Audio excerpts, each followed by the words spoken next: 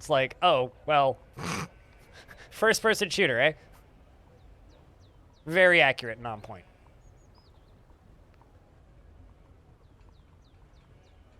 Also, this is a really good username on this Jupiter Hell review. Ultra Sex Inferno. This checks out.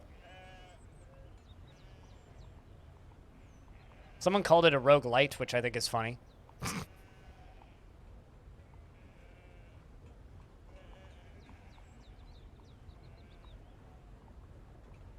Yeah, FPS.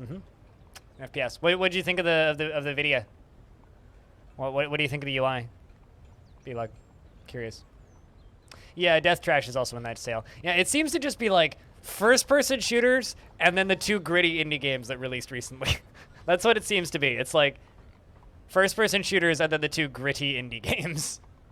Jupiter Hell and Death Trash. I need to play Death Trash. I have Death Trash. I was given key for Death Trash. Even though that game looks kind of gross, I need to play some of that.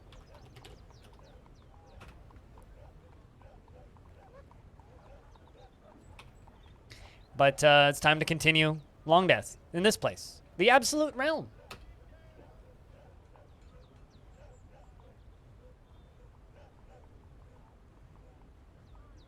Filter and sorting and all those are going to be great. No, I totally agree. I mean, my biggest complaint with like this UI is like there's really no way to sort it, right? Like, and just being able to sort by who does what job is going to be kind of a neat change, you know, like it still doesn't, like in my opinion, like destroy the spirit of like having to still search for specific dwarves to figure out specific tasks, but you know, it's kind of like a nice middle ground, I feel. So currently we have a bunch of stressed out dwarves. I've run into some mood problems.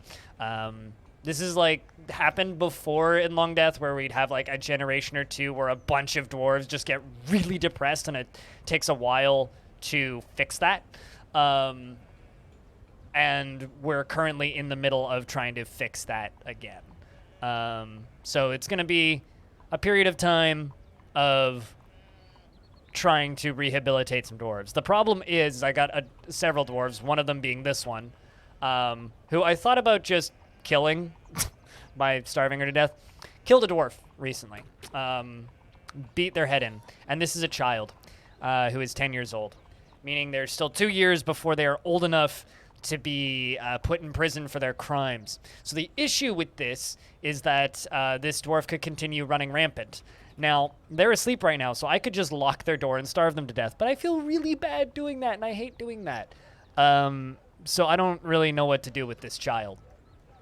That being said, we do have some other distressed dwarves in the fort, but that's the only one that's really started tantruming. And I'm getting a phone call from a suspected spam caller, so I'm going to hang up on them. If it's important, they will call back.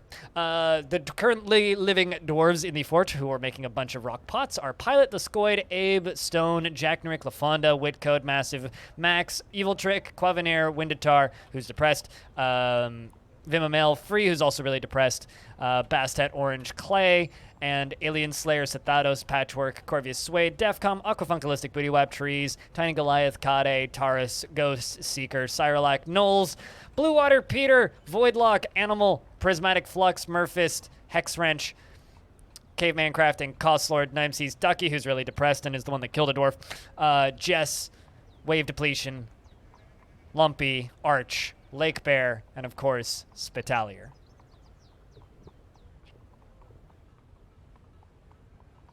And this story sells you on it? That's not even an interesting story. Why do I want to slaughter the child? Because a child slaughtered a fully grown dwarf. That's why. Because that child murdered somebody, and I can't put them in prison for their crimes. You would lock that door.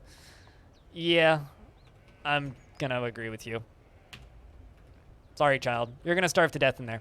But yeah, so this is the beginning of today's round of Longdeath. Woohoo! You're not dead. This is true. You are not dead. Although I think you, isn't it woo? Who? No. What is the command for that? You did spell it right. Why didn't that work? What? Oh, I know why it didn't work. Woo! It's because you put the comma at the end. That's why it didn't work. That's why it didn't work.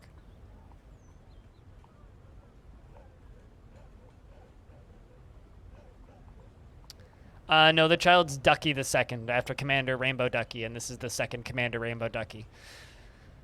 It's unfortunately not the first child we've had to kill in the fortress, but also this Forgotten Beast has been getting caught in clouds of its own disgusting grossness for a while. It's a crocodile, and it's slowly burning itself to death with its own acid. So that's cool. Up here in the underground, we've been building our massive tower, which we have gotten down to about here until we ran out of glass. So today we get to make more glass, so that's going to be fun. Yeah. I don't recommend the Lazy Noob Pack to anybody, so please don't recommend that to people in my chat. Because it literally will just make your game crash more and make you learn the game poorly and develop bad habits. And you will not get a large portion of the story out of it because using the tools from the Lazy Noob Pack, you do not need to really pay attention to what your dwarves are thinking or feeling, which loses a lot of the character development. So no, don't use that. In fact, you could just install the graphics separately and you'll have a much more stable, better running game.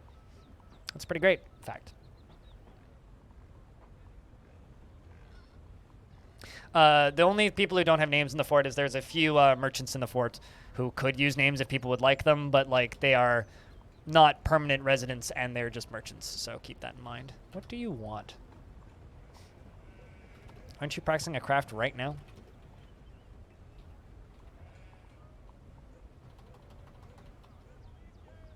No, you are not. Okay, I thought you had stone crafting. Well, let's give you stuff so that you can have stone crafting.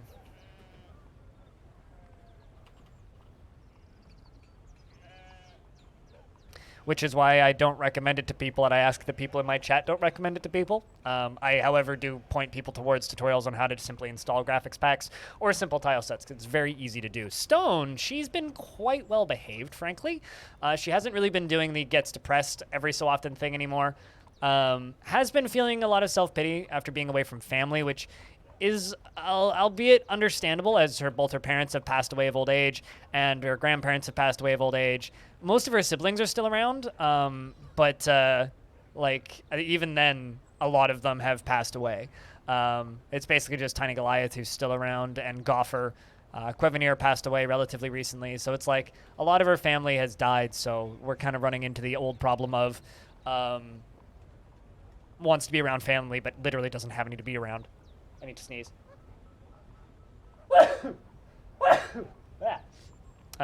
So.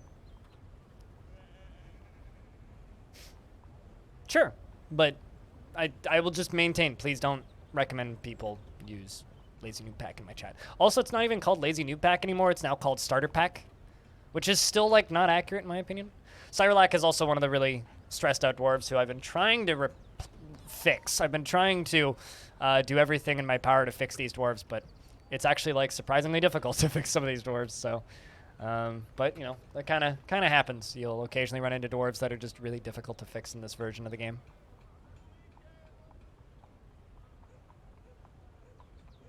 Why not use Starter Pack? Do I really have to explain the thing I literally just finished explaining?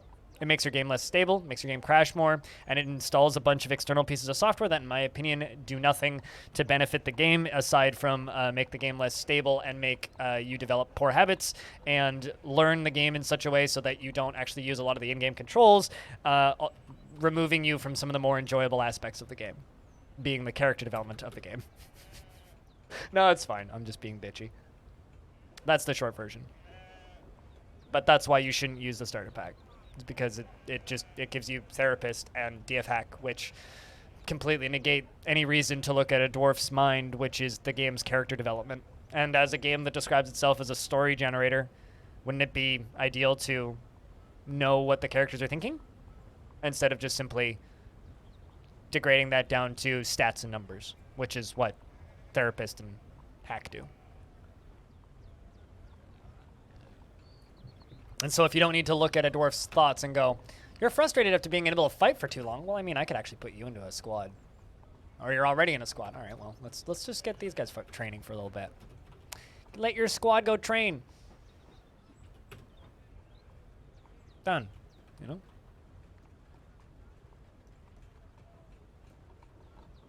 Yeah, no, it's a personal opinion, and I've had this opinion for a while. And a lot of longtime DF veterans disagree with me, but a lot of them also use those assists and tools. And it's like, this game is nowhere near as complicated and ridiculous as people make it out to be. It's like some of the UI elements are clunky, sure, but like it's not as difficult as learning Escape from Tarkov or League of Legends.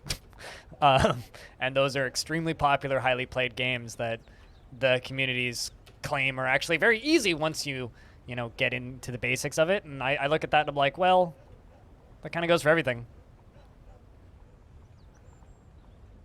I mean, literally just watch Krug Smash's Your First Fortress and it'll walk you through all of that. Super simple.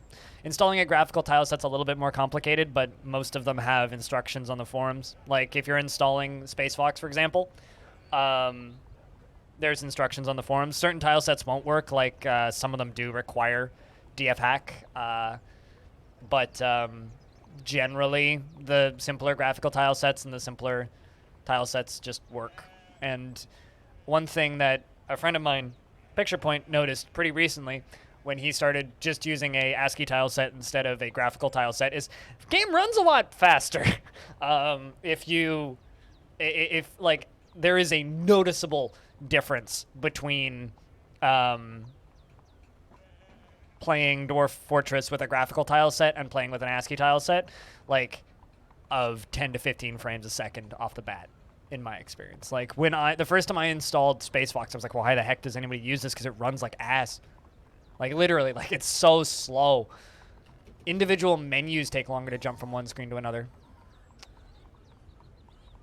So now you want to pray. Great. Well, I mean, you're getting to practice a craft, so hopefully that's helping a bit. How about you? You just want to be around family, Murphist. You just want to be around family. But you're a merchant, so you don't have a lot of family. It's like, I don't know. It's like, what do people want? Do people want what tile set that run bad? Any tile set with graphics. ASCII tile sets run way better. It literally, like, there is a notable frame rate difference. So anything that has sprites instead of simply ASCII characters.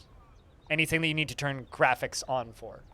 Besides, like, as I will argue this to death, and a lot of people don't agree with me, but it is much easier to identify a lowercase c running across your screen as a cat than it is to tell the difference between a high-speed cat and a high-speed dog flying past you.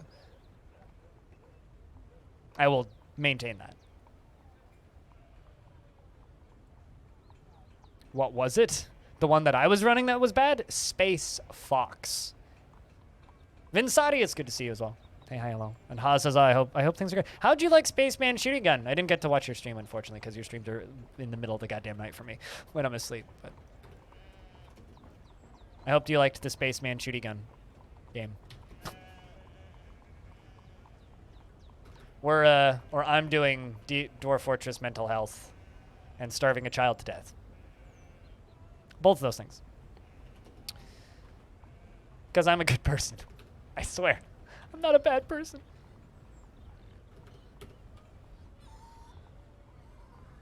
The recording went good and the video's up. Yep. Welcome back, Diamond.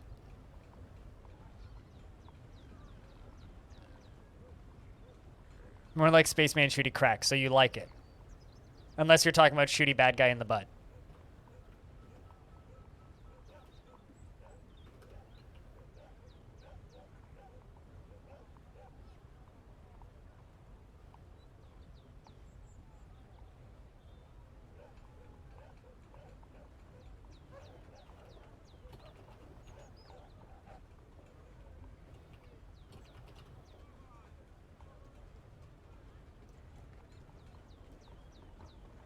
Also, could someone please post Crypt Rocks in the chat? I want to just make sure a thing works. But yeah, no, plan for today is we'll do a 1.5 to 2 years of Longdeath, and then we will. There we go. That does work. We'll do 1.5 to 2 years of Longdeath, and then after this we will go play more Jupiter Hell, because I'm still binging that.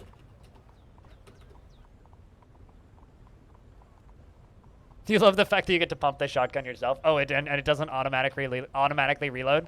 Ironically, there is actually upgrades that just makes it automatically reload when you move, and it's amazing when you get it. Only for turfs? What do you mean by only for turf? Like you didn't use the dwarf sprites, you just used the, like the land sprites? That's weird. That's really, really weird. In my opinion. Yeah, Epion requested specifically that the bot hands whiskey back when you post whiskey, so.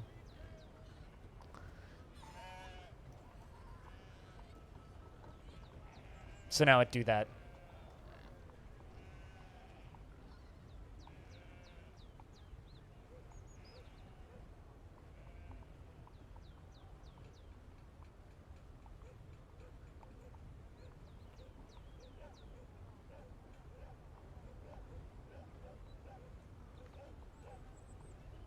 Where's the cheese? Trick cheese. Post swine. No, it's the other way around. If you post trick cheese, they post swine. I think stinky cheese does that too. No, it doesn't. I should make that work. I'm gonna make that work.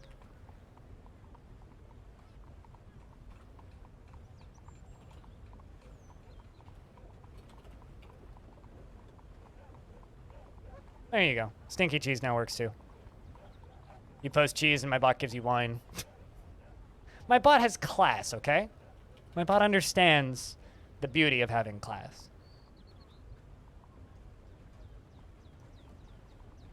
Use menus to navigate to doors so you don't really care about them having high graphics. I mean, seriously though, like people don't necessarily believe me all the time, but you'll figure out what the dwarves look like in ASCII. It's like that's not the hard part about the game. You will adjust. Even though people like to not believe me when I say that, but it's true, I swear.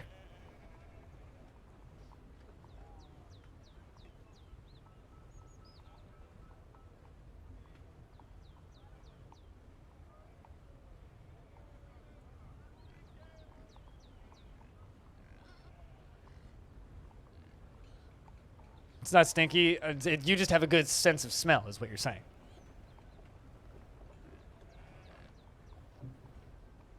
It's like me hearing my neighbor pooping, because I've got way too good a sense of hearing. Way too good a sense of hearing.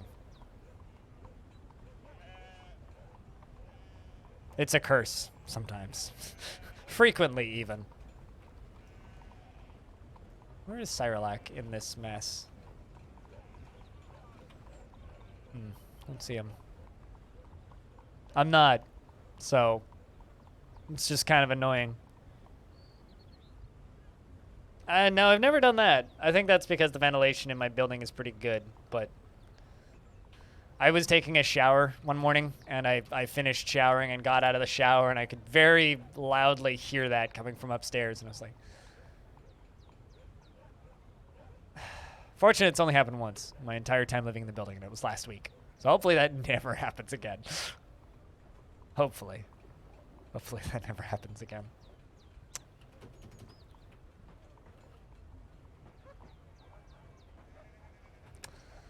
Windotar, nothing seems to make you happy. You seem to be sad about a lot of things, and then I give you the things that you're sad about, and you continue to be sad about them.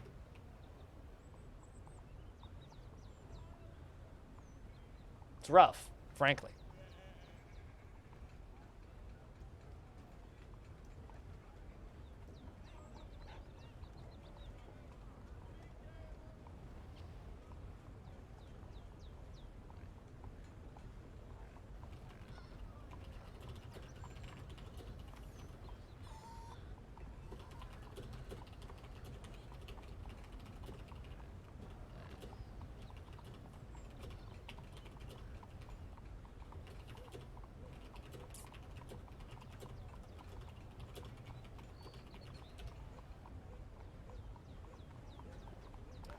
And it's the Forgotten Beast again.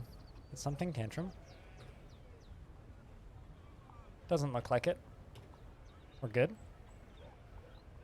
I think it was just the dwarf colliding with something.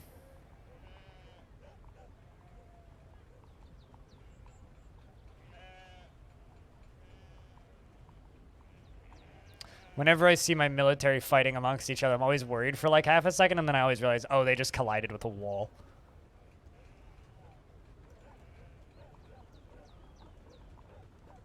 Sure, but like I get that from looking at any tile set that I like looking at. It doesn't really matter whether or not it's a graphical tile set, right?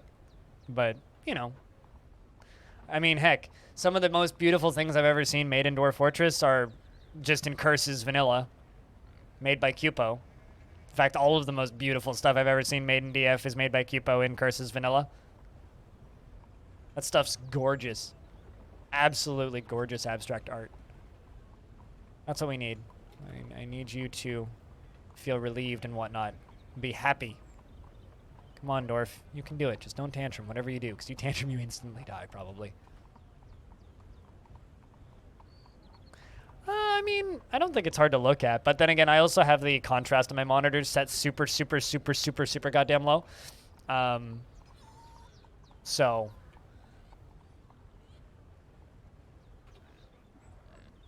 there is that.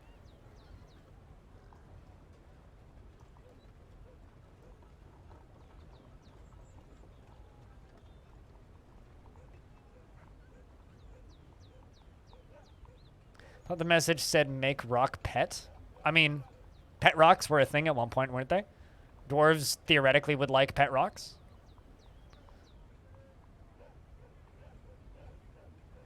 I could see dwarves having pet rocks and pet boulders and pet bricks and... I mean, they have pet cats already, so they're halfway there.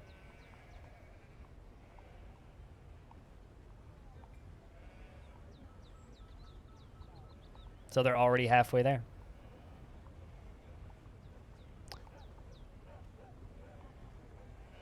So currently we're just making a whole lot of rock pots. Not rock pets. Rock pot. About having a pet rock? I'm sure there's some gold in there.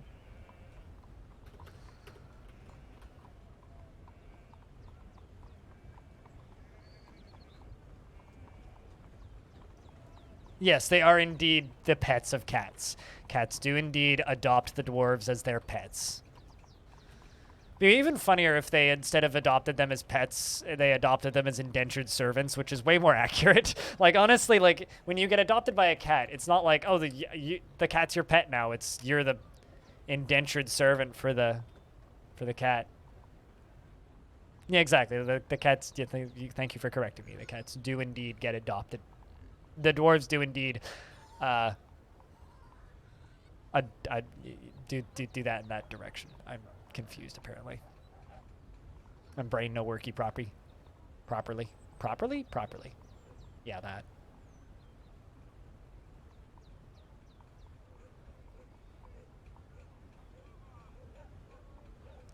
But, you know, we're still in springtime, so we'll be here for a little bit. It's gonna be a good spring, I think. Hopefully, no high-profile tantrums. And we make it through to the other side. Hopefully. Hopefully. I mean, if Cyrolac were to tantrum, that would probably be kind of bad. We're just waiting for this poor child to finish starving to death. Dead yet? No, not yet. Not yet. Has just slipped back into depression, which is good. I mean, they did murder one dwarf who was who'd recently grown up, was from, like, roughly the same age, like, maybe 3 years older, and had already made an artifact. So literally, like, tantrumed and killed that dwarf, which was upsetting, and I don't like seeing that, so, you know. Also, Freeways, what's up? How's things? Freeways, your dwarf, on the other hand, unlike the one who's currently getting locked up to die, is also super depressed, but hasn't tantrumed yet. So I'm trying to keep you satisfied at work, and hopefully that helps. Yeah. Hope you're doing well, Free. Hope you is doing well.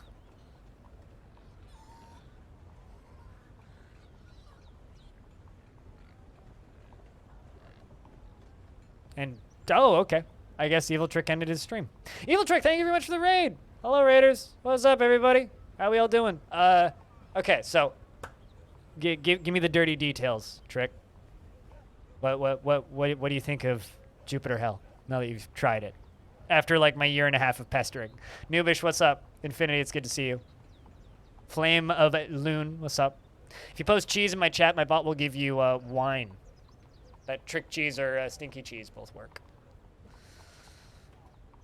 So have some wine chat. Sit down and be classy. Your right hand hurts, not used to hitting arrow keys. It works with controller real well. There's that. But you get used to it. Glad you liked it, though. I kind of had your stream up. I didn't see you die, which is, like, rare. Generally, people who play that game just, like, run into the first room, die. Run into the second room, die. Run into the third room, die. Run into... Just on repeat. So it's nice to see people playing slowly. Offering the olive branch of nacho cheese. I mean, I don't have any nacho cheese emotes. Also, yeah, that. What Diamond said. Cleared this big room with summoned mega demons. Oh, funds. What was the name of the big room? Or actually, what was the color of the area of the big room? Was it like Asterius Breach? Because that area is kind of spooky. I'm trying to think like what would be an area that you could have run into early. It could have been like Callisto Anomaly.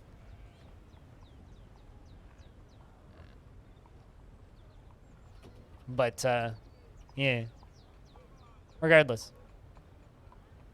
The first I mentioned, Asterius Breach, gotcha. Yeah, that place has some good gear in it. That's one of the alternate routes. The alternate routes are always gonna be a little bit harder, but they got better gear in them. Wait until you find a green weapon. There's dozens of them. They're the unique items. They all have unique traits, and they level up, and they scale really well with you. Those are super cool. The whole game's just super cool. Just love that damn thing. It's kind of funny right now. It's featured in a Steam sale that is primarily first-person shooters. So it's like featured next to like a bunch of like independent shooters. And then it's just like this. And then Death Trash. It's like those two. The king has ended a mandate. Okay. I don't need to make any other things. You found a relic? Oh, those are dangerous. Yeah, it's featured in this. Hold on. If I can actually find it. Because Steam's doing a good job hiding it.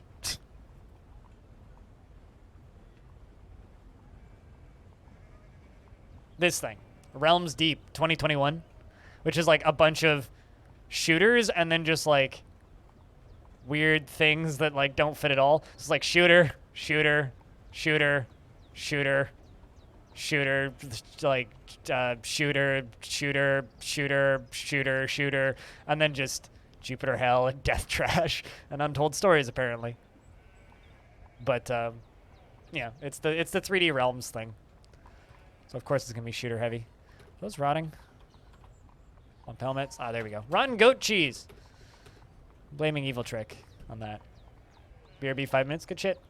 But, you know, I really want Evil Trick to get into Jupiter Hell. And the reason I want him to get into Jupiter Hell is because they're going to add leaderboards to that game at some point. It would be fun to watch some races. Because you know that's going to happen as soon as there's leaderboards. In like 3 months when they add in the leaderboards. If people race in that game, that would be fun as hell to watch. Would turn you invisible every time you... Ooh, Shadow Cloak. I like Shadow Cloak. Shadow Cloak is so much fun. You just, like, pop out of invisibility and just, like, shoot a guy in the head and then bzz, go invisible again.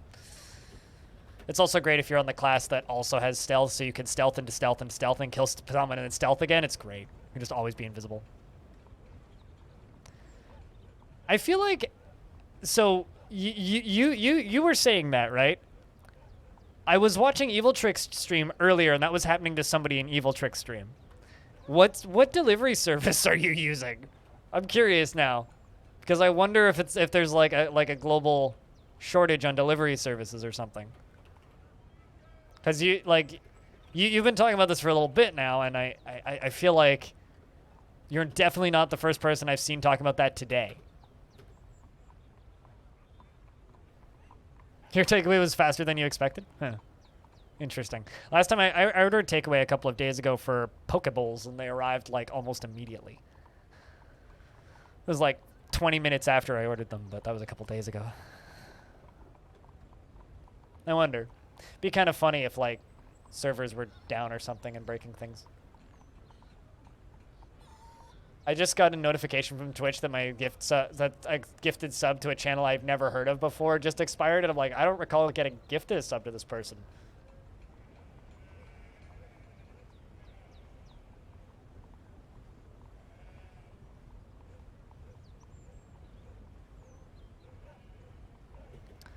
And Ducky has passed away, chat. Can I get some Fs in chat for Ducky? I feel bad having to lock Ducky up, but... Goodbye, Ducky. You will be missed, mostly. Sort of mostly, you know? Sort of mostly. Bring out your dead! Ding. Bring out your dad. Ding. Just gonna send in the military to go find him. Had to lock the door and let them die because they murdered a dwarf. Why did you choose ASCII graphics? I mean, you don't have to use plain ASCII. You could use like expanded ASCII like this, where it's like we're like 50-50. Things make a little bit more sense at an immediate glance, but...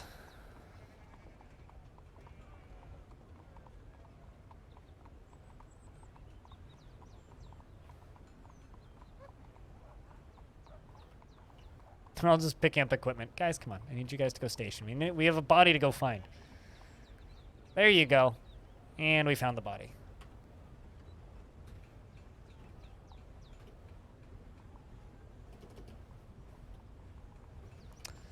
Let's just make sure that we know where Ducky got buried, or make sure that Ducky gets buried. I think it was a,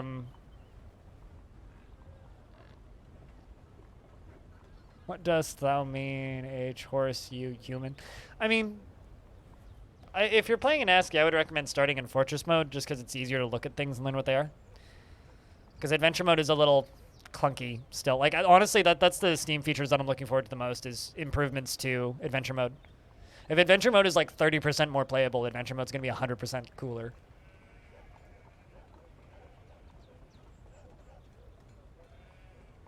It's just hard for you to look at. Adjust your colors. Literally, like, adjust your colors until there's something that's easy on your eyes. That's all you got to do.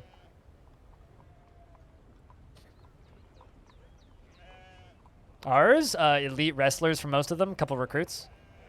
Why then?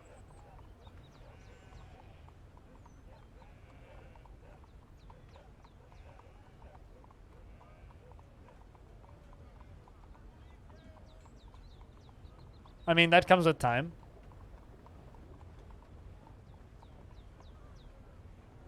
Recognizing the symbols comes with time. It's all magic to you? I mean, magic is pretty cool. Just like that line in Ghostbusters when he's like, I believe it's magic. Engrave an image of Ducky too. I'm kind of curious to see what they make.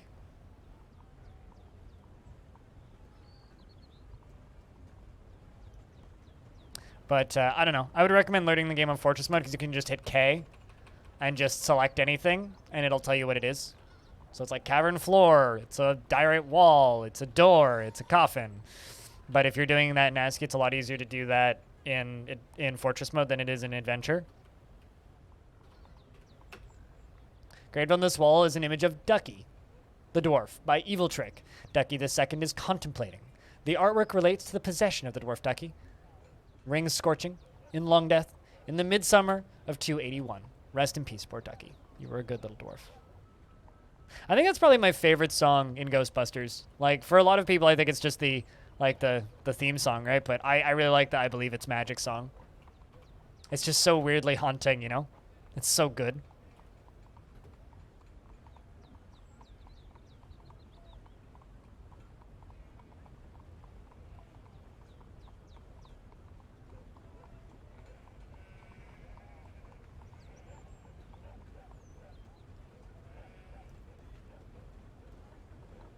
So chat, I got offered a sponsorship this morning for a, stop me if you've heard this before, a mobile app that is free. that has microtransactions and mostly pays based on install counts.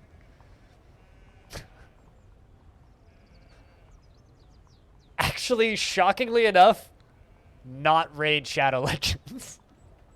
Believe it or not Raid Shadow Legends. But kind of worse, actually. Raid Shadow Legends stream when? Probably never.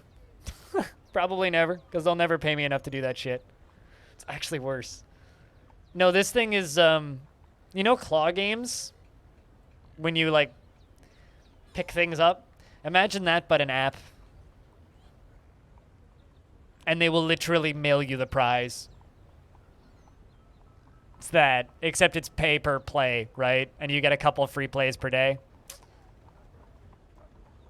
The kind of neat thing about it is literally a physical claw game. It's one of those, like, actual machines. Which kind of reminds me of that, like, Chernobyl tank game that kind of went viral a while ago that was just a browser game where you drive remote control tanks around in, like, a scale model of Chernobyl. Which was actually, like, a really cool game, but the fucking lineups to actually play it were super goddamn long.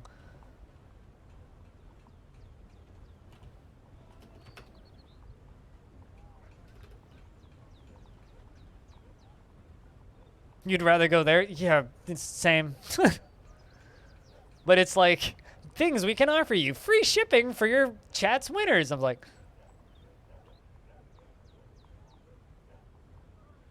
Probably have more luck advertising slots.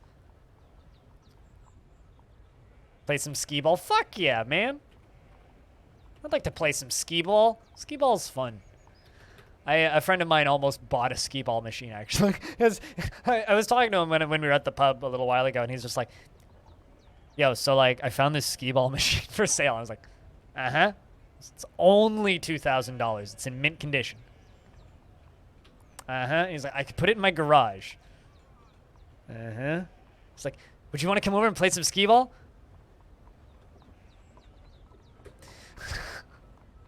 It's like... I love the idea of skee ball, but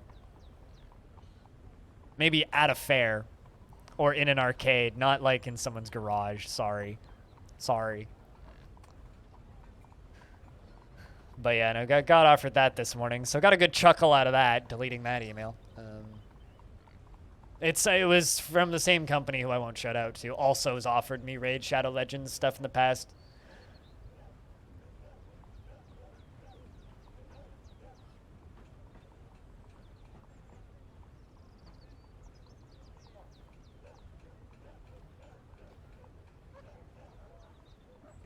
But, you know.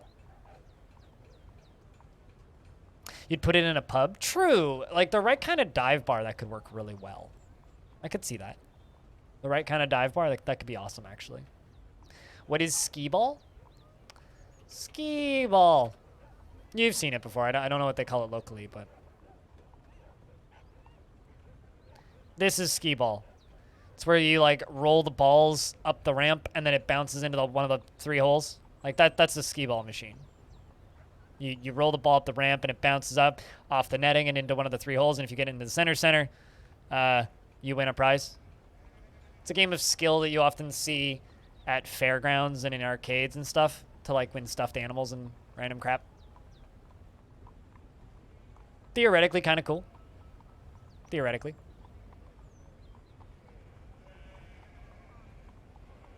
Best part of mini golf arcades? You know, I've never been in an arcade in a mini golf.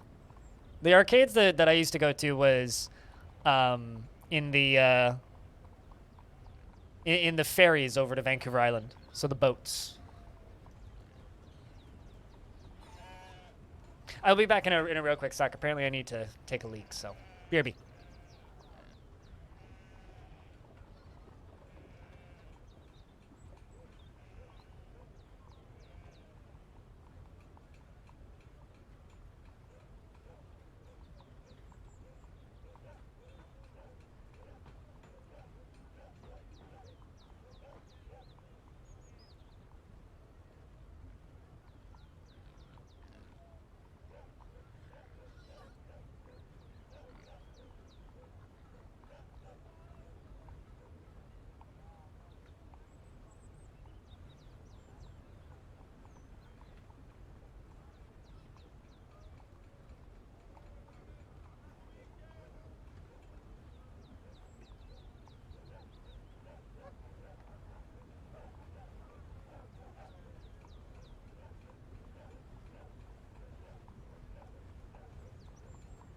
Also for me, the game I played most in arcades was Gauntlet Legends and Rush 2049. And of course, you know, like Galaga and Pac-Man and all that stuff. And unfortunately, those games got a lot less interesting when I installed them on a you know, an emulator and just turned off the token requirements because it's just like, oh well, you know, those games are like just designed to be intentionally hard, not well balanced or interesting. So the result was you'd end up with just a bunch of like kind of disappointing games in the long haul. All right, dwarves. It's time to bring a lot of items to the depots.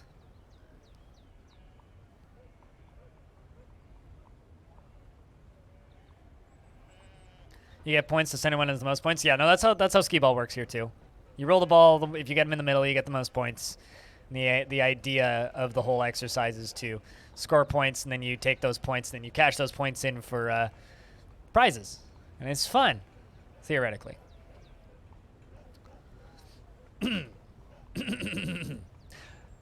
On behalf of the Merchants Guild, let me extend my greetings to your people. There is much to discuss. We've updated your apps. Really? They don't normally do that. I wonder what the humans have to share news-wise.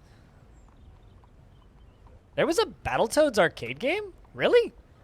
Huh. I didn't know that. I spent like $20, $30 per ferry trip on like Tekken with my friends and Gauntlet. It was like Tekken 3, I think they had, and then Gauntlet Legends.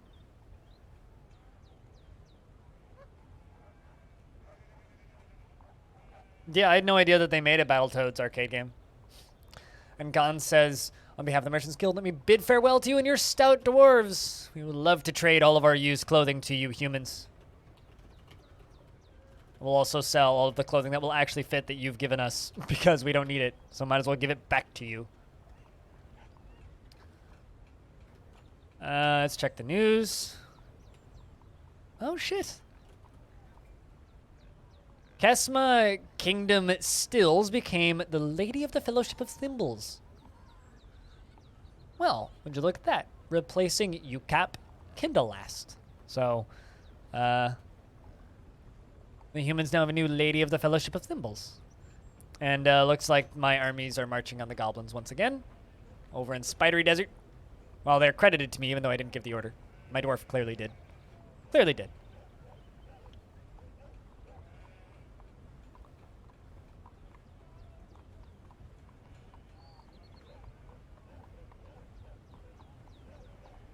One thimble to rule them all, one needle to bind them, and in darkness, stab them with pins.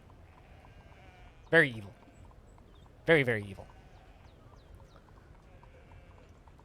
On TMNT, another thing I spent a lot of quarters on was the Simpsons game. In fact, I think I've probably spent more time playing the Simpsons arcade game than I have watching the Simpsons. I really enjoyed the Simpsons arcade game. Well, the Screaming Child has kind of, passed on to a better place? Due to an unfortunate accident of the door mysteriously getting locked when they went to go sleep. And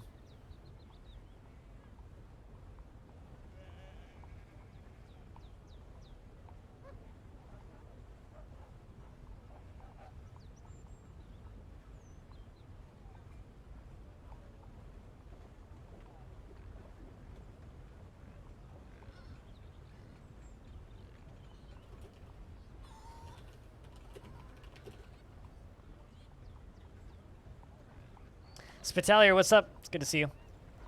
Hope you're doing well.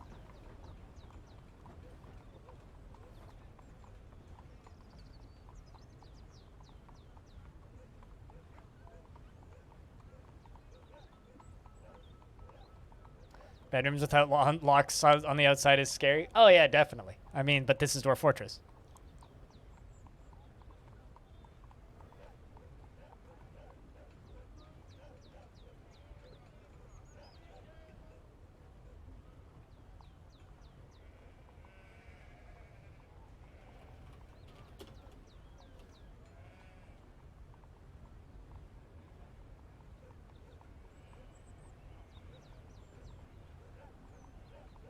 Someone who had Elber's siblings with an external lock on his room. It's definitely scary. I never. I'm trying to think. Did I ever have an external lock on my room? I don't even think I had like an inner lock on my room. There was one time where I did get locked in my parents' closet though, which had an external lock.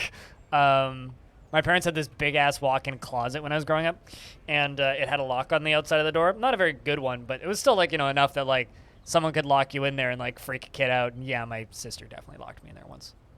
But outside of that, one of the bathrooms in my house growing up had a lock on the outside. Here, Thingy? Hi, Thingy. How is Thingy? Or are you just popping in to say hello? Regardless, hello. But yes, no. So we have removed the screaming child currently. Just saying hi. Well, hi. I'm glad Evil Trick enjoyed Jupiter Hell mostly. If you got to watch any of that, because I've literally been bugging him for like a year and a half to play it. Finally made it happen. It only took me a year and a half.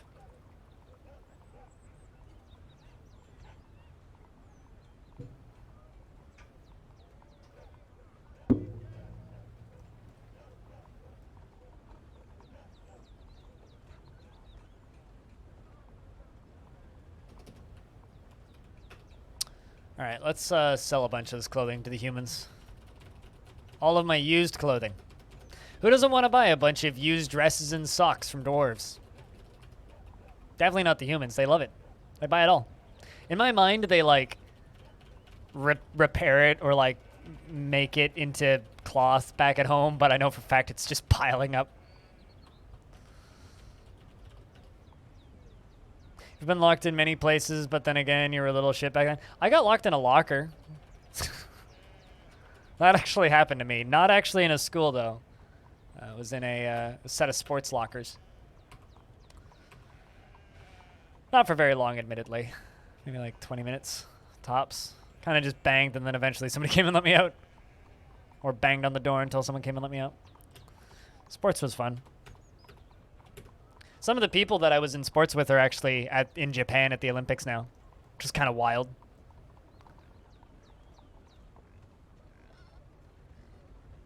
By eagerly exploding near explosive barrels. Yeah, I died on a run pretty recently because a cry robot shot my friendly hacked robot and blew up my friendly hacked robot and me in the process with the AoE. That was painful.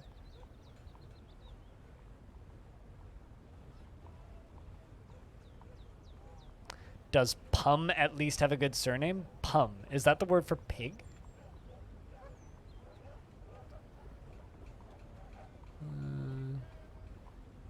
Pum. Human merchant. Kesmel Bemta. Pum Jade Salves. Bum bum bum bum bum bum bum bum bum bum bum bum bum bum bum bum. I mean, that's just called being 3. I wouldn't say that that's called being a little shit. That's called just being a child who doesn't know any better. Just kind of comes with the territory of being a child, you know? Like, you're just kind of a little shit when you're a child because, well, you know, you're a child. So, like, I don't know. That makes sense.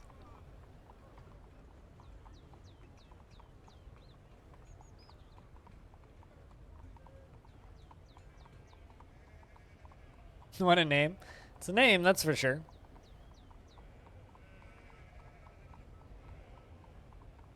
It's a name.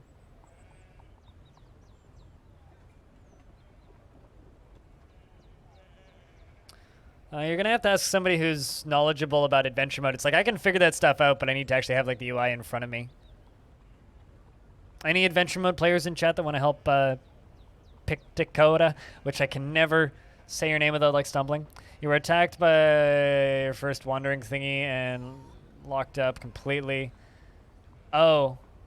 Oh, you're in fort mode. Never mind. I thought you were talking about, like, adventure mode when you're beating something. Press R, and it'll bring up the combat lines, and then select whatever combat log you want to look at. So if it's a creature that showed up, select the creature, and then it should show you all the way down to whatever from the beginning to whatever the end of the fight was. Yeah, you said your adventure is beginning or something earlier, so I assumed you were playing adventure mode, but my bad.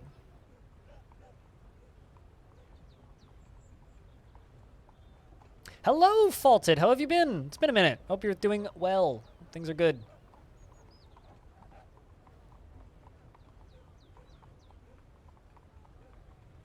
I hope things are good.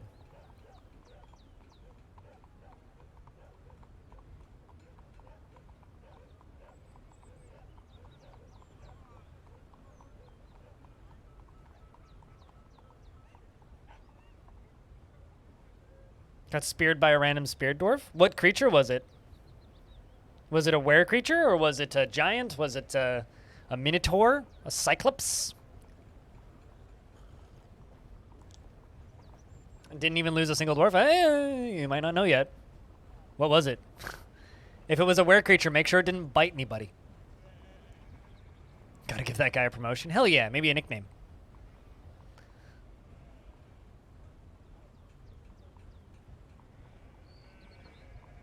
Maybe that dwarf is going to go up to being captain of the guard. Oh, a giantess. Awesome. Yeah, no, that is safe then.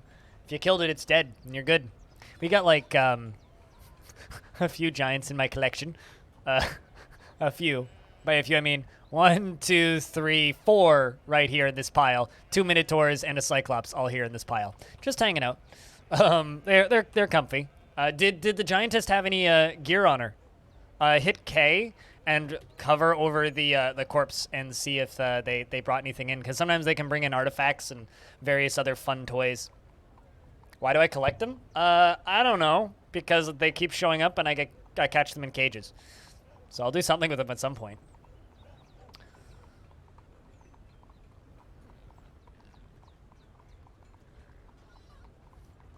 V5 Fub, I smell the blood of a Canadian stone? Yeah, more or less. Good old-fashioned werebeast, lock him in the door and wait until he turns into a creature, and then they'll watch him slowly go insane over hundreds of years because they never die and never age and always reset their hunger and thirst once a month. Coming off of a 12-hour work schedule? Oh, boy. That's why I haven't seen you around as much recently. That's long hauls. I hope that you don't have to do that for too long a period of time. But how am I? I'm all right. We're doing a charity stream on Monday. Because I got an hour of front page time to do it, so that's going to be interesting. So after RTS Monday, I'm going to do a bonus stream of Jupiter Hell on Endless, and we'll be on the front page for an hour. So I'll probably do like a 6-7 hour stream on Monday, which means I don't know what my schedule next week's going to look like. But aside from that, how am I? A little bit tired. Didn't sleep the greatest last 2 nights because I've been dog sitting. Before that, I was cat sitting. Because my parents keep dumping animals in my house. But by tonight, they will be taking the dog home, and I will not have to worry about having the dog around anymore. As lovely as she is, it's kind of a pain to have to run her outside to take her for a walk during the day while I'm streaming and all that stuff. So it's a bit annoying, but fortunately I won't have to do that too much longer. Because she gets to go home. Yeah, you're wagging your tail. Anyway. Don't think the giantess was wearing anything? I get you. Yeah, that happens sometimes. It's a pretty small chance, but if they are or had a storied history, it is likely that they will just be extremely loaded with gear if they had a long history. But if they didn't, then, they didn't. Like, I've had Cyclopses show up wielding, like, a dozen different weapons, or they'll have like a dozen weapons strapped to their back. They'll be like wielding a legendary axe and like carrying a stone tablet and shit. And they'll like that sort of stuff's neat when it happens.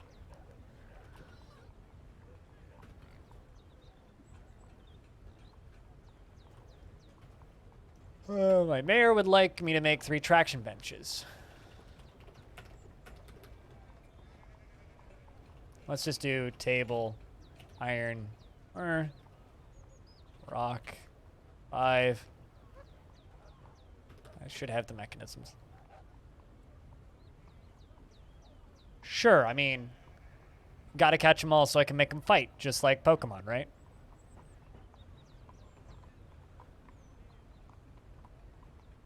Goblin Poet caused a fight, now your entire fortress is in a loyalty cascade. How do people manage to just have constant loyalty cascades? Like, genuinely, I do not understand. It's like, yeah, okay, Goblin Poet causes a fight. You killed the goblin. Moves on. But, like, how the... Like, what are you doing that you're letting that happen? Like, that's something that I can't quite process in my head. Because, like, that just doesn't happen that frequently to me. I don't know. I don't know what other people do when they play this game, but somehow people manage to just have loyalty cascades all the time. It's unfortunate, though. Hopefully that some of the dwarves survive.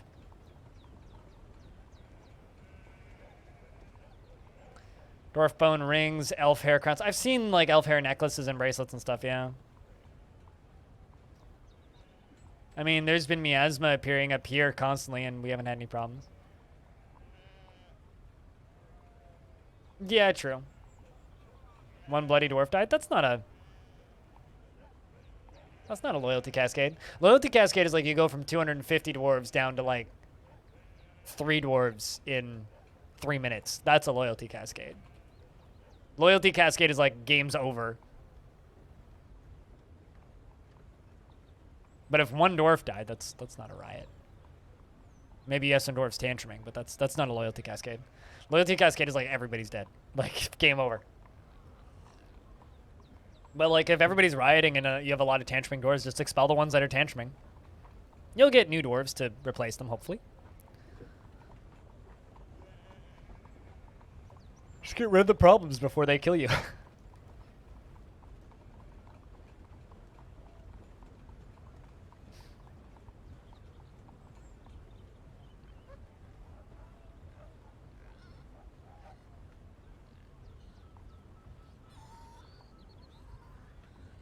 But regardless, I hope that you're able to fix that. You didn't know you could expel dwarves? Hit V, select a dwarf, hit E to send away, which is right on the first screen that you should see when you hit V to see a dwarf. E to send away, select whether or not you want to expel them or just send them to somewhere else. Press enter, and they're gone. It's that simple. If you approve like 5 different temples plus guilds and don't build them, the dwarves that requested those things get a big fucking mood debuff and get very sad. It's just like if you get a mayor and you don't give the mayor an office, like the mayor demands, the mayor will get really sad, and dwarves that want to speak with the mayor can only do that in the mayor's office, can't speak to the mayor, so they get sad. Yep. Dwarf Fortress works like that. If you don't do the thing for the dwarf that you said that you would do, or that they're asking for, they get upset. And then people wonder why their dwarves are upset. It's like a very common thing. It's like, why is this dwarf sad? It's like, well, what is the dwarf asking for? Well, they're my mayor. Well, did you give them an office? No. Well, that's why they're sad. Yeah, no. I mean, it's easy to give them an office. Literally just find a chair, build a chair, make the chair. Guilds are also super easy. Find a room, make a zone, fill the room up with engravings and statues until it's high enough value. And you don't even need that many engravings or statues. I mean, that's the thing. This is why I say Dwarf Fortress is extremely easy, because like you're playing the game in a pretty common fashion for a new player, right? Like, you don't really know what you're doing. Stuff's just falling over. Stuff's just breaking. Stuff's upset. Dwarves are mad at each other, but it's still kind of holding together. It's like the amount of leeway that Dwarf Fortress gives you to fuck up is huge. Like, you can fuck up a fort for like 5 years before it like just falls apart on its own time, right? And you're still like sort of surviving in the background, generally, right? The game won't just like kill you for doing that, where other games that claim to be like Dwarf Fortress will, and they will quickly kill you. Like Dwarf Fortress, you can kind of have like calamity, mistake, neglect, calamity, mistake, and the dwarves are still there and functioning, right? So you not giving a dwarf a thing that they want for a year and a half, you don't need to do statues. Just like for guild halls, literally just like engrave the walls. That's all that you need to do.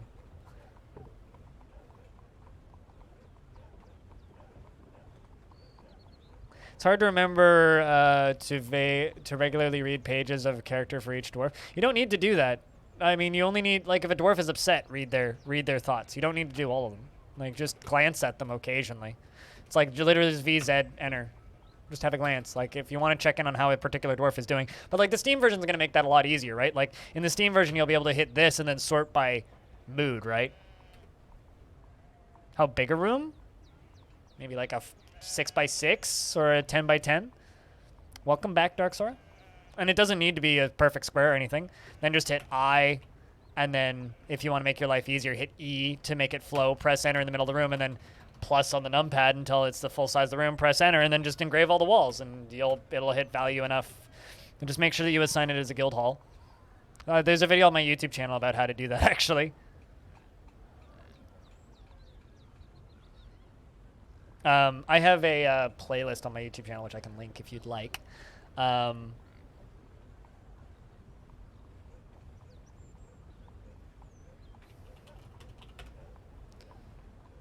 Which is right here.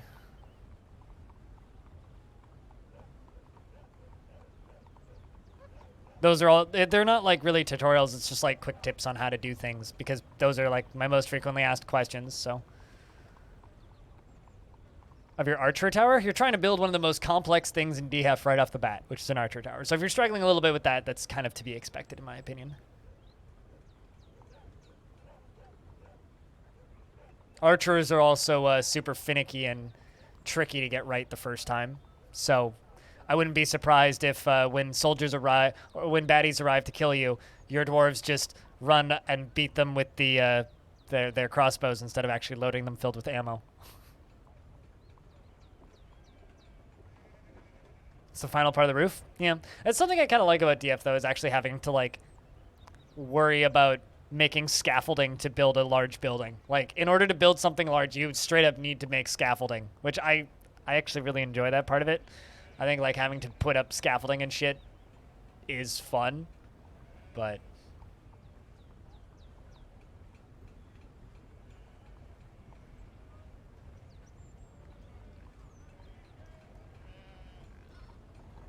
yeah, probably because they don't have quivers.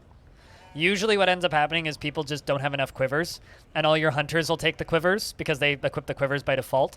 And then if you don't have bolts and you don't have quivers, then your dwarves will just like not have crossbow bolts with them. And then they will just miss all, or they won't have any shots, so they'll just go beat them with the crossbows. And scaffolding makes sense, yeah, absolutely. Up, down stairs for ladders, and then just simple wooden scaffolds. It's a lot of fun once like you actually get together with the system, and then you realize that you can see walls from upper levels, which is also a lot of fun. But all right, let's make these pet passable now, or human passable, dwarf passable. That's the word I was looking for. Let's also get rid of all my trash out here, and that dead chicken, because there's been a dead chicken in here for a bit.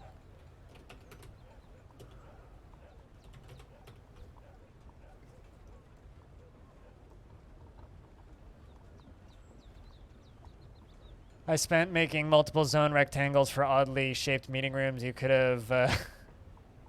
yes, you could have. Mm-hmm. You absolutely could have.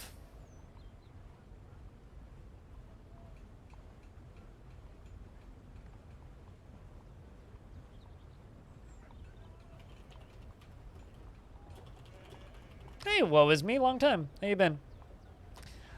You set up a dump zone. I have one right here. So you hit the I key, you make a zone, and designate it as a dump, garbage dump, by hitting D. And then you hit D, B, D, and then you can mass dump items. So any item that is in this area that I'm hitting right now is now getting dumped, including something that I don't want to be dumped, so I hit capital D to remove dump. Yeah. And then in this case, they're putting it underneath what is a drawbridge, and I'm going to crush it with a lever. You also could, if you, say, made it over an edge, like from up here, you could make a zone that's like this, that goes up one tile over an edge. They'll throw it off the edge, so you could say throw it into a pit of lava or water or down a really, really deep hole, so you could just forget about them. Whatever works. In my case, I'm just crushing it with a bridge because it's the easiest.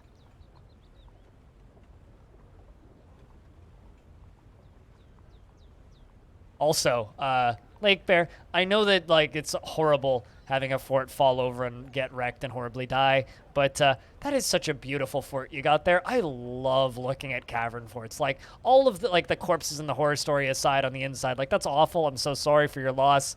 But all that saying, this looks like a perfectly optimal fortress to me. Like this is beautiful. Yeah, you can fill. Well, I mean, it won't pile up. It'll all just land at the bottom and be flat like DF tiles are, but because they're technically lying down. But yeah, it'll just kind of make like a little quantum stack at the base. But like, this is a beautiful little fort you got here. Like, that's horrible. It's awful that that happened to you, and I'm so sorry. That ghost in the middle there is an actual problem. Like, that needs to be dealt with. But this whole thing is like it's a beautiful fort, red paint and all. Lovely. I love it. It's beautiful. It's gorgeous. I wouldn't change anything about it. I mean, that comes with time, right? Like, everybody's first fort is going to be a mess of squares that just looks awful. But in time, you'll make stuff that looks like it. In time, you'll make stuff that looks like this.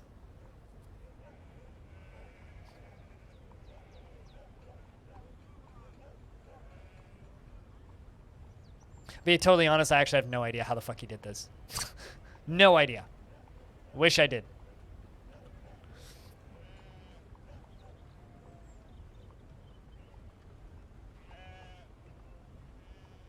Yeah, that's Cupo. Cupo's a fucking wizard, though. He has unfair magical powers.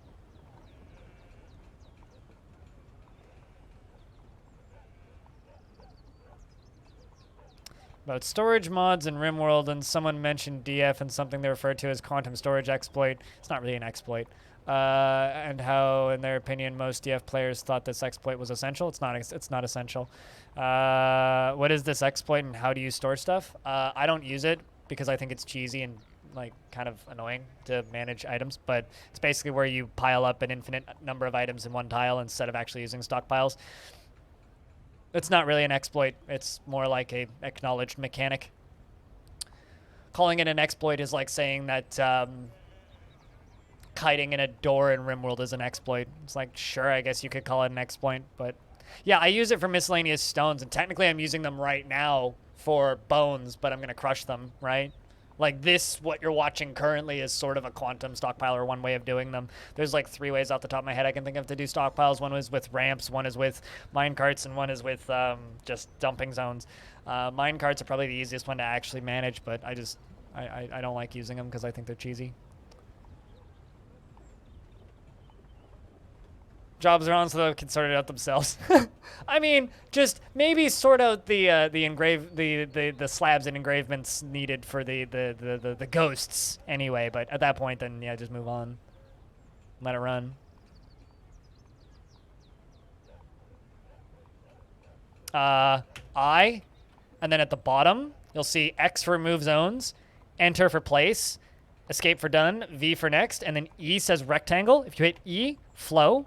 Or floor flow. So floor flow, it'll flow up to the wall and stop at the wall. Rectangle is just the default, and then flow, it'll fill all the way up to the walls. So it'll just fill up the room instead of you having to manually cut them down with the square.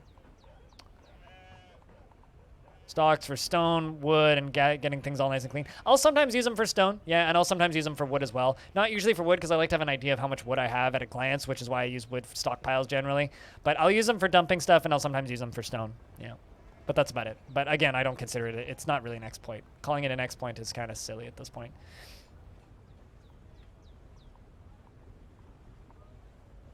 Fuck all the rest ATM. I mean, you know, honestly, as long as you're enjoying watching your Calamity, what's the word, anthill fall apart, then sounds like you're playing Dwarf Fortress correctly. Lake Bear. Yeah, no, I mentioned that, yeah. With minecarts, you can make you can automate it. It's basically for people who are hyper min-maxers who just like to have everything super neat and organized. Basically, if you play a lot of Factorio, maybe you'll like quantum stockpiling. It's not for me.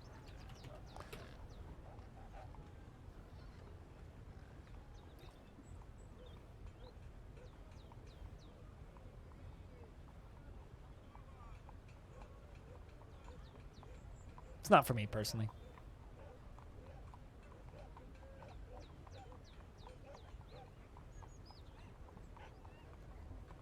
You can't figure it out. So if your guy's been possessed, if you hit Q on... wait, did they claim a shop or are they just standing around? No, they'll eventually go insane. Did they claim a shop or are they just standing around? And what's the dwarves' job?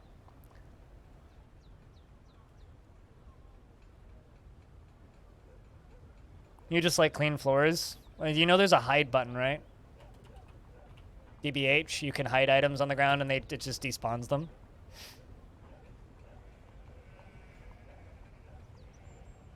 Did it claim a workshop?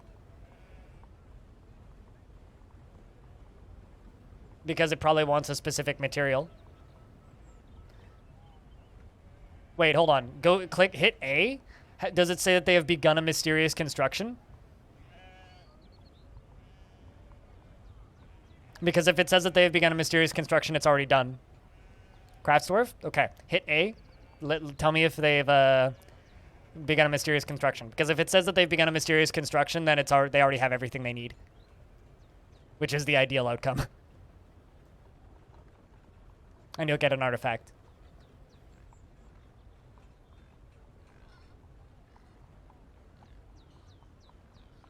Funny part about dumping stockpiles is you thought that they always needed a pit. Nope.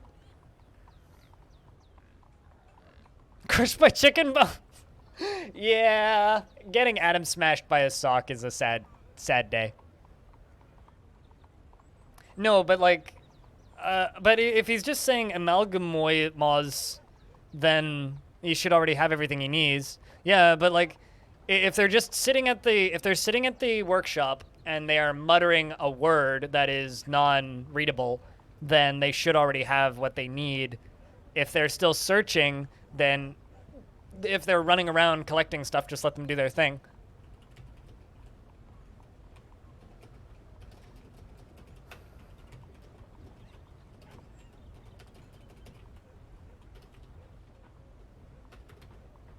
Because if they're just searching for items, you don't need to get rid of them. Why would you need to get rid of them? Just let them do their thing. They'll be okay. They'll figure it out.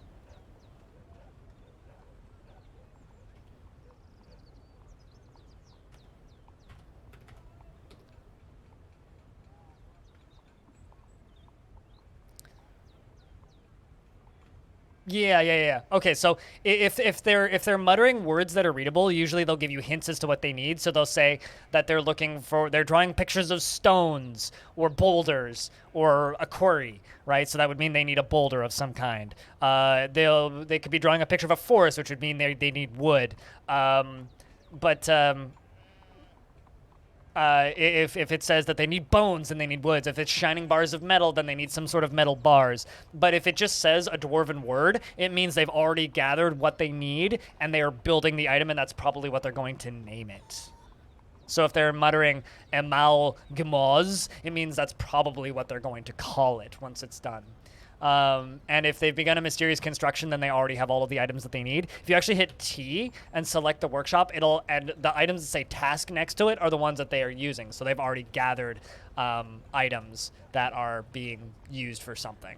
So, yeah. You learned something. Yeah, I think you already have what they need. Yeah, so you should be good. Which means you'll get an artifact, which is fun. You'll get the artifact, and then you can hit T, find it in the thing, select it, and you should get a description of an artifact, which is always fun. And Neil, thanks for those. Cheers. No problem.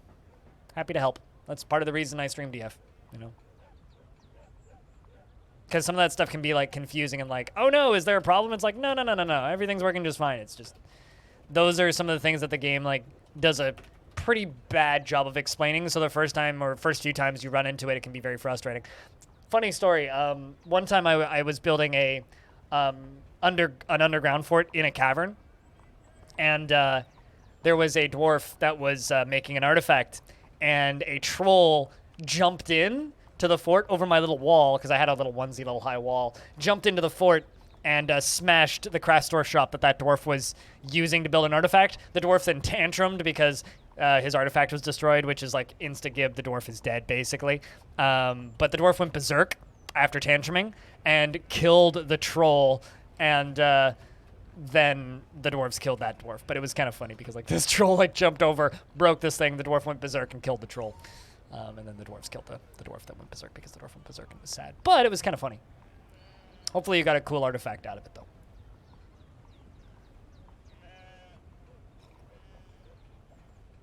Little stories like that are why Dwarf Fortress is fun. Also, Legio Narcus, welcome to the channel. It's good to see you. Always nice to see new faces. The Wigcrafter, Alien Slayer, and the Bone Carver, Quivanir II, have gotten married. Congratulations. Yay! She feels passionate talking with a spouse. I got married. I feel such love. How old are you, dwarf? You're 18 years old. God damn it. If only every dwarf got married that young. How's Quivanir? Feels wonder remembering communing with their god and felt love after getting married. Oh, they're both 18. That's adorable.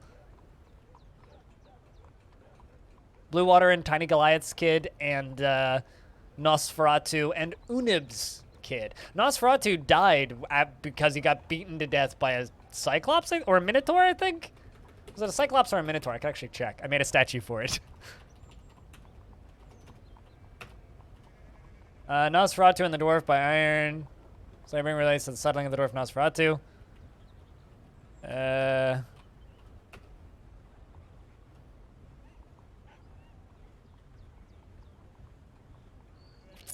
Minotaur. Yeah, got killed by a Minotaur.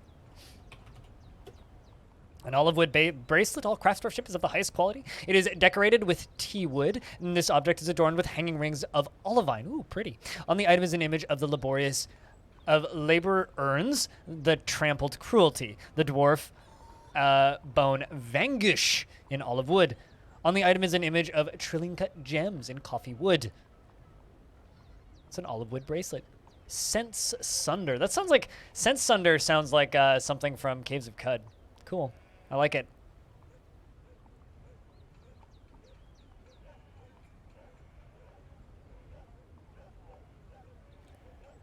I like it. Your first artifact, I think.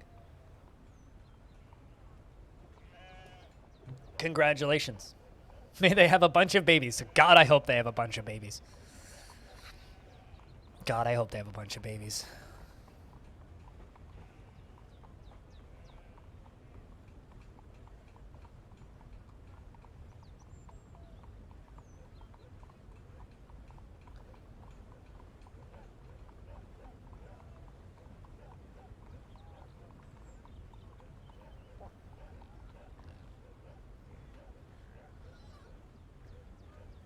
Ah, okay, so you got two others. This is the first one you've struggled with. I get you.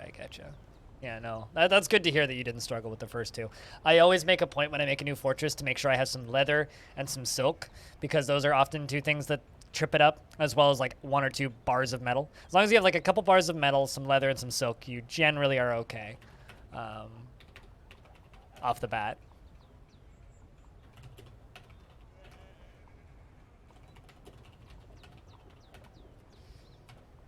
And the king wants 3 ballista arrow. So I'm getting another round of glass blocks up and running. Most dwarves are socializing, which is what they need to be doing, frankly. They're pondering windlass and preliminary medicines. How's Cyrolac doing? Is oblivious to reality and harrowed by the nightmare that is her tragic life. Well, hang in there. You'll be okay.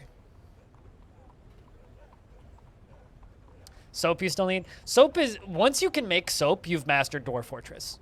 This is like what I always tell people, because soap is the most complicated, important thing that you need to make.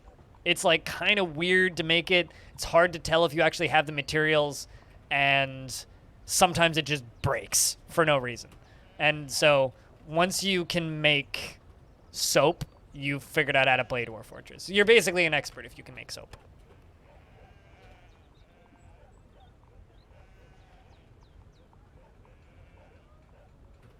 Who's my manager? Massive is my manager.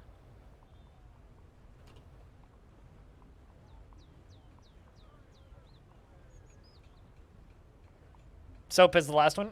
I made soap before I made steel. Because I made soap before I found the stuff I needed to make steel. It actually took me a good couple of forts to make steel when I properly learned the game. Archers are harder than soap and steel, so for whatever it's worth. Like archers are hard. Archers and crossbow dwarves are really hard. Also, specifically, are you trying to make archers or are you making crossbow dwarves? Also, this dwarf is hauling a wheelbarrow.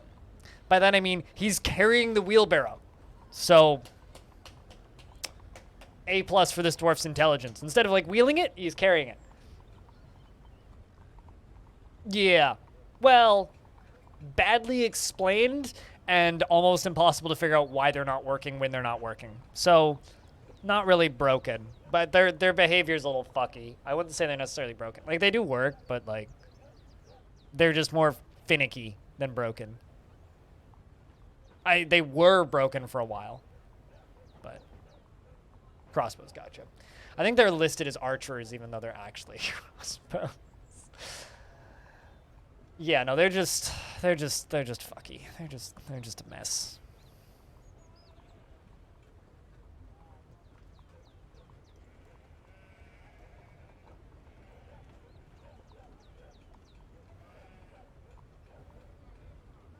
But it's paperwork season, so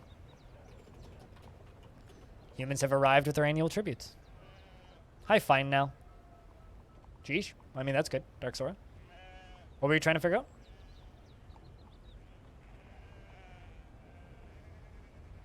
Yeah, I don't know. I usually just use melee dwarves.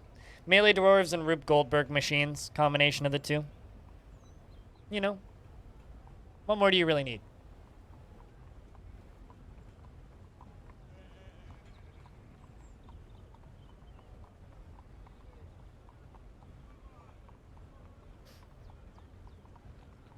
Pottery and glazing is pretty easy.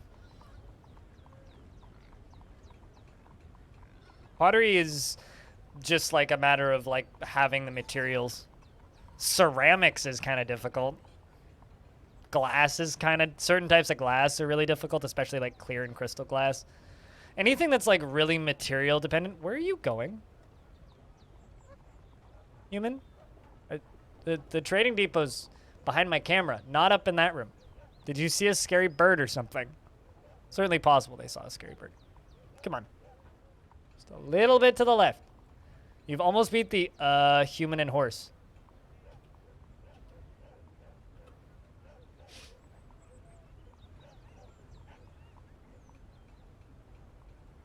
Yeah, I mean, ideally you want your dwarves to not immediately get killed in melee, right?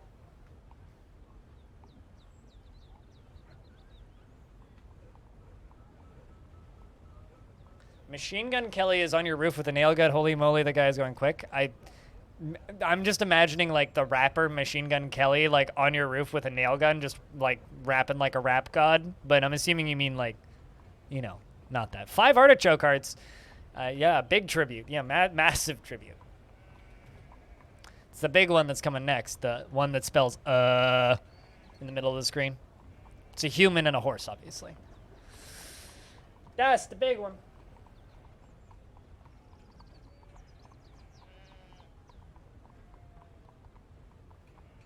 Yeah, now the small one. Just a little tribute. Let me know when you're ready for me to scroll.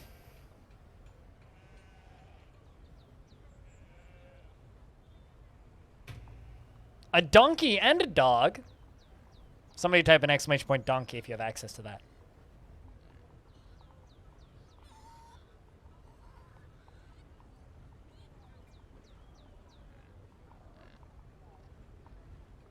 You fucking donkey! Sewer Brew is one of the worst valued beverages in the game. Humans like it, though, for some reason. Just like Bud Light. You know, it's one of the worst valued beverages in the world, but humans still like it for some reason. Yeah, at some point they killed a Forgotten Beast and got Forgotten Beast silk. Unfortunately, it's kind of hard to figure out whose Forgotten Beast it came from. I wonder if it came from my Forgotten Beast, because I've definitely sold a lot of Forgotten Beast silk to them, because we have quite a bit of it. Yeah, 5 prepared horse lung. Well, 5 servings of prepared horse lung. Mm-hmm. Yes, that is food. Or food. I'm assuming you got it, Stone?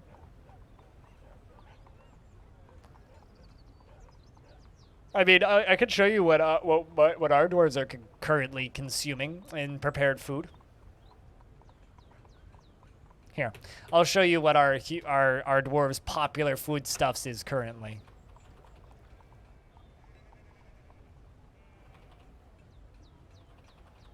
There's raw fish, which I actually have none right now. Prepared meals. Currently, we are eating prepared pig lung stew, Fisher Bartberry stew. We got lots of hen egg roasts. We're eating cow meat roast, prepared cow eye roast, prepared sheep tallow roast. We also have a goat tallow roast. Of course, cow lung roast, cow liver roasts, cow sweetbread roast, cow tallow roast, and strawberry plant roast.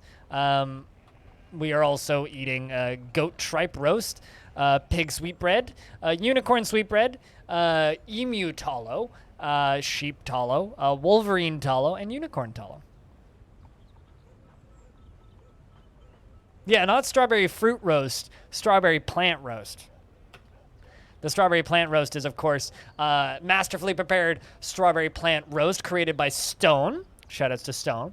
The ingredients are exceptionally minced prepared unicorn spleen, exceptionally minced strawberry plant, and exceptionally minced strawberry plant, and masterfully minced strawberry plant. And of course, don't pass up the prepared cow lung roast, which was made by Stone as well. A stack of 7 masterfully minced prepared cow lung roast by Stone. Masterfully minced prepared cow eye, exceptionally minced prepared cow kidney, and exceptionally minced chopped cow liver, and exceptionally minced prepared cow lung. Dwarven meals are delicious. I don't know what you're talking about. Yum, indeed, yes. I mean, that just sounds like sausage to me. It's like, eh. Well, first you need an eagle. Then you beat the shit out of the eagle. Then you skin the eagle. Then you pulverize and urinate on the eagle's skin. And then you beat it repeatedly until it becomes eagle leather.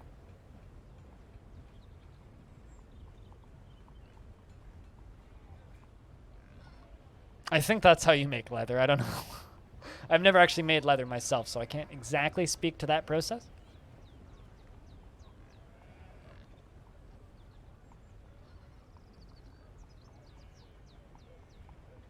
What's on the 14th, Dark Sword, or did you type that in the wrong chat? Fa? Fook? Fa? Fa? Fa? One mall before. Oh, and a vile force of darkness has arrived. I have a question. Do you have a front door? You may be able to bamboozle them by locking it. That would be my recommendation, would be try to bamboozle them by locking said door. Massive. The hell.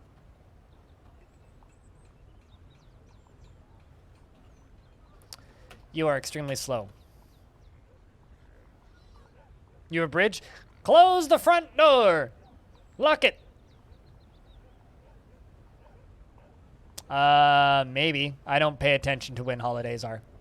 I am this thing called self-employed, meaning I don't get paid time off for holidays. So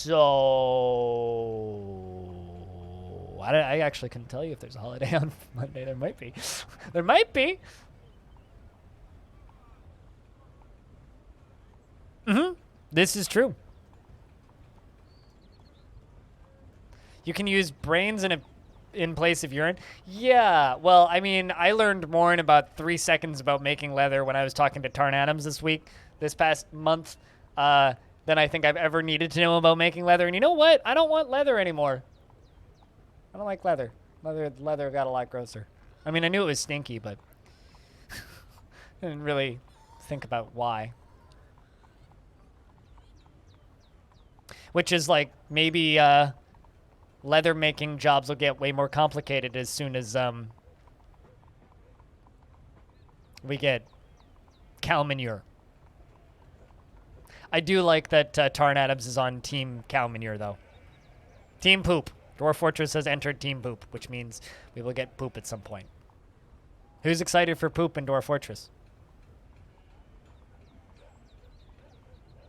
Unlurks? Yeah, I know, right? It's a great time to unlurk.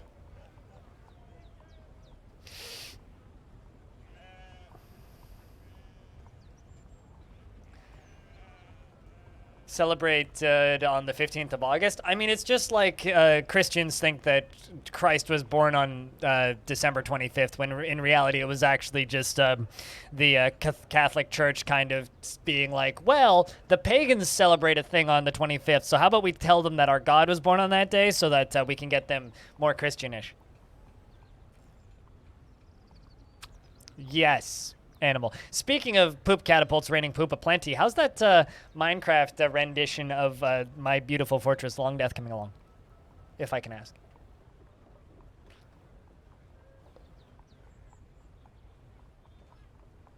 Well, I'll be back in a sec. Gotta go check something. Also, dwarves have arrived.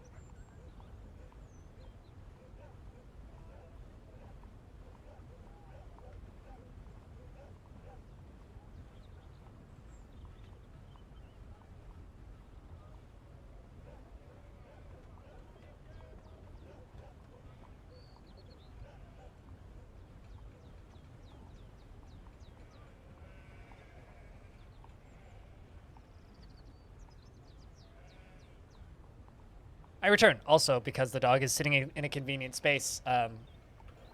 Upper Cam! She just happens to be sitting there.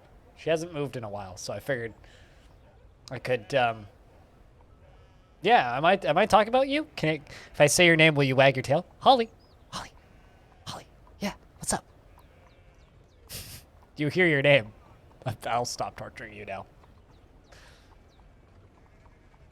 She looks like a puppy, but she's not actually a puppy. I assure you she's a full-grown adult, definitely, who's kind of sleepy and is now stretching.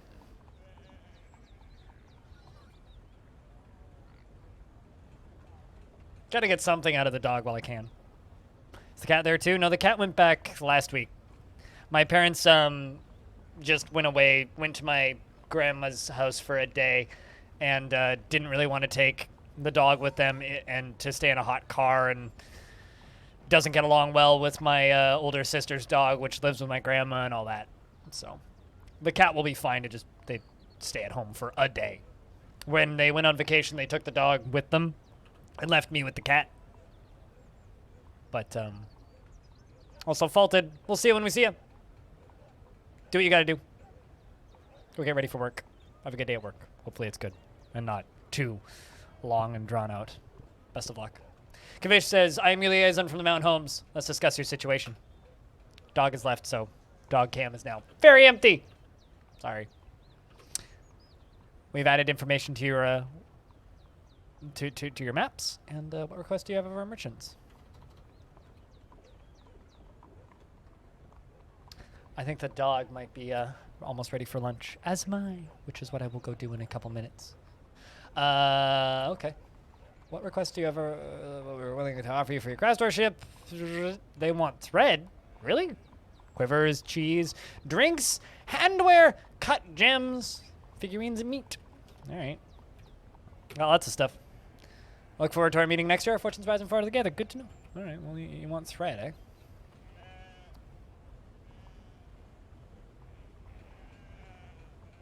Well, I'm just going to give them crafts. And I'll give them some thread. Why not? Yeah, exactly. Cat will be fine for a day. They just feed him in the morning when they leave and feed him when they get back in the evening. Because it was literally a day trip. They were gone for a day. But because they were going with my aunt, my uncle, and they didn't really... And another dog in a truck. Like, they're just like, well, that's a bit much for one trip. So... No, you can't convert them. You can't convert them, which is why Animal is building it manually. I sent him the save file.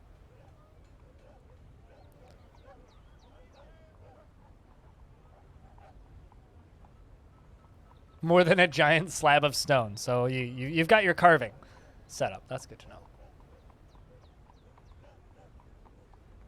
Animal's a creative Minecraft builder, so he's volunteered or offered to try and remake Longdeath as a project, which hopefully will come out cool, I would think.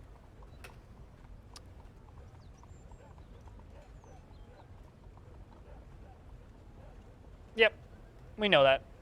Although I think he's doing two instead of 3.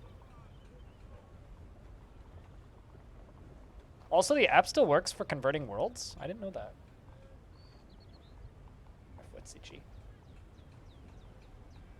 I thought that app was like dead and broken a long time ago. But maybe it's been updated, who knows. Last I checked, it was like super useless at this point.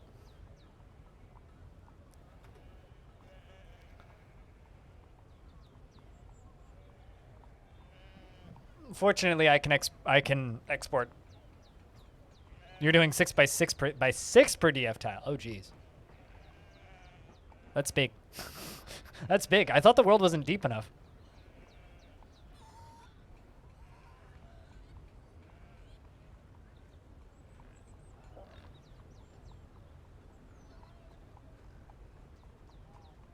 $512 down and $512 up. Is that laggy at all, or? I guess like you just have to limit. I guess you'd have to limit the number of time or like chunks you spawn in. But check this out from the DF subreddit. I kind of want one.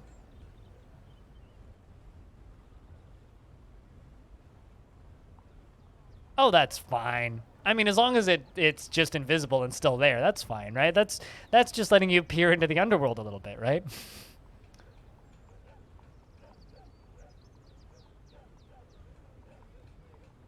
Well, that's good.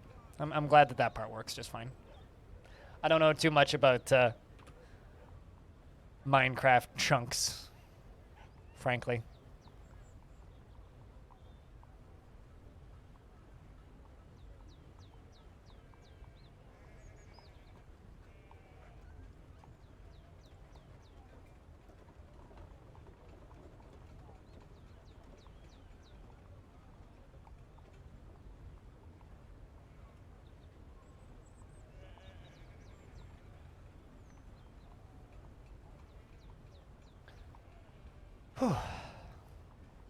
Blood sugar's a little off right now, so.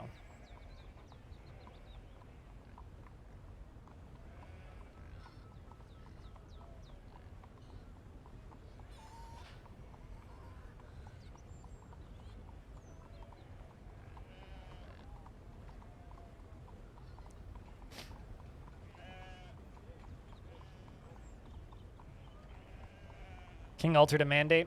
Nah, it wasn't one that I would consider to be an issue. Yeah, it just needs another ballista arrow. Although I can't see particularly well right now because my blood sugar is out of whack, which is brilliant. I'm just a little bit low. Which means technically currently I'm having a medical emergency, but I drank half a juice box, so it should be okay. A waterfall has reached the fort? Oh, did you not block it? Did you not, like, set up some way so that the water wouldn't flow into the fort eventually? Well, I mean, maybe now the nightmare fights will be stopped with a nice dousing of cold water.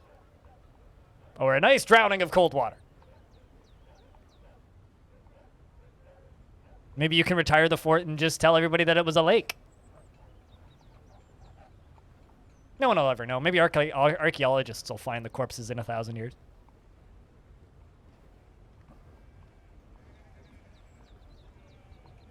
You started a fortress for the simple act of seeing a zone and religion already wants... Really?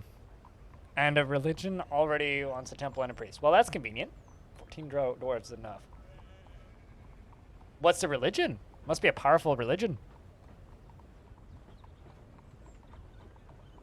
Religions are really fun in Dwarf Fortress when they work. I made a lot of crafts, by the way.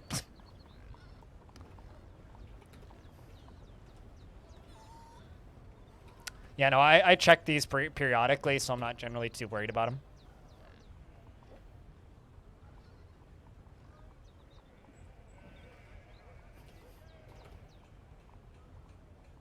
But we're going to hit 85 years of Longdeath. Only 15 more years till 300 pretty soon.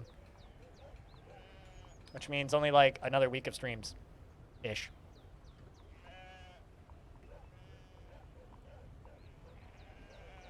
Another 7 is what I mean by a week. The dwarves cannot outside due to the ice wall that is building up on the outside. Oh. I mean, maybe it's a negative, maybe it's a benefit. I mean, now you can mine the ice wall and get ice blocks, and you can go down into the into your fortress and make an underground lake very easily because you just need to put the ice blocks in it and wait for them to melt. Civ worships a mountain god. Well, these are dwarves, so that checks out. Yeah. Pretty vanilla, but, you know. At least it's a mountain god and not, like, a god of, like, I don't know, rivers and suicide. The god of jumping off bridges.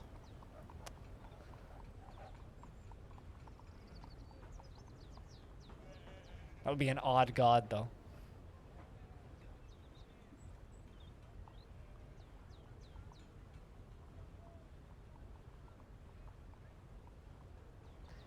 That is a lot of vomit. Although I'm not seeing a lot of cave adapted dwarves, which is good. I'm only seeing like 1 or 2 that are like flickering X's. So only like 1 or 2 of the dwarves are actively vomiting, which means like only about 2 dwarves are really to blame for all of that blue puke.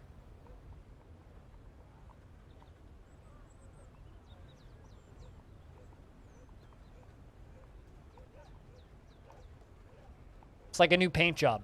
Like the dwarves build a new road. But yeah, the Sienna Order sounds like a very dwarfy religion, frankly. Seems like a fitting religion for a group of dwarves. And Abe is assembling a ballista arrow.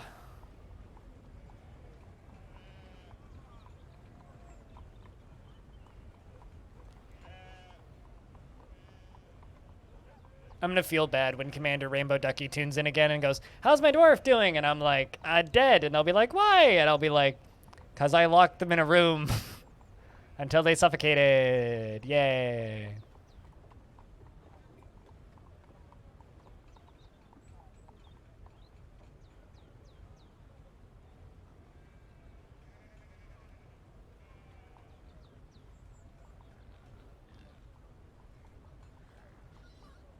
Yeah, no, totally. I mean, if the Civ only has 1 religion, then naturally it would take over pretty quickly, I would assume.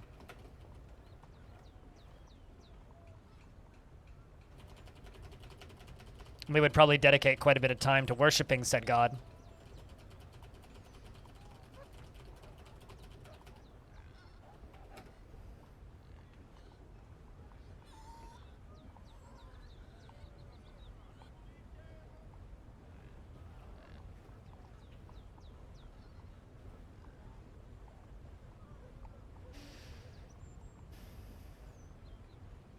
11 out of 14 of the dwarves. Yeah, that's. I mean, you only need 10 in a fort for them to demand a temple and a priest.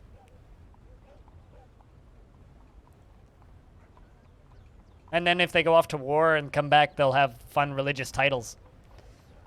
Sometimes they'll just get them anyway. There was a dwarf in another streamer's stream that had the title "The Limp Lamp," which is imagine being called the Limp Lamp. I feel like that's an insult. You're a limpy lamp.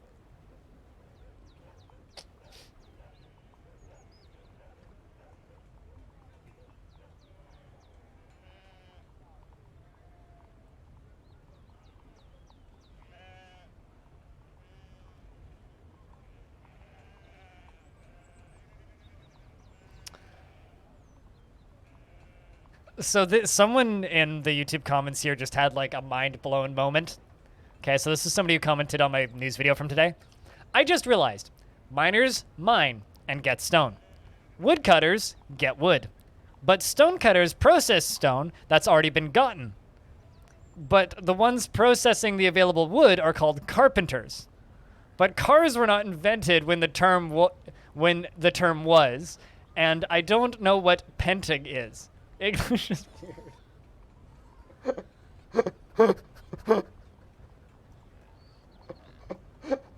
That is the most, like, I'm really high and in the shower thought I've seen in a minute.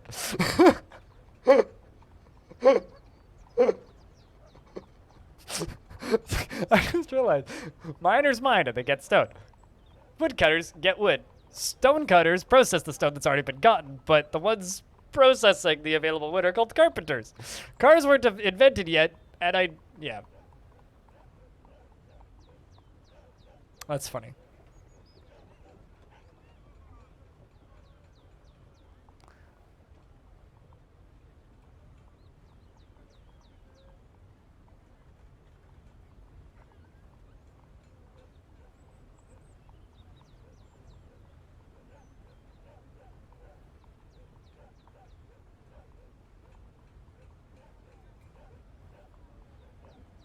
They don't make carp either. Yeah, this is true. They don't make carp either.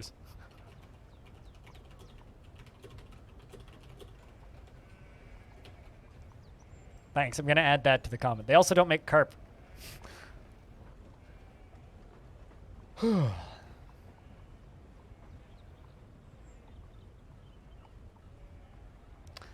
In the Middle English Anglo-Saxon word, the word carpenter from the late Latin terms was carriage for the carpenter of the wagon. Huh.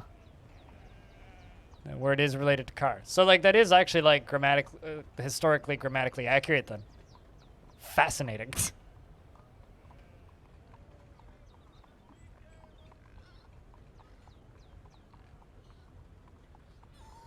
The more you know. Chariot is the source of the word car and carpenter. Wouldn't they be called charpenters then? Or carpentiates? I don't know. I don't know anything about language structuring, so I probably shouldn't be saying. My dwarves are making green glass blocks, and once they make a bunch of them, we can go and put them in the basement. How deep down did you dig? This is why, like, Carpathians. Yeah, there you go. So those are people who make cars, pants, and theans. Carpendium is the Wikipedia equivalent for carpentry. You just go to the Carpendium. 5 layers. Wow. Damn. Damn. I had that pretty recently, too, where I just, like, dug, like, 2 layers down. Boom! Caverns. I was like, whoa. Oh, really?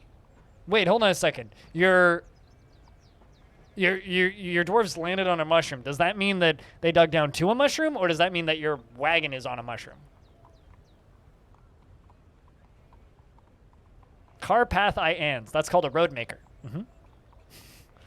You wish you got caverns that early? Just digging more. I've never actually settled on exposed caverns. That's on my bucket list of things to see in DF. It's settling on exposed caverns.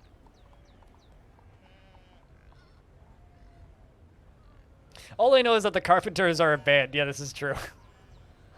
The Carpenters are also a band.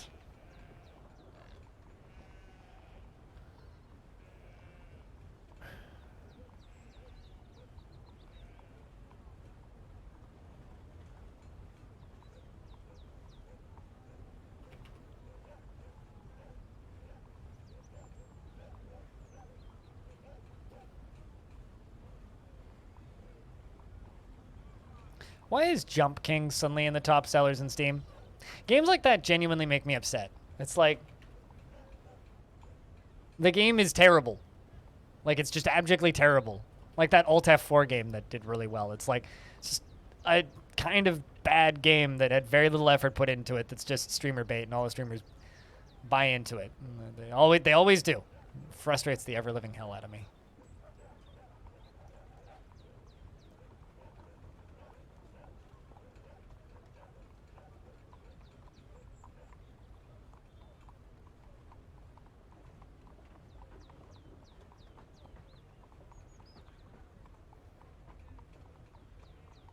Okay, so yeah, I was gonna say when you said landed on, I thought that you meant that like, your starting wagon was on a mushroom, and I was like, whoa, that is wild. But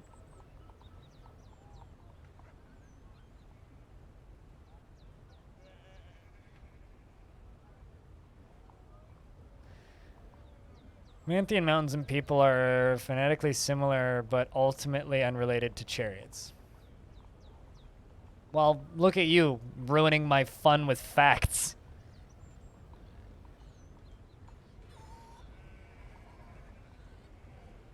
To get it on top? What, of Steam sales? I mean, hopefully. Hopefully it sells well. But I'm sure it'll sell just fine, considering... so for those of you may be following my stream, right? This is Jupiter Hell, right? Jupiter Hell is a game that I follow really closely. That just left early access, and it has 10,000 followers as of leaving early access. Before leaving early access, it had 5,900 followers on Steam, which is basically just people who get notifications whenever there's an update. So they're like the most dedicated people. There's also a list of wish lists here somewhere, but I'm not sure where that is. Anyway, if I go type in Dwarf Fortress, we go to Dwarf Fortress, which, by the way, got an update to the folders, files in the background 5 days ago. So they're actively updating it. If I go to charts, right? First off, there's streams, which currently, like, that's me. Look at me. You can tell whenever I stream. See that? Anyway, but if I scroll down, they have 93,000 people following it. And it's number 14 on wish lists. So it's the 14th most wishlisted game on Steam, and they have 93,000 people following it to get all the updates actively. So Jupiter Hell just did pretty well.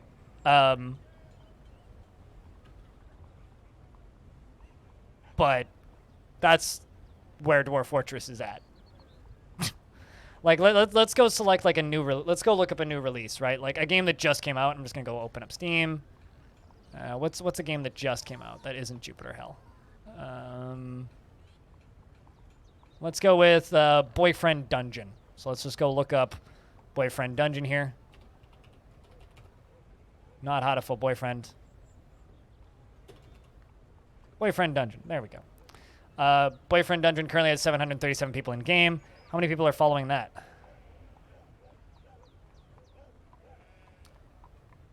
Again, like 7,000. So, if you multiply the number of people in-game currently and the all-time player peak, approximately, yeah, Dwarf Fortress is going to do just fine when it releases. There is a lot of anticipation around Dwarf Fortress. A lot. And if it's, like, even remotely as successful as it has the potential to be, it's going to be big. Like, big. Like, I'm also going to give you another example. How many people follow RimWorld? RimWorld has 400,000 people who actively follow it. Granted, it's a game that's been released on Steam for a while, but 400,000 people actively follow RimWorld. Dwarf Fortress isn't out yet, and it already has like a fifth of the people wishlisting and following RimWorld. And RimWorld sold 2 to 5 million copies, which I think it's actually 3.5. And had an all-time player peak of 50,000. So, yeah, I would say that, yeah, I think it's going to do just fine. I think it's going to do just fine when it releases. And it'll, of course, have a huge spike in followers and wish lists and all that jazz.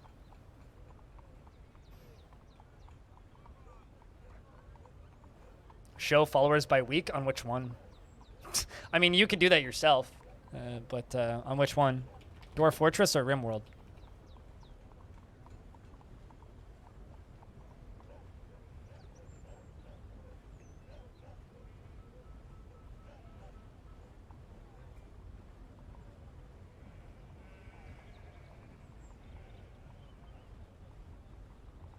I mean, they're getting like 150 followers a day.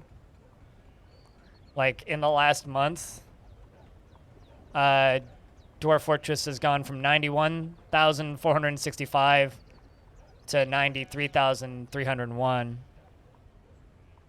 Oh, back at pre-release? I don't actually know. I mean, that's harder to do than it should be. But pre-release, I don't know if I actually can go back that far.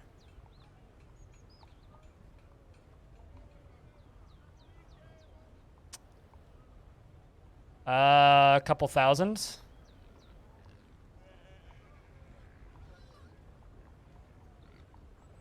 Yeah, no, but they had like Co-Carnage and shit streaming it before it released on Steam. So like, kind of not really a fair comparison.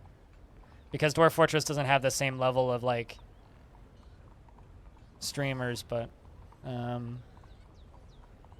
yeah, this doesn't go back all that far. Like, I can only go back as far as, 2019.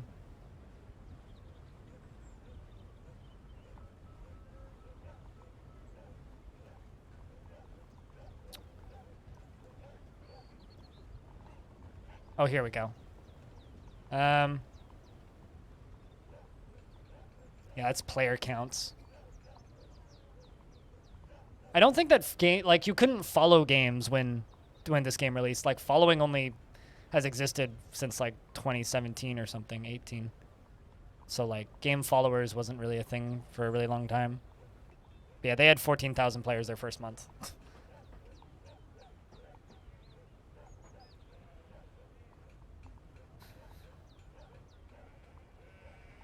Yeah, I mean, just go to SteamDB and look up RimWorld and go digging into it. I also get easily distracted by them, but...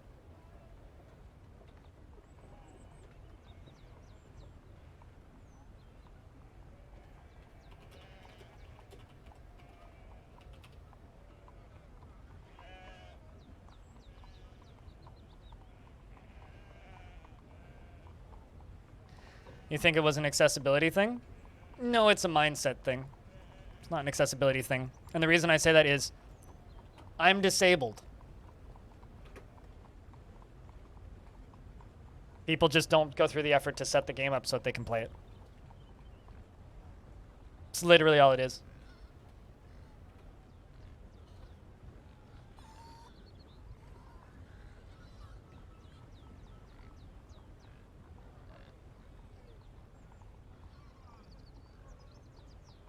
You know, it's like if I was perfectly, like, visually able to see things in games, then I could see the argument of it being an accessibility thing. It's like, unless, like, you need a mouse to control games, which is fair, some people do. And even then, you could mod the mouse support into DF, which is not hard. It's quite easy to do. Burned your land? Oh, no. Not the vile forces. Hopefully that you painted the land red with their blood. But it's like it's not really an accessibility thing. It's more just people like the best response about why more people don't stream Dwarf Fortress is the last time I asked somebody to stream Dwarf Fortress, their response was, "That sounds like a lot of work." That's all it is. It's literally just people don't want to put the time in to set the game up. But yes, you are correct. Once the Steam version comes out, I'm sure lots of people will stream it. And a lot of people will realize very quickly that I don't think they will like it because they're expecting RimWorld. But that's not what they're going to get because this game is very different from RimWorld.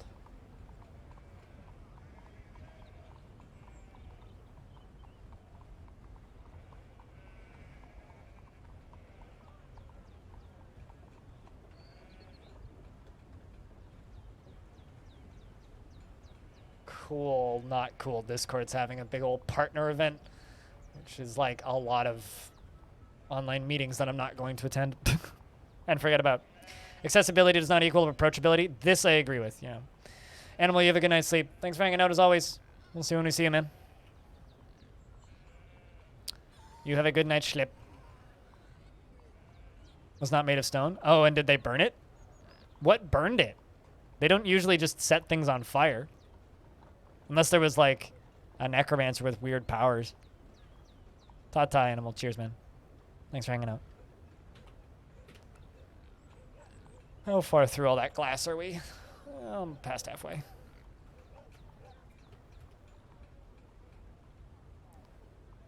Sounds like a pretty epic battle, though, regardless. Hey, you know, now next time you can get your mayor that their office sooner.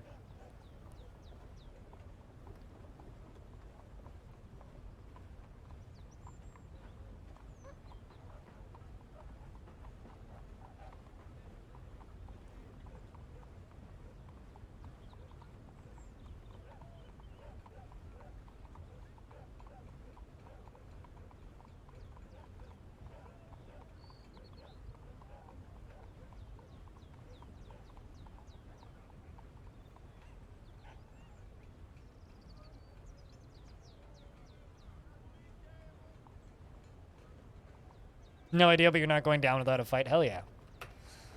Yeah, I'd be really curious to know what actually burned the bridge down.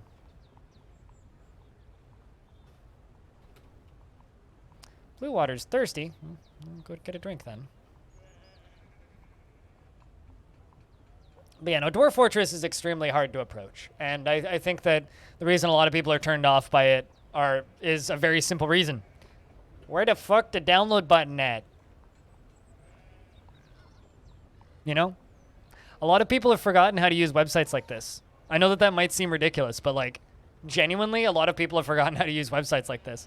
They look at this and they go, and they just exit out, and then they're done already. Like, literally, like, this is the biggest barrier to entry for Dwarf Fortress. It's like, this website's fine, but like, this is the biggest barrier to entry. Also, the fact that it scrolls infinitely is kind of scary to some people. Exactly, Anthroposmus. What's up? It's good to see you. It's like, website from 2006 that's barely got an update? How'd it work? It worked back then. Don't work now. Well, it's not even that they don't like the ASCII thing. Most folks have never tried ASCII, right? You can't say you don't like something until you tried it, right? And they say, I don't like the ASCII thing. It's like, well, that's like saying, I don't like the English language. And you know what's funny? I always tell people, it's like, if you have, you need 3 skills to play Dwarf Fortress. You need to be able to type, you need to be able to read, and you need to be able to use a computer. So if you can type in my Twitch chat, you can play Dwarf Fortress. Because that proves that you can both type, read, and use computer. New camera angle? I mean, I moved it by like an inch. It was here previously. I just had it here because I had a dog in my lap previously. Honk. Cheers.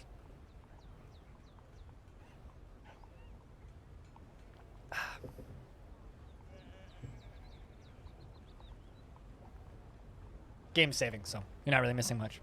Different filter. Yeah, I turned the filter off because I had a pooch on my lap. You know? So people wanted to see the dog.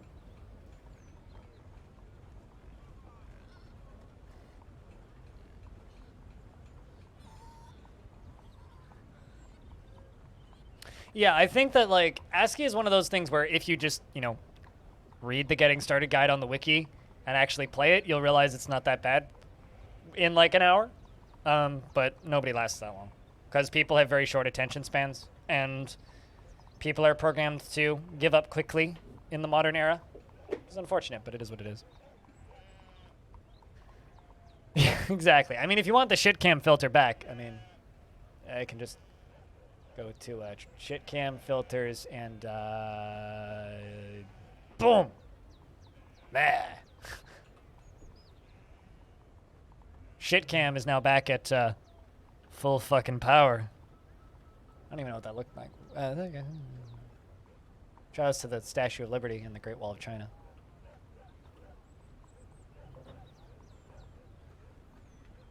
I don't know. I don't really like belittling people for just like giving up before they really give it a fair shake. But I do honestly think that's the majority of people that bounce off the game is they give up before they give it a fair shake, and that's the game's fault. That's not people's fault. Genuinely, like it is the fault of the game for being intentionally obtuse, and that's what they're fixing with the Steam version. So actually, it's called color correction, but it's not labeled shittiness. It's just labeled color correction.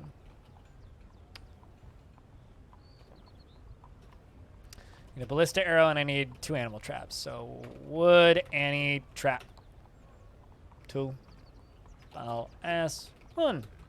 So I now make wood, any traps, and ballasses. Who doesn't want a wooden anime trap?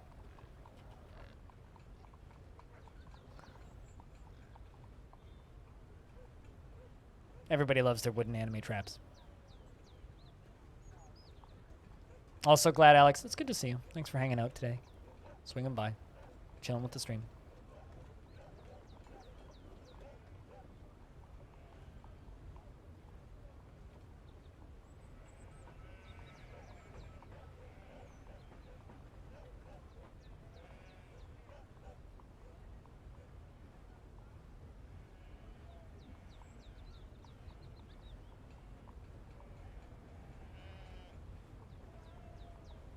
But yeah, no, I very much do think that the one benefit of the game being so fucking obtuse for so goddamn long is when they do finally flip it on its head and suddenly make the game relatively accessible, people are going to be overwhelmingly happy. You know what I mean? It's like, because people expect so little from Dwarf Fortress, when it's surprisingly okay, they're very impressed. You know what I mean? And I think that that's what's going to happen with the Steam version. Is the Steam version is going to come out and be surprisingly okay, and it won't be stellar or fantastic or anything, but it'll be like usable enough and good enough for most people, and that will overcompensate. Also, it's hilarious that your name is Sad Owl, because an owl just flew into my fortress and just got its head caved in by gnolls. The naturalist punched the great horned owl in the head with her right hand, and the injured part explodes into gore. Our artery 12 has been opened by the attack. I should dump that. Let's get rid of that before it stinks up the place. Literally, like, right as you popped into the chat, Sad Owl. And you need to remember an enormous amount of keys. No, you don't. And they do, and they spoiled the current graphics and mouse. By current graphics and mouse, I just can't play DF in ASCII. Well, yes, you can. You choose not to. And I hope the Steam version will be released, and it'll be good. Well, I mean, I'm sure it'll be fine. But you don't need to remember them. They're all listed right there. Every single screen has all of the hotkeys listed.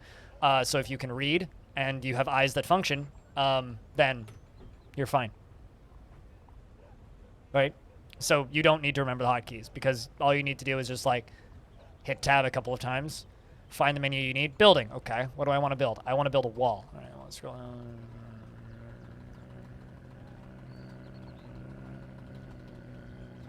Where is it? Ah, right. Wall, floor, stairs, tracks. Okay. Wall. All right. How do I make it? Make them bigger with UMK. Okay. Make them smaller. There. See, like, it's literally like just look at the hotkeys, and then you'll memorize them eventually. So no, you don't need to remember an enormous amount of keys. You just need to read. So it's like, can you play DF in ASCII? Yes. You choose not to. That's okay. Wait, no one's judging.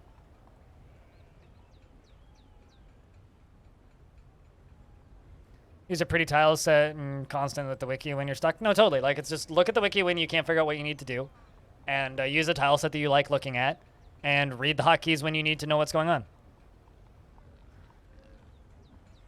Totally. I mean, like, that's literally all it is, Anthroposmus, is like lots of anybody can handle ASCII visuals. Like, if you can play any strategy game, you can play Dwarf Fortress, right? Just most people choose not to, and that is totally fucking fine. But it bothers me when people say that they can't play it because I'm legally blind and I can play it. So if me, with one sort of working eye, can play Dwarf Fortress with no problems, you could do it if you put the effort in. You just haven't put the effort in, and that's okay.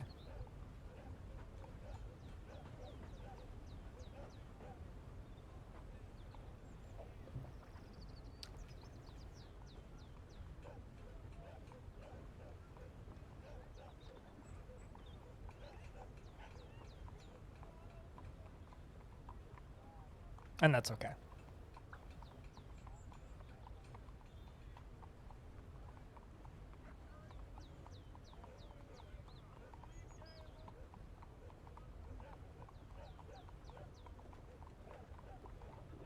Sometimes I have this problem where I see a video title when I'm streaming and I really want to watch it. It's like, oh, that looks like an interesting video that I would normally watch on YouTube, but because I was just trying to pop up my YouTube videos again to check if I had any new comments, I will then just immediately forget that it exists and not watch it later. It's a problem that I have.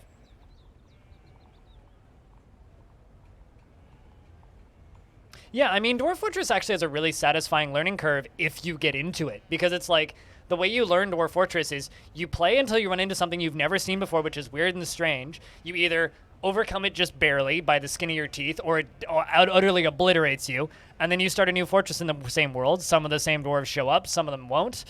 You'll get similar visitors, you'll recognize bits of the culture, and then maybe you run into the same problem or you don't, right? Like, one of my first successful fortresses in the game when I seriously sat down and learned it was overrun by were-cougars. And I built other fortresses in the same general vicinity, and dwarves that were named showed up as were-cougars, which was really fucking cool, except I had an idea of how to deal with them, and we didn't get infested the second time, and they left. Right? So it was like, I created my own worst enemy, in a way, and it was super neat. That is really curious. I have no idea how you got a fire in your base. Genuinely, no idea. It's possible, like, chat, does anybody know if, like, Necromancer lieutenants could, set things on fire? I know that they have, like, the constricting ability where they can, like, strangle things at a distance and suffocate things at a distance and make things feel pain. Can they make things burst into flames? Like, there's some ways that things could have caught on fire, but it would have had, like, you would need more game knowledge. Were you raiding something? Because if you were sending out soldiers to go attack a thing, it's possible they brought back an item that was on fire. I know that's a known bug. I don't know if that's been fixed. But yeah, I have no idea what could have set your stuff on fire.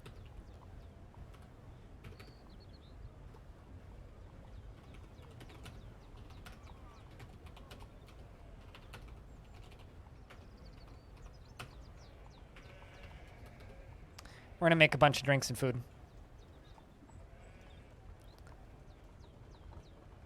I mean, did a dragon spawn? Like, I'm trying to think, like, what could actually set the... Like, were you on a volcano? You left the stove on. Yeah, definitely left the stove on. Definitely left the stove on.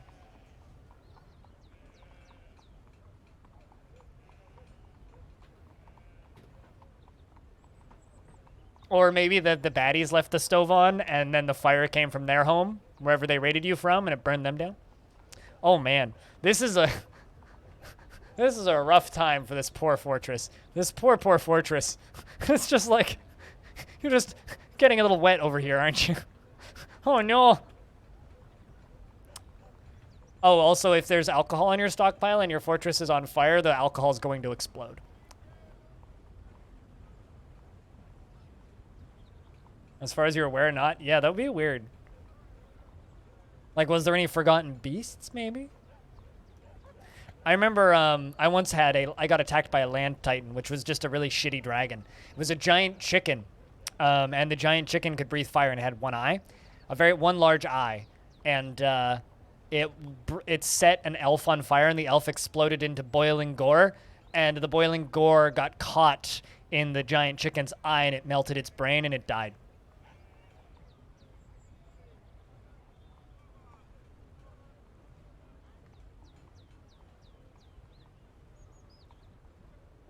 I was very happy about that. Very, very, very happy.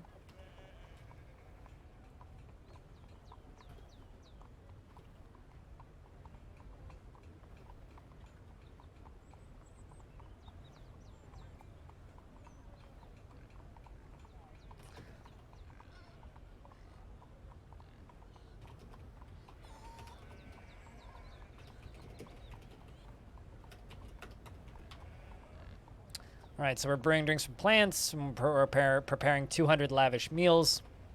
Stone's making those meals. What are you carrying? Stone's wearing a cougar leather bracelet. Oh, nice. Unicorn tallow. Off to make more unicorn tallow roast, I think. You grabbed cow sweetbread, cow kidney, and unicorn tallow. Delicious.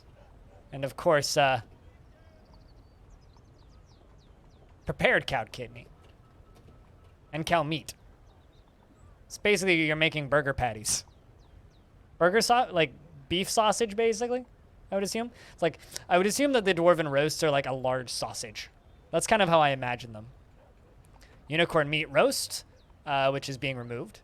So you made 12 masterfully prepared unicorn meat roast, created by Stone. The ingredients are exceptionally minced unicorn tallow, masterfully minced prepared cow kidney, and masterfully minced sweetbread, and exceptionally minced unicorn meat. Yeah, do you have something called wing? Oh, you have something called winged devils. All right, so if you have something called winged devils, select them. These are basically devils. These are wolverines. But I've got this crocodile. And then hit V, and it'll give you the description. So just hit V. So find them and just V. View. Small muscular weasel. Yeah, I would like to know what your winged devils are. It's possible they are a necromancer experiment. And maybe they have the ability to breathe fire or something. Or cause things to spontaneously combust. Beware it's fire. There you go. That is a fucking mean-ass baddie to get for a new player, too. Like, good lord. Cool. Yeah, so that explains what set your bridge on fire. Those poor dwarves. And I'm assuming they have wings because they're winged devils, too, right? Which would mean they're flying. That is rough. Like, good Christ. That is maybe, like, outside of webs... You rolled like a 1 out of 20. Like that's brutal. That would make me Alt F4 the fort and just say fuck it, maybe, if I wasn't set up. That's brutal. Holy shit, you've got yourself a rough world. Because like when necromancers create monstrosities, right? A great hairy leech. It has thin wings of stretched skin and it undulates rhythmically. Its pink hair is unkept. That's okay. So that is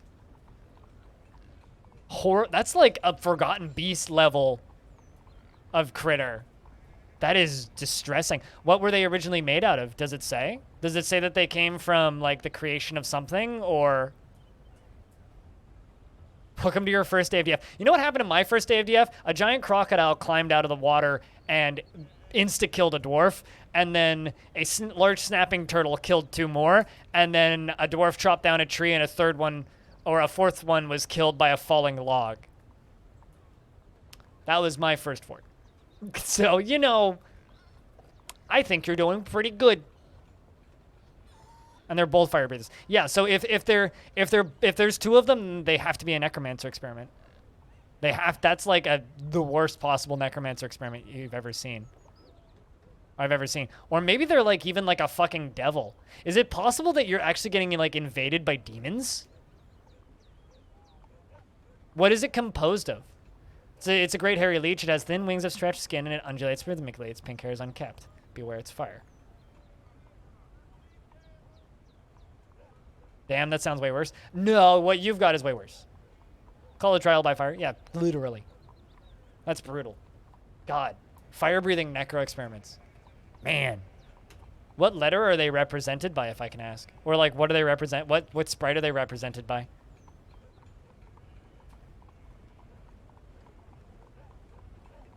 Like, are they a little N with a squiggly above it?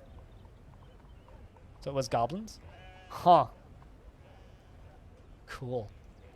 Like, that's half the fun of DF, is, like, getting killed by something weird and then figuring out what the fuck it was, where it came from, who made them. All that stuff. I love that. You got a demon wrestler? What faction are you getting attacked by? What? I would like to see a screenshot of your units list, please. Because holy shit.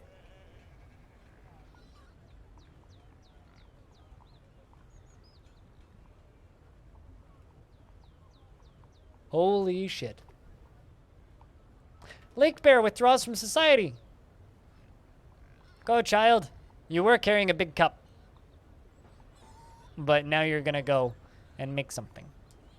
How old is Lake Bear? 1 year old. Oh, this is gonna take 10 years.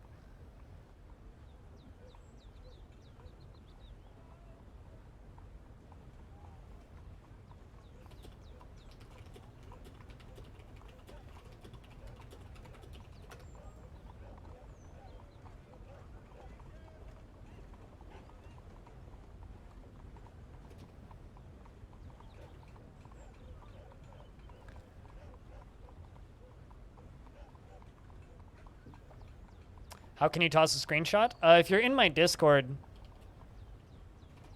literally just hit print screen on your thing and then paste it into the Discord. In the DF talk room.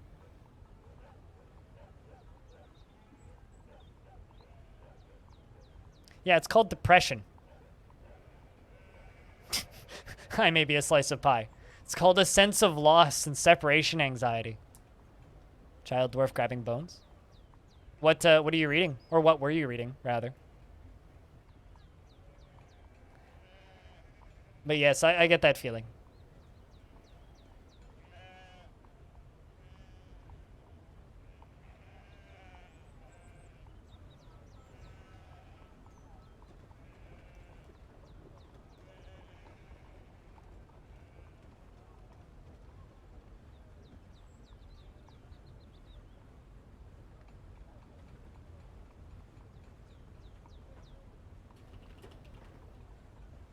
Send it? Let's see.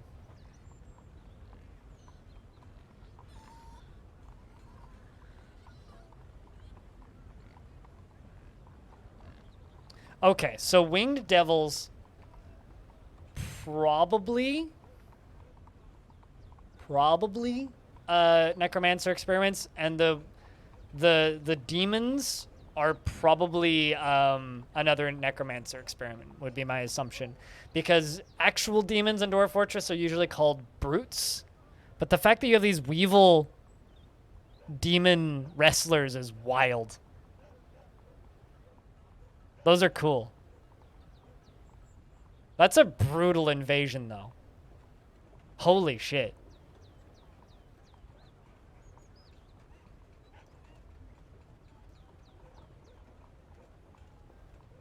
You think that's an actual honest-to-God demon? Really?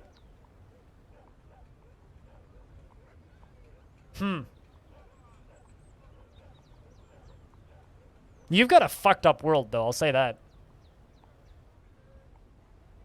Is it? I wonder what the demons are composed of. Like, this is the beauty of DF, right? Like, it's like, we are all what I would describe as pretty seasoned DF players, and looking at this screenshot and going, what the fuck? Wow. You know, it's like, Jesus, that is cool. Yeah, I want to know what their description says. The demon wrestler. Because we know that you have the winged devils that are beware its fire, right?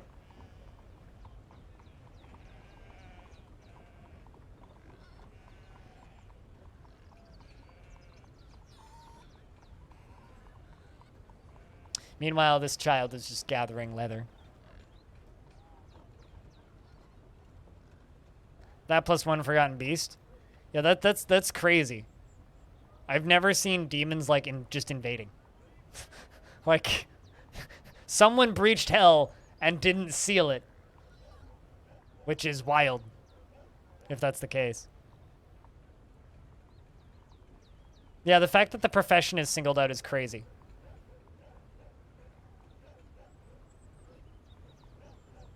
Yeah, demons are not meant to be just like wandering around as wrestlers. They're supposed to be like hard to find, and they kind of are if you don't know how to find them.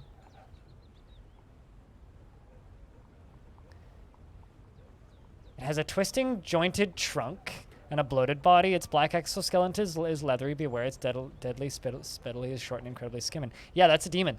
You've literally you've got clowns invading you. How? Good question. I don't know. That's literally like a straight up demon from the fucking underworld that shouldn't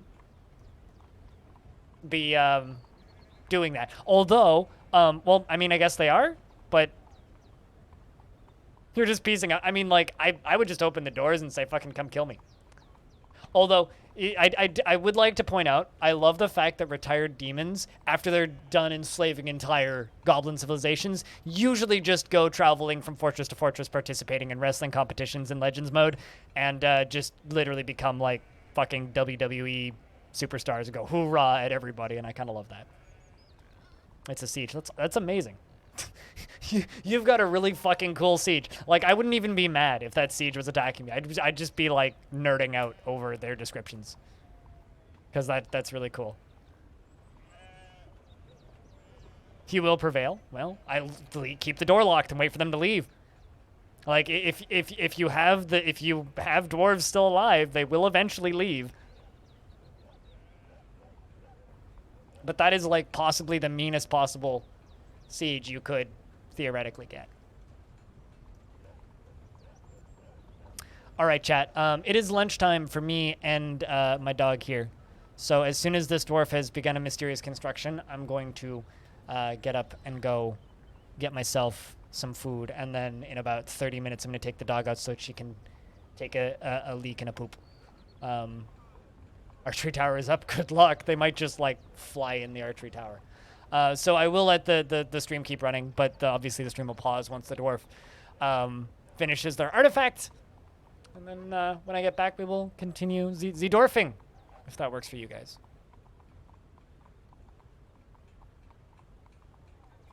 Also, I said this yesterday.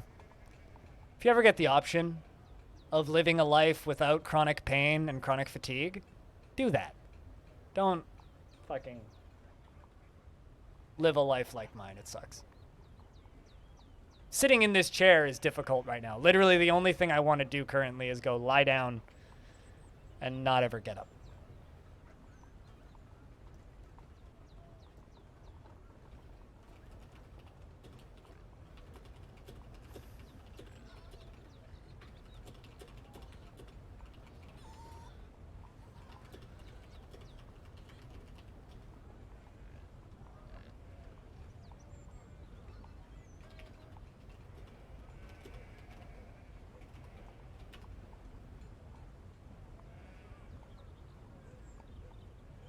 Come on, child. Ooh, is that black bronze?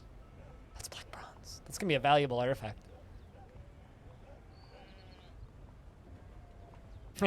Cobalt Pride shall fight till its last breath. How do you normally get demons? Spoilers. You mine through an adamantine spire. And if you dig too deeply and too greedily, the demons flow out.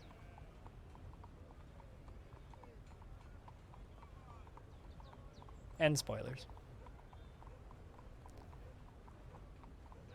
So you have to dig basically like down through the third cavern layer and like into the lava sea and then find adamantine and mine it out to get demons. Yeah, it's supposed to be a mistake. From beneath, yeah.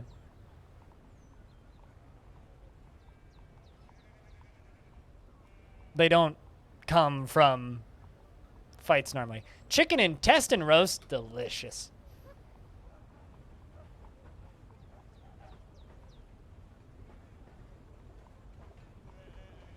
Then Hefamel, yes.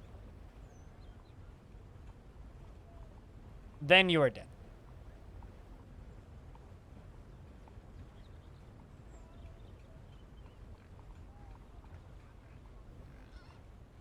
You pierced the lava layer, but you don't think it's a tower? Did you get a big notification saying that there's glowy objects from below?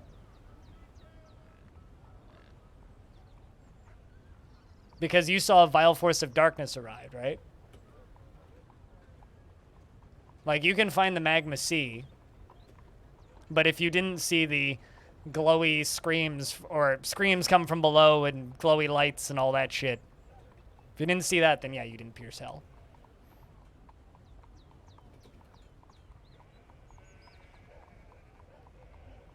Well, I mean, it's a big full screen pop-up, and it directs your camera at the base.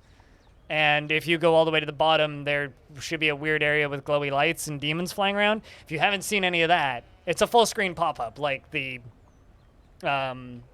artifact screen. Like, you can't miss it. Still standard magma? Yeah, then, if they're coming from the surface, then they're invaders, not demons. All right, this child has begun a mysterious construction. Chat, I'm going to go get myself some lunch. There will be an artifact on the screen for a bit. If you're lurking in the channel, I just want to say a real quick thank you to everybody who's hanging out, especially those of you talking with me and chit-chatting. I will be gone for a little bit because I also need to feed a dog. I am dog sitting. But thank you very much, everybody, for hanging out. I will be back in, hopefully, less than 10 minutes. BRB.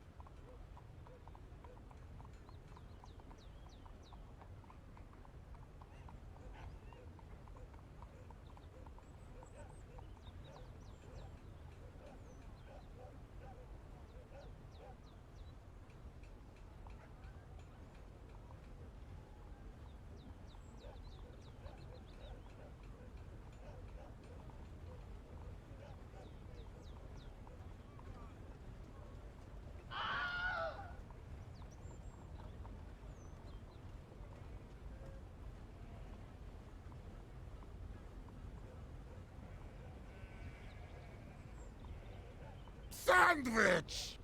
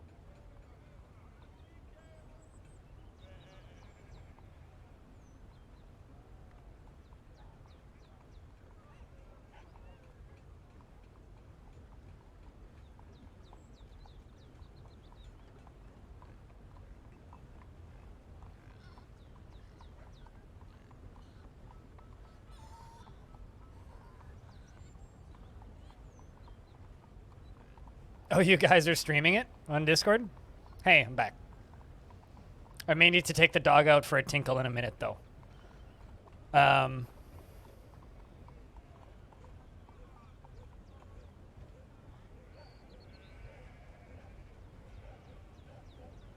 Bloody brutal stuff. Is it like as bonkers as we thought it was?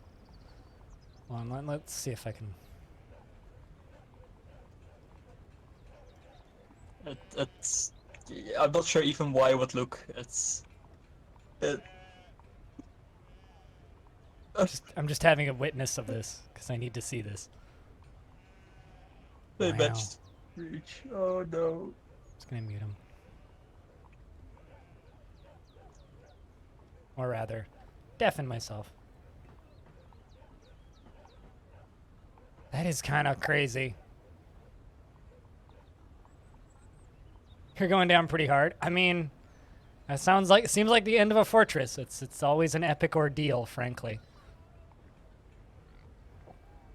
But I mean, I've seen like dwarves running around with their intestines dangling between their legs. It's always it's a fun time. But the fact that you've got fucking devils that like you didn't even intentionally breach is kind of crazy. This is a giant cave toad? Really? Just naturally? Anyway, Lake Bear, the dwarven child, has created Stelmithshizat, a cowbone salam. Solam? Solam, I think that's how you say that. And claims it is an heirloom in the name of the family ancestor Lorbam Windmansions, which is like the granddaddy of this whole fortress. But seriously, an instrument, a mid-size handheld metal string instrument with a stone yoke. It has a ceramic body, and the strings are suspended from the yoke down to the body. The musician plucks the 6 strings. Tuning is accomplished by pegs. This was made by a 1-year-old. The instrument has a sharp, quivering timbre, and it has 3 registers. The low register has a strong, sharp, quavering timbre, and it has 3 registers. The low register has a strong, strident timbre. The middle register begins at a middle pitch, and it has a raucous timbre. I don't know what that word means. The high register begins at a mid-high pitch and has an eerie, strident timbre. This is a cowbone salam. All craftsmanship is of the highest quality. It is encircled with bands of leather and hemp, and this object is adorned with hanging rings of cow leather, and menaces with spikes of cow bone, and tower cap, and pecan wood. On the item is an image of Coven Nadares, the diorite mini-forge, and Gabbro. On the item is an image of Risen handle strokes, the dwarf in black bronze. And of course, the fortress, the dwarf, the value of this artifact is 28,800 zethal. And I should be able to... what was the name of it? Hold up. Stelem Ithizat. I wonder if that is...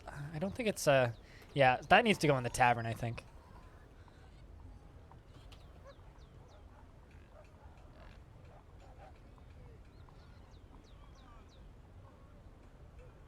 But yeah, that's awesome.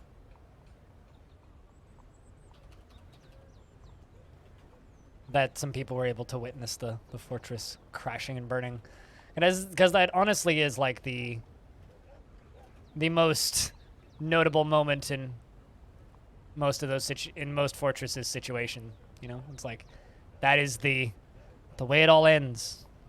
So it is always memorable.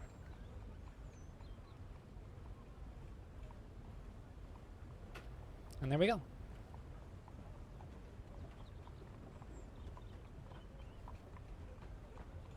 The rest is still outside. Yeah, but like that's just crazy. You will rebuild? Well. If you still have dwarves that can survive, then fucking keep it going. The dwarves that survive will be fucking hardened individuals. Of course, also, if you retire the fortress and start a new fortress in the same faction close by, the odds that most of those dwarves will show up is really good. And they'll remember it. But yeah, you got to make a lot of memorial slabs, too. and a lot of coffins. Otherwise, you'll get ghosts, and ghosts are no fucking joke. Half of them are children? Ugh. I mean, children grow up to be very strong-hardened individuals often, but as youngins, they can be a little, well, less than helpful. I like this comment on Reddit. Farewell, dwarf therapist.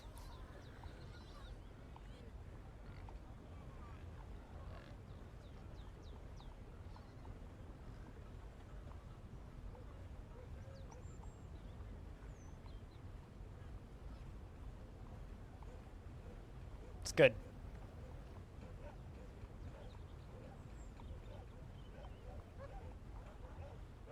Yeah, for unreachable corpses. Yeah, the ones outside.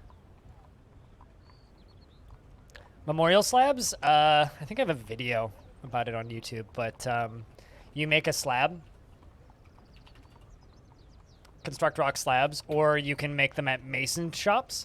And then you need a stone engraver and mason combo, and then you go to a craft store shop and you tell them to engrave the memorial slab, and then you select the dwarf who is not entombed and needs a slab engraved. You select the dwarf, and then Alt-S to place the tab, and then hit X to expand and see which one is the engraved and which one is the placed slab, and then you place the dwarves. It's kind of very complicated. But yeah, if you can't get to the corpses to put them in coffins, then they will need a slab made for them. Let's make more glass.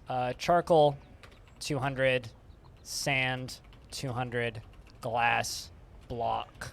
Green, 200. Because I got tons and tons and tons of wood left, so we should get on this. In a place that are overrun with the humans or crushed. Yeah, if you can't find the body or access the body for any reason, you need to make a slab. So if their body's been burned, if they've been flattened, if they disappeared off map theoretically, if there's just soldiers everywhere. If you can't access the body, you will need. Fell in the well, yeah, you can't, or drowned, or whatever, or at the bottom of an ocean. If you can't get to the body and can't dispose of the body properly in a tomb, then you will need to do that. Here come the wood burners to start making charcoal for us. And dwarves that are a little bit depressed are off doing the depression thing. The depression thing. Speaking of dwarves that sometimes get depressed, how's Abe doing? Don't handle pressure well yet. You are totally fine. So, may not handle pressure well, but you're doing all right.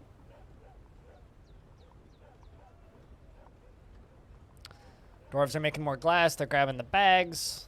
They're running off to go collect sand. I once had a mayor mysteriously go missing, and it was because a elf visitor tantrumed and pushed the mayor into the well. We'll never forget that.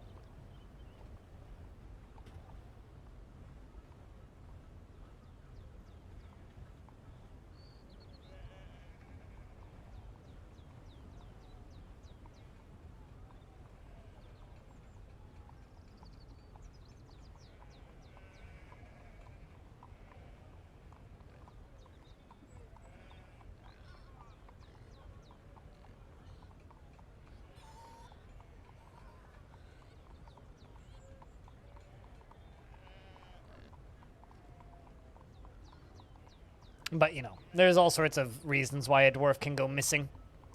All sorts of reasons. All of them generally dark and brooding, but sometimes they honestly just die somewhere random. In this fortress is so big, sometimes I'll have dwarves die of old age, like in a bedroom somewhere, and then we just won't find them for a while.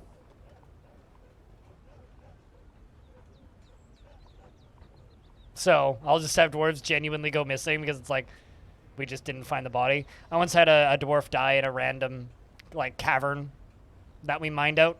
They just died of old age, right? But it took us like 3 weeks to find the body, So a ghost actually spawned around the time we were putting the body in the coffin. Even though we found the body, it just took us a while to find the body. Because a dwarf needs to actually, like, line of sight look at it to find the body. Which I think is kind of amazing.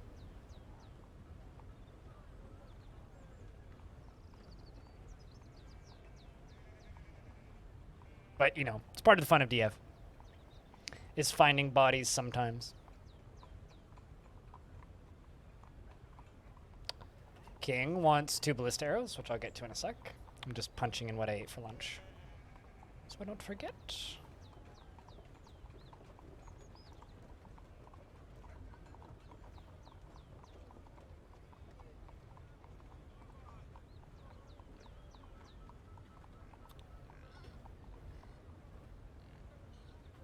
Oh no, Winditar tantrumed.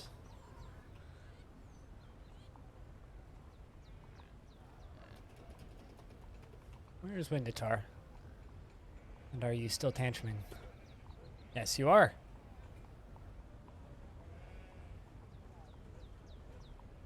Trying to start a fist fight.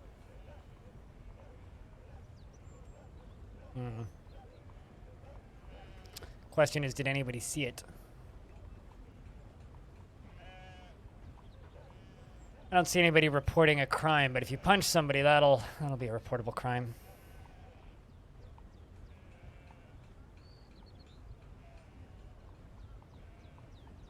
One of the best dwarves that got caught somewhere was I had a dwarf tantrum, and they went and broke a grate, and they fell into the water below that the water was flowing into through the grate. They got flushed into the water. Did you go just punch a chicken? Literally just went and grabbed a rooster by the toe, and it scrambled away and scratched it, and then threw it on the ground, and then walked away. Literally just went and beat up a chicken. I mean, sometimes you just gotta punch a cock, you know what I'm saying?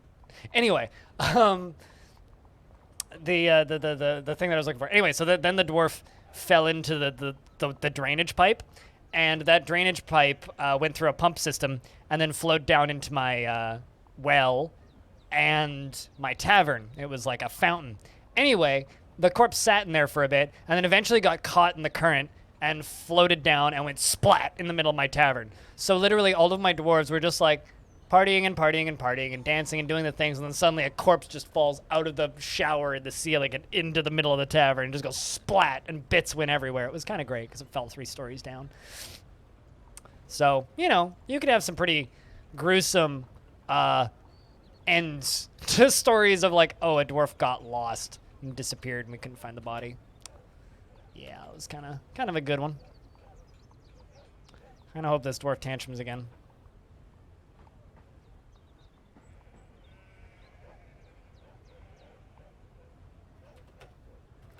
Because you did topple some things, but we never actually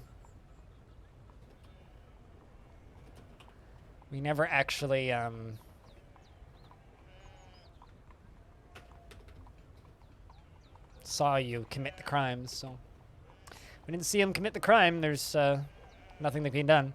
Spring has arrived, meaning old dwarves could theoretically die of old age, and that means the fort is 185 years old. 285 years old, not 100. 285 years old. Hell yeah. Heck yeah.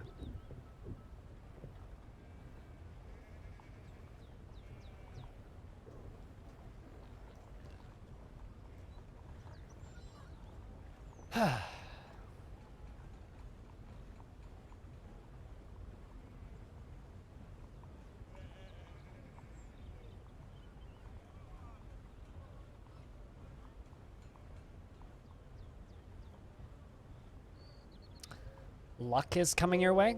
I mean, they're very vague and can be interpreted in many different ways. And they're generally just designed to make the reader associate something that's vaguely happened to them recently or happens to them vaguely in the future so that they think it's real.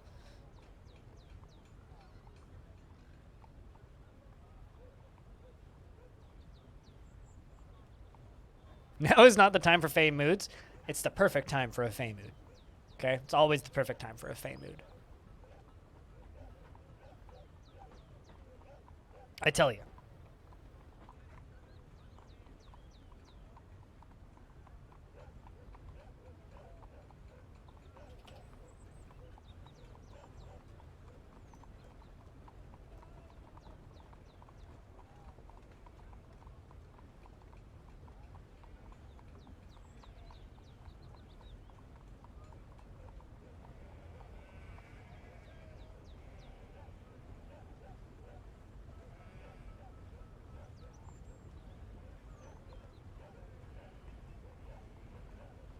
Do not question the fairness of the dwarven mind inspired by horror. Hey, at least they didn't let out a cry foul and terrible. You know, it could have been a lot worse.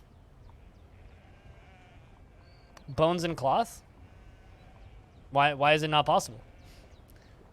Do you have a farmer's workshop and a loom?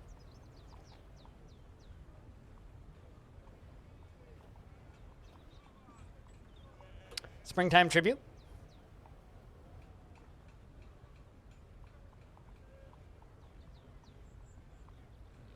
And if you have a pet or an animal or something in your fortress, you can butcher it. So that can get you bones, and you can get cloth from a farmer's shop and a loom if you have some vegetables. Can't go outside for wood? You don't need to. Go down for wood. Go to the cavern layers. Go to a cavern layer for wood. You can harvest wild plants in the cavern layers with the gather tool.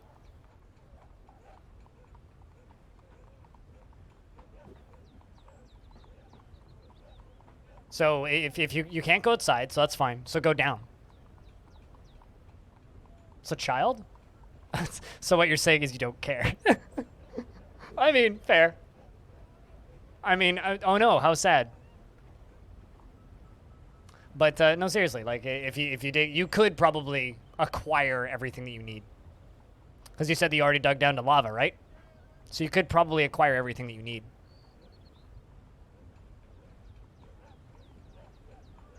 Let me know when you got it, Stone. They brought us a black sand, which means we could just, you know, make it into things. They brought us long yam plants and a bloody training sword. Waste of good crafter's materials.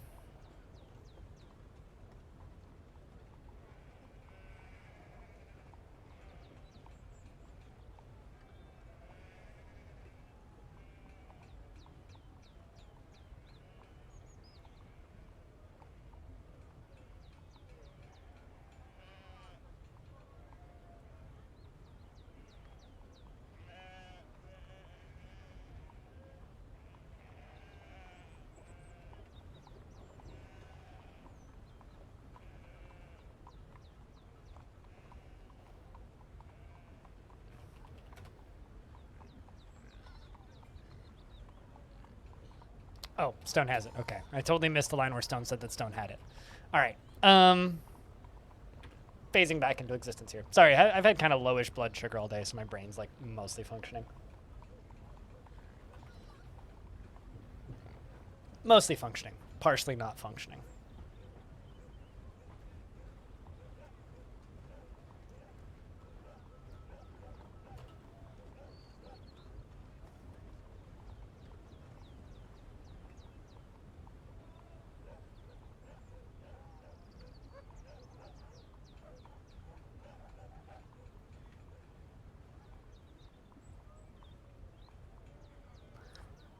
The flying silver bolt strikes the winged devil in the body, tearing the muscle and bruising the brain. I have a question. I'm reading this line that you posted about it bruising the brain.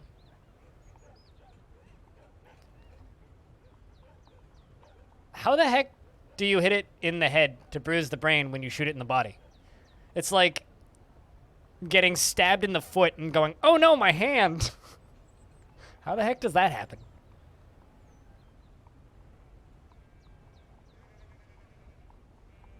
Like, did it ricochet off of its body and, like, slam into the, like, how does that happen? I mean, I'm not too worried about the dwarf that's dead right beneath that, but, like, body brains? Oh, yeah, I guess maybe they have an extra brain in their stomach or something. Maybe they ate a brain, so you're, like, bruising the brain that they ate. Oh, no, a billy goat must have died of old age. Oh, Sedge. We'll find it. It's fine.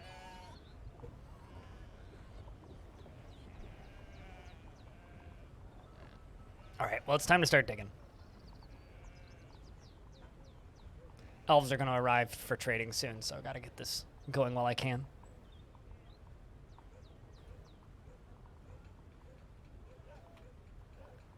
I don't know what a wee devil is, I'll be honest. I'm assuming it's like a WeChat, but a devil.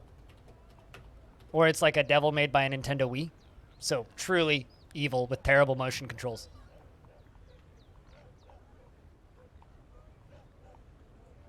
Oh, true. Yeah, maybe the impact was so high that it like was forced backwards and like it bonked its head on something and got a mild concussion, which is kind of bruising your brain, right? A weevil is a beetle? Oh, really? Huh.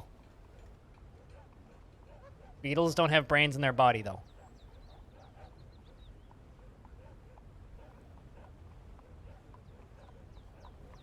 To Google. Where is a weevil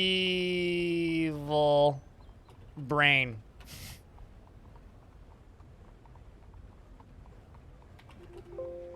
There is no instance of the word brain on their Wikipedia page.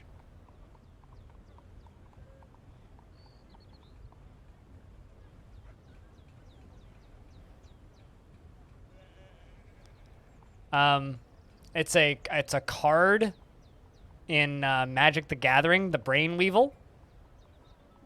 How to get rid of weevils, weevil definition. That's what they look like, though. They look like they have a head thing.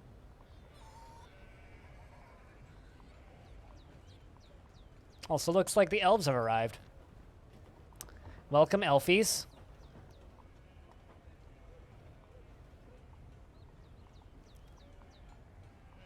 They have a cerebral ganglion. Well, they do in Dwarf Fortress because its brain got bruised. So, I beg to differ there. Otherwise, why would it say that its brain got bruised? Unless it just happened to be holding a brain, and maybe that got bruised. Like, you know, it had like a brain equipped on its chest, and then like, it got shot, and it jumped backwards and smashed its own equipped brain, and then the brain got damaged?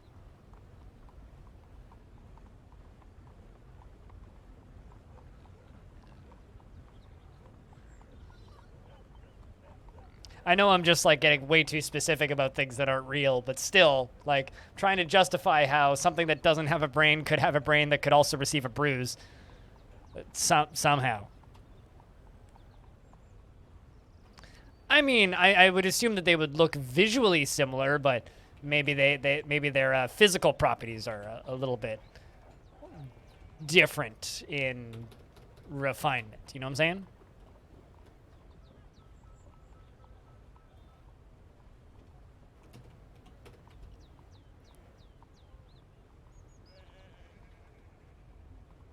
Although weevils are a funky-looking beetle. They got a big-ass straw in their nose.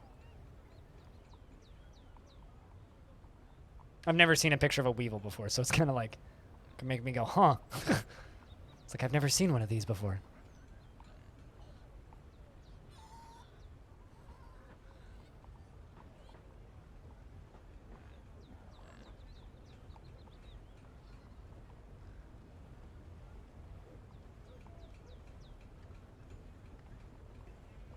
But I don't know.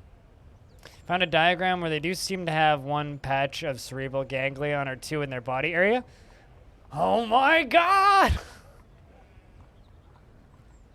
Oh, jeez. Dwarf Fortress, it's a heck of a game.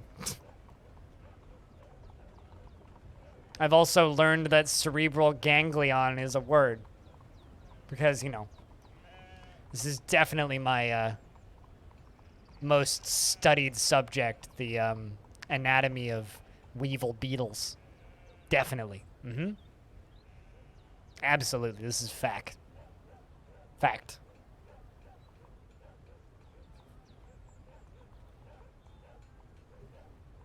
This is in fact a fact.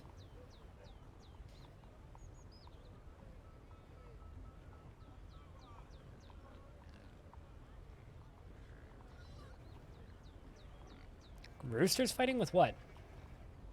Oh. The bone carver. Krondolf's fighting. King wants 2 more ballistas. Ballista arrows. Let's see if the dog finished her foods.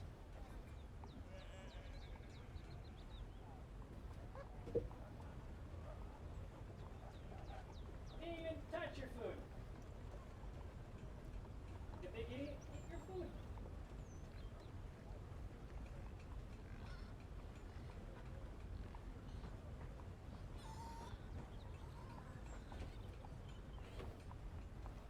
This one didn't eat her food. Look at her. Look at the cut-off face of guilt of she didn't eat her food.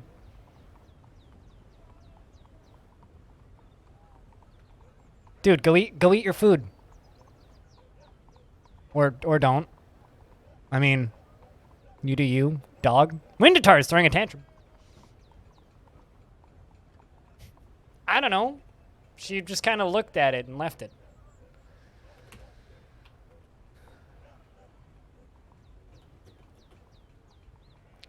Well, you toppled a bookcase. No way in hell Massive didn't see that. It looks like a small version of your dog. It's my mom's dog. I'm pupper sitting for the next, well, until 5 p.m. today. I might need to take her out for a tinkle, though. Also, hey, Sycon, how you do?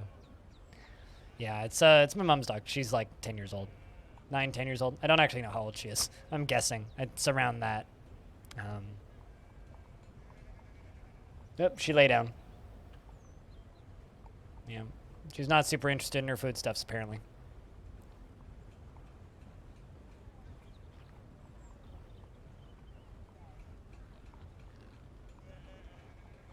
Mrs. Mommy? Yeah, probably. I mean, she was whimpering the first day when Mom left. Really? Nobody noticed that? You for real? Seriously, nobody's saw you topple that bookcase. Wow. I mean, she's been to my place before, just not overnight. Like I've sit her before. I've had her here before, so, and she knows me.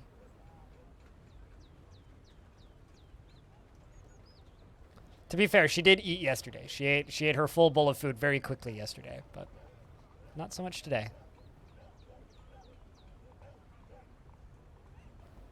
But, you know, that's Holly. And a bag of rubber ducks.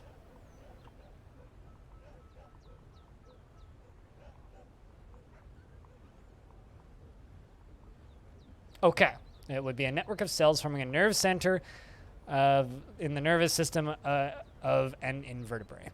Well, I feel slightly more intelligent and informed on the subject then. Thank you very much, Stone, for keeping us all informed. Also, considering you said that she looks like a small version of your dog, she's a miniature poodle. She's not a toy poodle or anything. She's a miniature poodle. Although, supposedly, she's like a moyenne poodle, which is like a bigger miniature poodle, so like not quite a miniature. But I think that just means she's tall. Yeah, no, rubber ducks have seen better days, that's for sure. Yours is a standard? Yeah, the one we had when I was growing up was a standard. She was black and her name was Allie. Let's see if I can get the camera at a slightly better angle.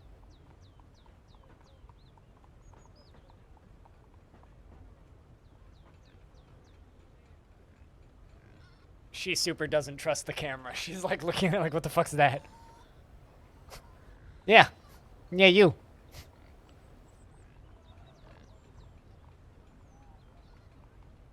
Yeah, you. When I moved the camera, she just like stared at it. It was like...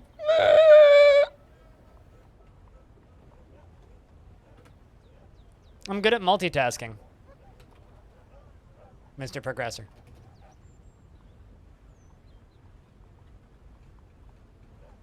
I don't know why I haven't been hired as a community manager at an indie studio yet, because I'm pretty good at like multitasking. Actually, it's because none of the games that I play have enough money to hire a community manager. Is the actual reason. And my ability to multitask? Don't be jealous of anything that I do, because like everything that I do is done in a constant state of either pain or exhaustion, and I never fully feel human anymore, and it sucks. So don't ever feel jealous of the things that I do, because it's like, ugh. Like it's been a like I ended stream early yesterday because I was just exhausted and couldn't really, like, I just didn't have the energy to stream anymore, right? It's the exact same today. It's like I want to do a long ass stream today, but it's like I'm just sitting here and I'm like exhausted, my chest hurts, my legs hurt, my hands hurt, like just everything hurts. It's like I'm in the middle of a big fucking flare up of pain. So don't be jealous.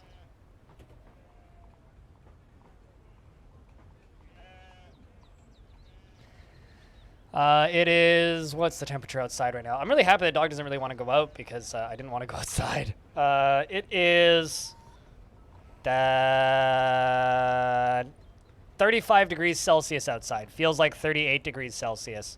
Guaranteed high today is 39 Celsius. That's like 96 degrees Fahrenheit, 97? Something like that. It's also like 6-7 degrees hotter than we normally get.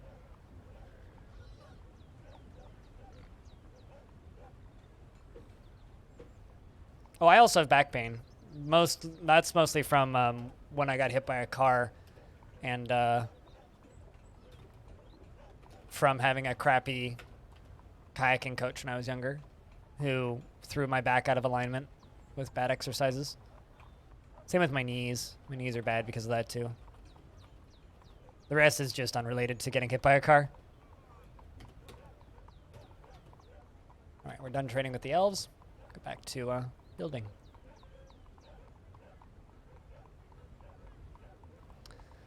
Oh, they know and they believe it. And they were like, yeah, well, we could give you any of these, like, experimental or, like, almost, like, illegal medicines, or you could just smoke weed.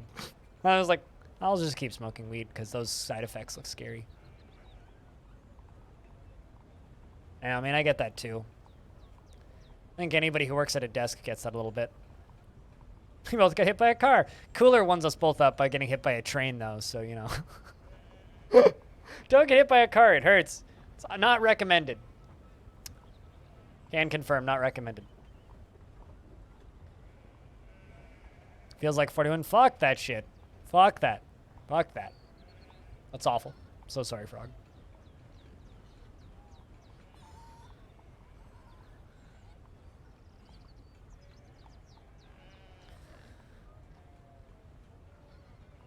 You're having a hard time keeping your eyes open? Ugh.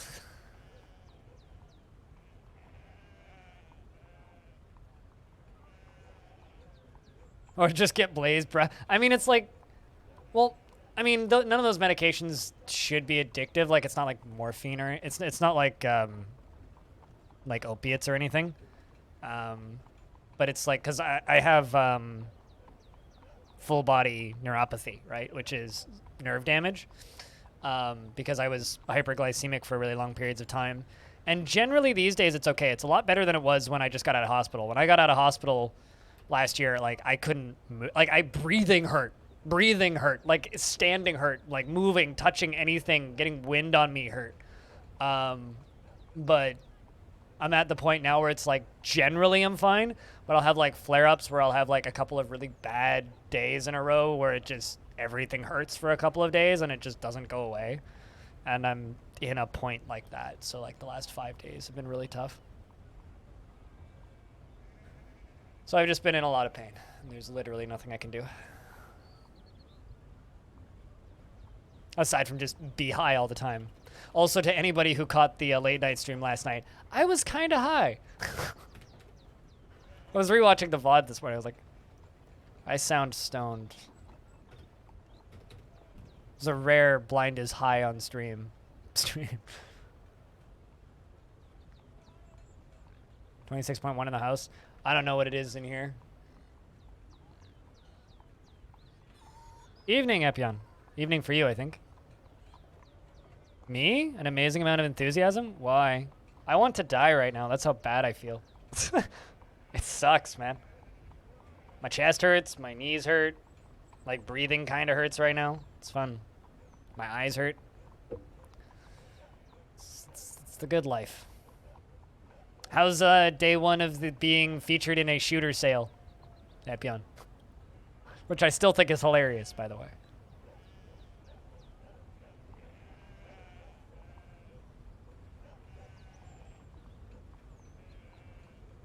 Last night you were very enthusiastic. I mean, I was not sober, so naturally.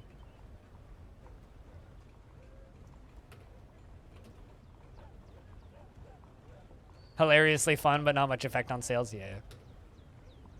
Yeah, it kind of seems that way. I think like it was kind of funny. I don't take this the wrong way, but I was using you as an example of how well Steam DF could potentially do because like Jupiter Hell had like 6,000 followers on Steam pre 1.0 and post 1.0 you're like just over 10,000 followers now and like doing pretty fucking well. And then there's Dwarf Fortress that isn't even out yet and it has almost 100,000, which is ridiculous. It's like RimWorld has 400,000 and is out. Anyway, I find that amazing. But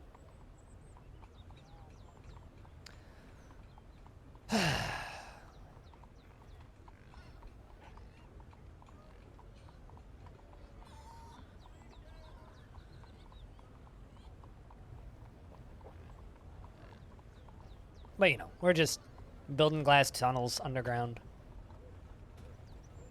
Man, we've got almost 10,000 dead missing. Jeez.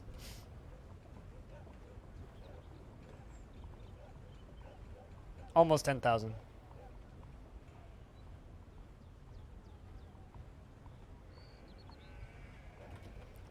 So what you're telling me, Frog, is that I should stream stoned more frequently, yeah? Is that what you're telling me? Based on the fact that I had an amazing amount of enthusiasm last night? I don't know if I agree with that. You're tapping out for tonight? Well, cheers. And congrats on getting one of the scariest sieges I think I've ever seen ever. Maybe in ever.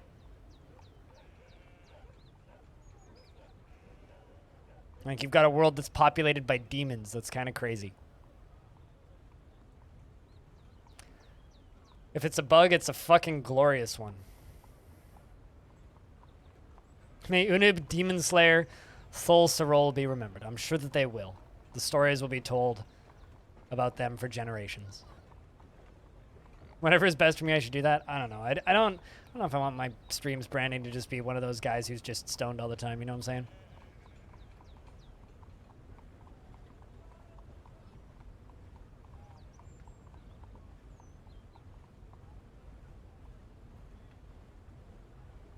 Although read Jupiter Hell for a second, you guys are still sitting on the overwhelmingly positive recent reviews, which is still great.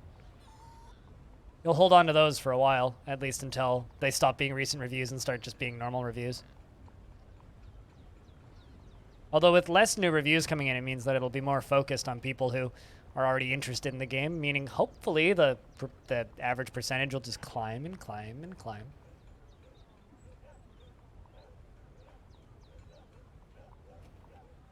Bring in the last of that glass. Fingers crossed, yeah. It would be really nice to see you guys go from just the normal overwhelming to the overall overwhelming, and then just recent very positive. So you guys can hold on to that, I think.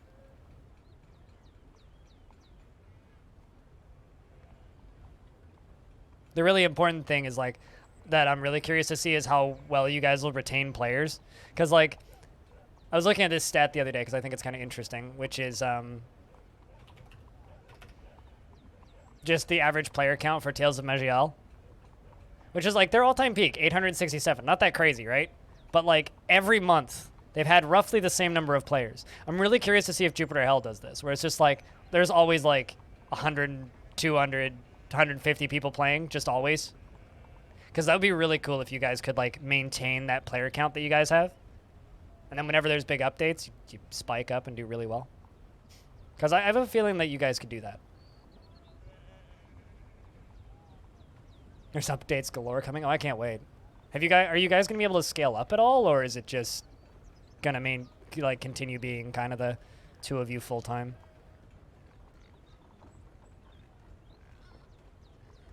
And did you make enough money to put the soundtrack on vinyl? That's still something I'm holding to. I still want that. Probably not enough sales to scale up.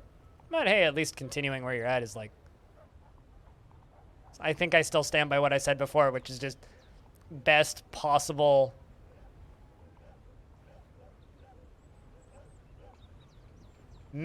best minimum possible scenario. Minimum best possible scenario? Yeah, the minimum best possible scenario.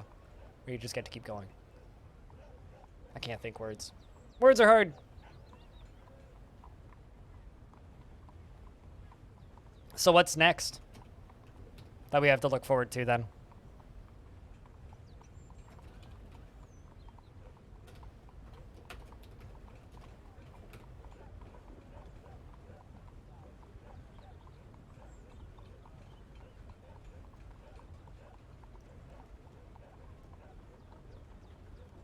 Because now I'm curious.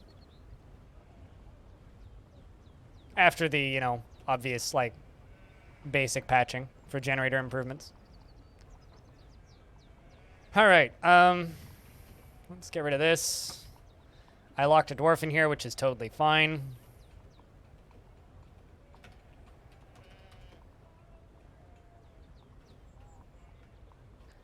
And we can dig that out. Because I remember at one point, every floor was supposed to have a mini-boss, right? That's something I'm still waiting for, is when every floor has a mini-boss. I'm really excited about that. Oh, it's Blue Water stuck in here. Blue Water and Peter. Although they already dug out, so that was quick.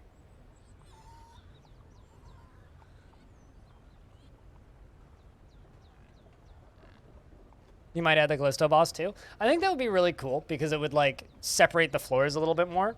And people would actually, like... I've noticed some people seeming to have like a little bit of trouble noticing the difference from floor to floor in Jupiter Hell a little bit. Like they won't necessarily notice that they've moved to a new moon.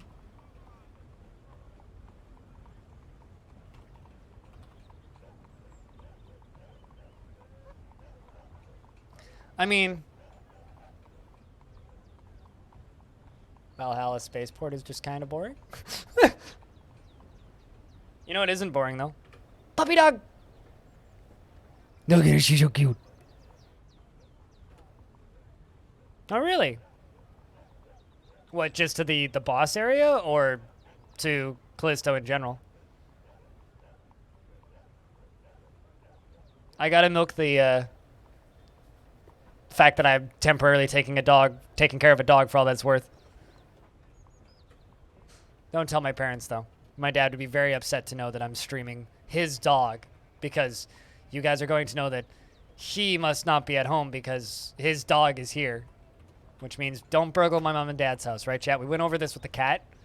Because I'm taking care of their pet doesn't mean you guys can go burgle their house. Because that's what my dad thinks will happen.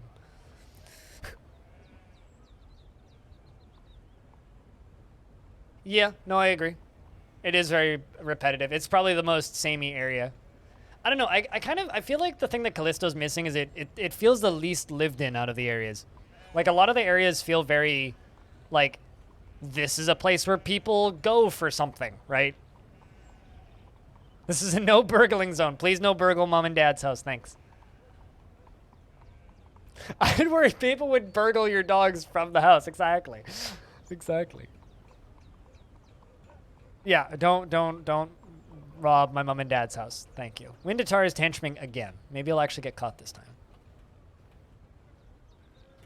Where are you?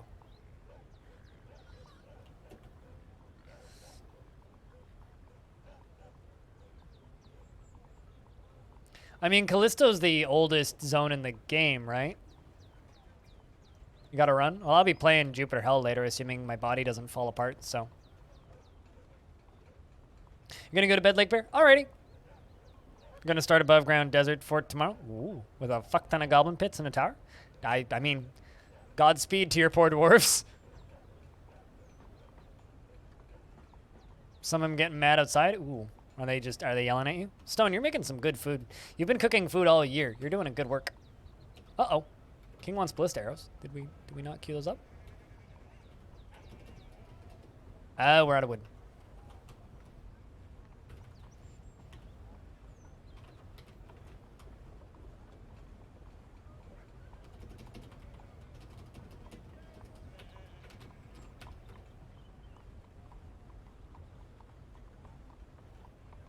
All right, someone's gonna come and get that. Cool. By going to bay12games.com/dwarves and downloading it. That's how you start playing this. It's useful if you have a computer.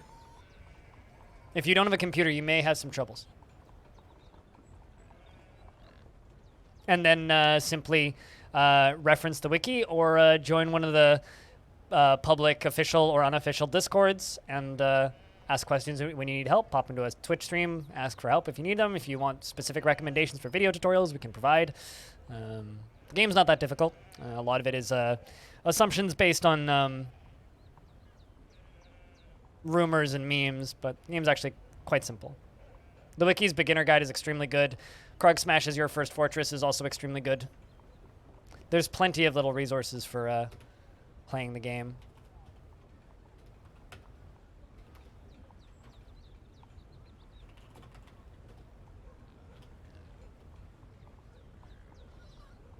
Rumors, memes, and rumors of memes. And a whole lot of ruined dreams.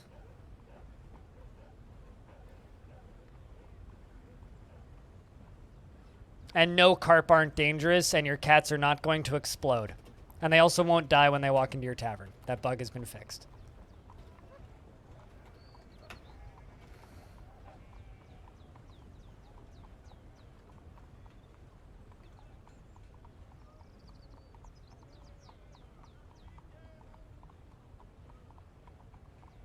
And ask for help if you need it, like at the end of what Stone said.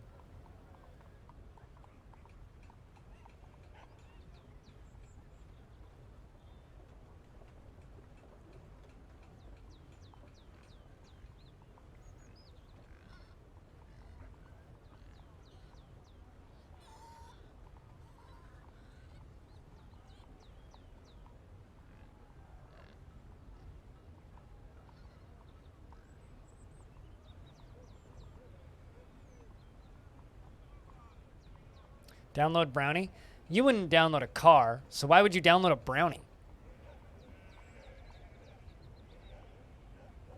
Although actually I have you know, it's funny how poorly that ad aged, because like I've literally downloaded cars in video games before.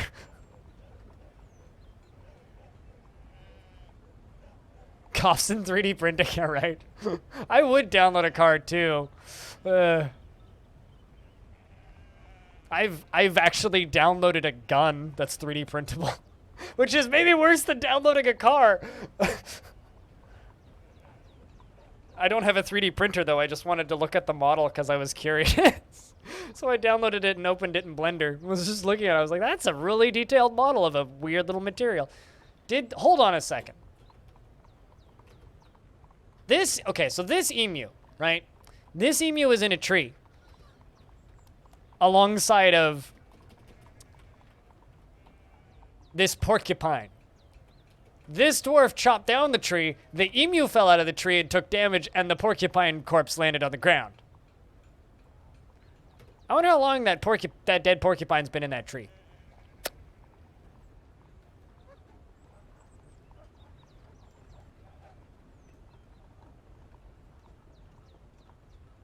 I don't know what Gaslands is, but I will just simply smile and nod like I know what you're talking about.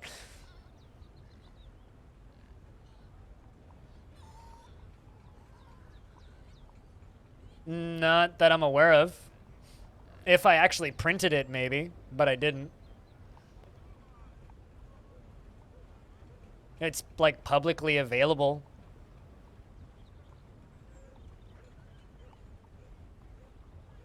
But no, I just downloaded it, looked at it for like 5 minutes, went, huh, neat. Fiddled with it a bit, broke it because I'm not very good at using Blender.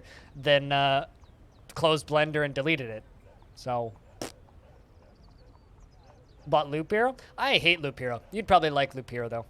But you like a lot of games that I hate, so that's would make sense why you would like Loop Hero.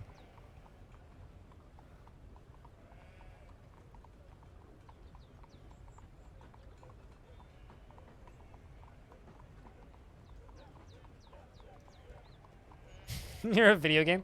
Did you 100% nuclear throne you? One rolling! First resub in 6 hours. Potato.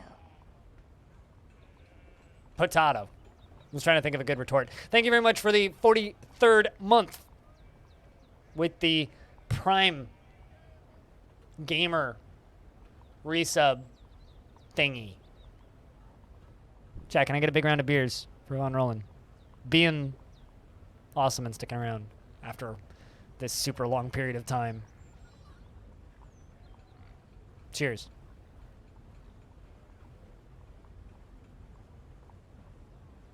Because that 43 months is a long time. It's a real long time. I'm still going to say round of beers, but those in the know can post rocks, and I don't care.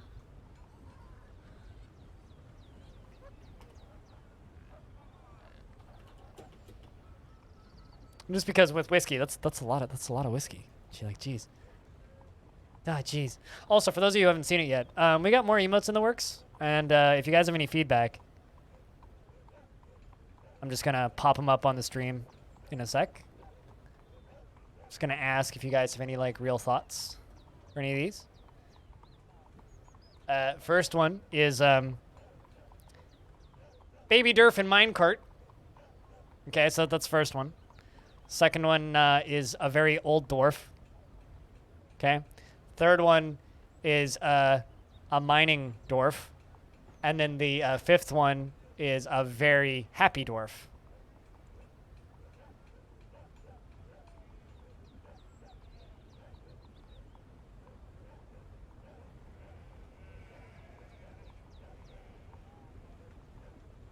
Beers to whoever taught the bot to do that. Me. Just like the bot gives you wine if you give the bot cheese. We have a very classy bot. I just resized my window slightly. Trying to fix this. There we go. You like the happy dwarf? I really like the old one. I like all of them. The problem is I only have 3 open emote slots right now. I only have 3. Which means I only need another 370 subs to get. Actually, is that even correct? To get another emote? Hold on, let me actually check. Emotes. What hair colors will they be? I'm gonna leave that up to Cooler to decide. So yeah, we're at 375 out of 700 sub points. Tier 1 subscription is 1 sub point. A Tier 2 subscription is 2 sub points, and a Tier 3 subscription is 5 sub points. So I have 375 out of 700. Yeah, that's not happening.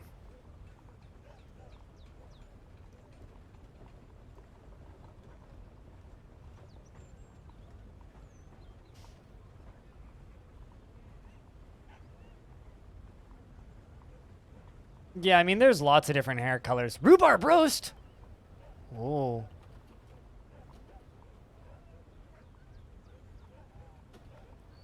So prepared a masterfully prepared rhubarb roast created by Stone. The ingredients are masterfully minced hen egg, masterfully minced long yam plant, and masterfully minced rhubarb and exceptionally minced rhubarb. That's actually like a relatively balanced meal. It's like egg, yams, and rhubarb. This is a massive fortress, yes. This fortress is Longdeath. Long story short, pardon the pun, thank you very much for chucking a sub into the community. Spitalier, 1 sub closer. We are in 12-ish days I will have been playing this fortress for a whole year. Spitalia, thank you very much for gifting a sub to the community. Big thank you. You have a good night. Cheers. Thanks for doing what you do. Thanks for supporting the channel.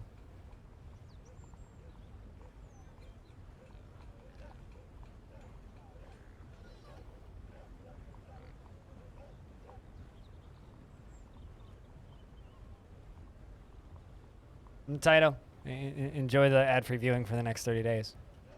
And emotes, courtesy of Spitalier.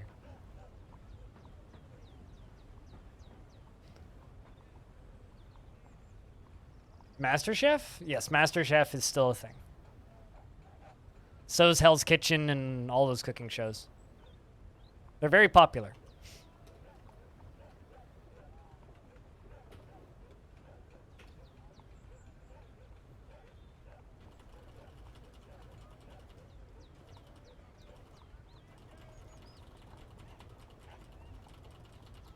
Slaughtering a bunch of the animals.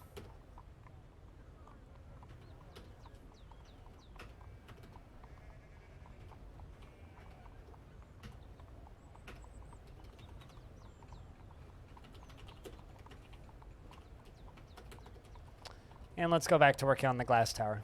Hey, Zelser. How's things?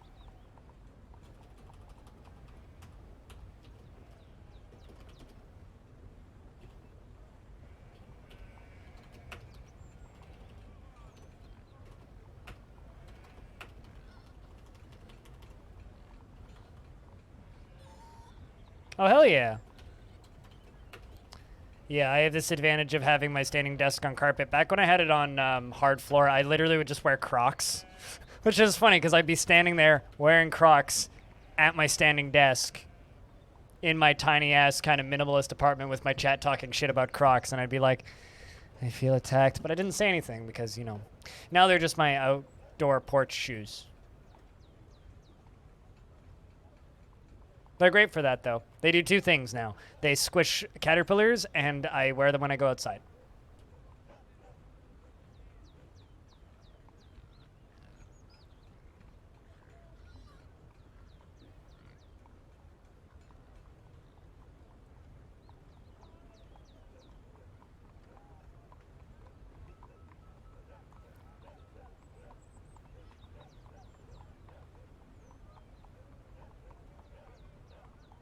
Also, Epion said that being featured in that sale didn't do much for being in top sellers. It made them go from 260 in top sellers up to 164. That's quite a bit.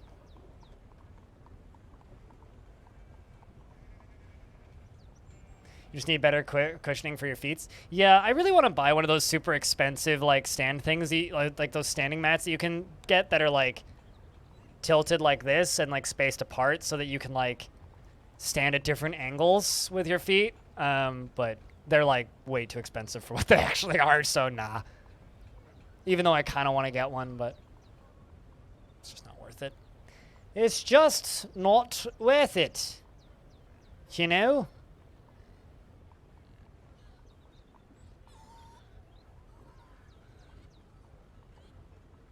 Yeah, it would be overkill. Although one of my goals is I have this thing, right?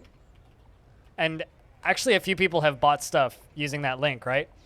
Every single time people buy things with that chair recommended link or that desk recommended link, I get $20 to use on that website.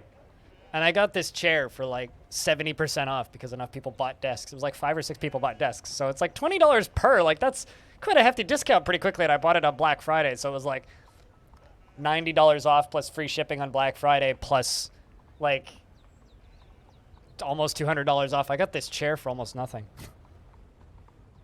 Still very happy about that, and I love this chair. This chair is great. It's literally just like a clone of a Herman Miller, though. it's literally just like a cheap knockoff of a Herman Miller. But hey, you know, it didn't cost me $2,000, so that's nice.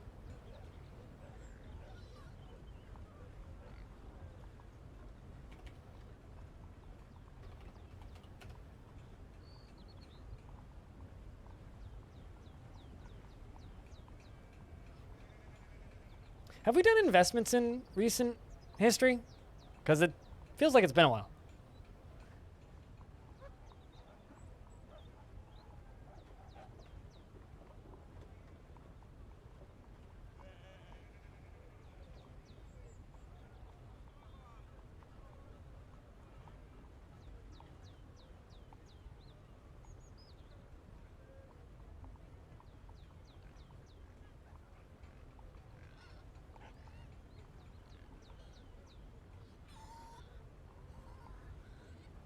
Apparently not. All right.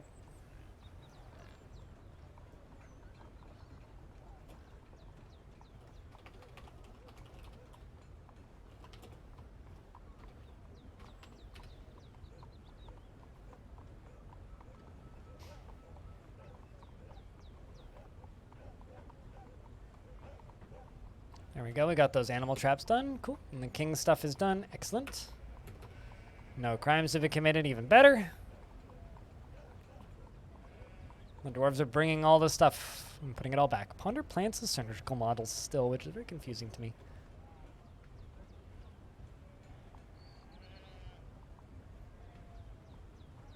It's fine. I mean, you'll recover the extra shortly.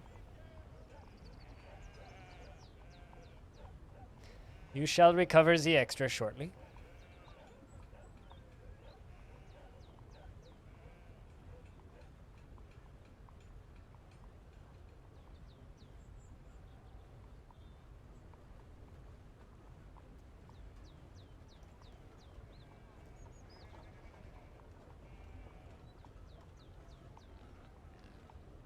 And Windatar is throwing another tantrum, which is brilliant.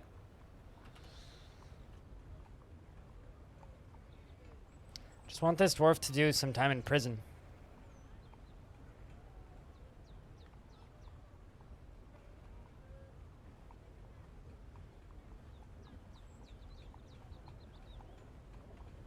Because I want this dwarf to be fixed. Oh, there you go. You broke a window.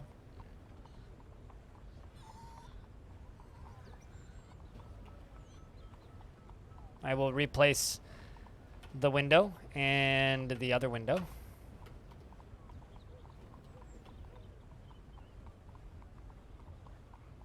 See if anybody saw that. Yep, they did.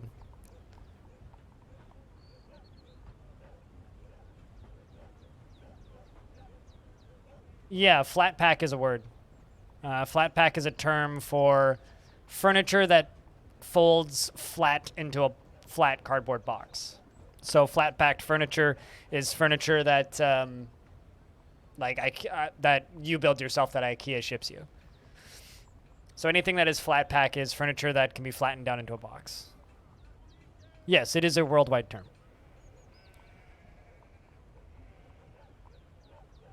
Although it's probably a branded term from IKEA.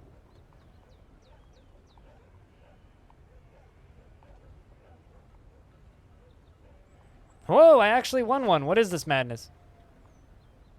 Me and Stone. Hell yeah. No trademarks on it? Really? Huh. I find that kind of surprising.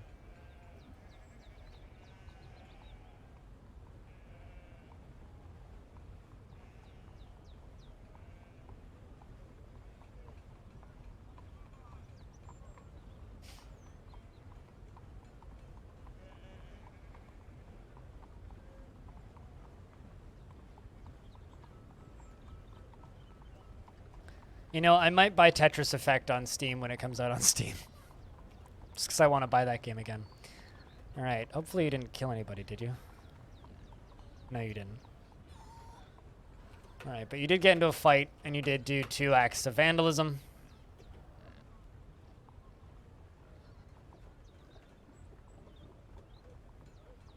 Also, yeah, good win, Lump.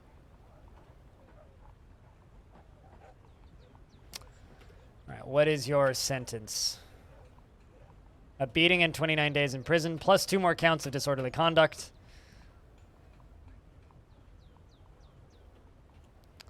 What's your sentence now? Still just a beating and 29 days in prison. All right.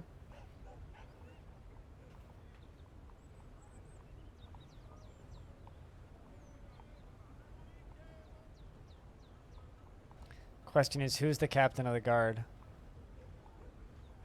There you are, Tiny Goliath. Beat criminal. Incoming, Tiny. Punch him. Into early summer, meaning we get to trade with the humans pretty soon.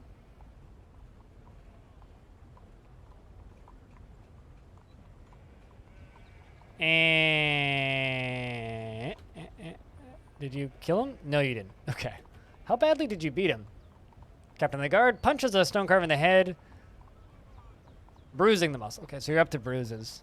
Captain of the guard punches the bone carver in the hand with his right hand, bruising the muscle through the cave spider's silk mitten. Oh no. Gave me hand bruise. Hand bruises suck. Have you ever had a bruise on your hand? God, those hurt. Holy heck. So here's the question, chat. Do you guys think that this dwarf is going to make it to the end? Or do you think that they're going to go insane? Humiliated after being confined. I think they're going to be completely nuts by the time they come out of prison. Need you to feel repentant or something.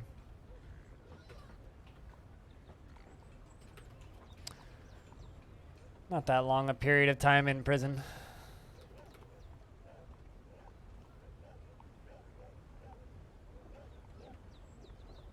No, you are correct. They do have trademark symbols on them, and they're not trademarked if they don't have trademark symbols on them. But yes, flat pack is a term for a specific type of furniture.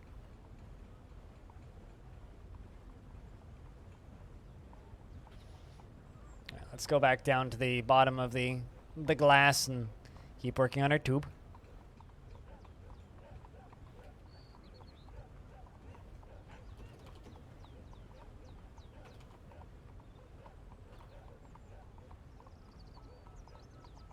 You thought it was just British? Well, I can assure you it's not.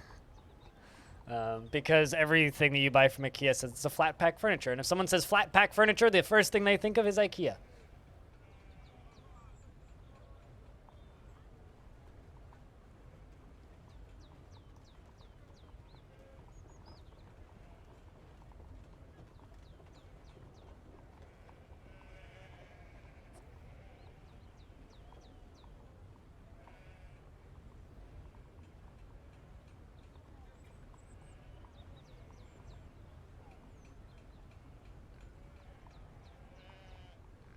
The internet seems to think it's just British. Well, maybe you're looking at British biased internet.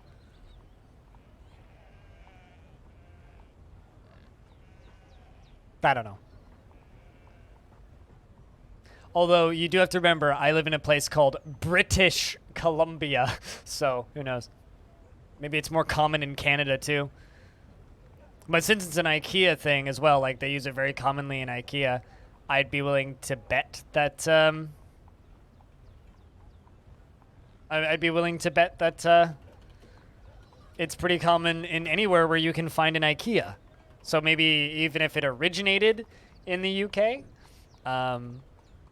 it's definitely a possibility that anywhere you can find an IKEA, you can find flat pack furniture. In fact, I know that for a fact.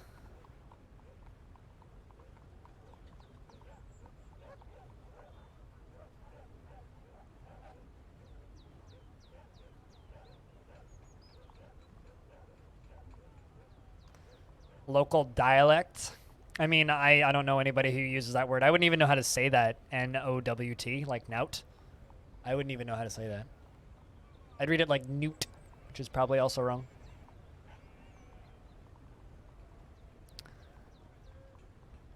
And everyone thinks of IKEA? Yeah.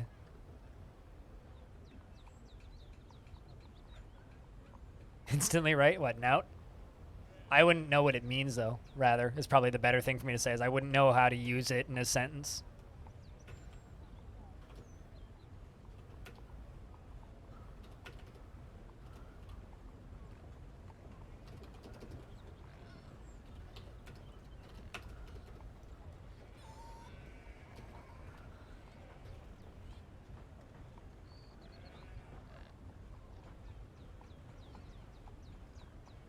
It means nothing? Why don't you just say nothing?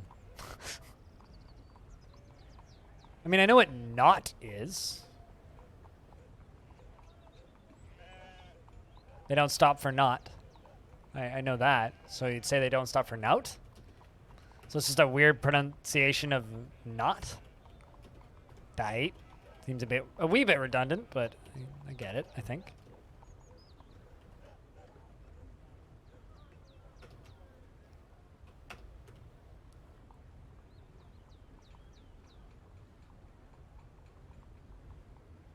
No, totally. That is dialects, which is why nobody understands what anybody from Newfoundland is saying. Simple as that.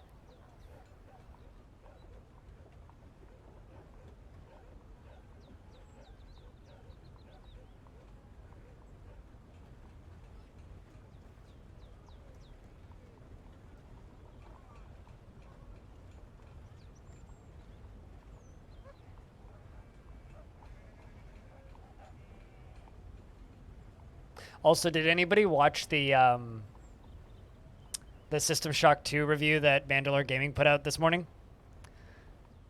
So I want to talk about a joke that he put in that, which I think is really, really, really funny. So it's kind of a spoiler for that video for anybody here who watches Mandy.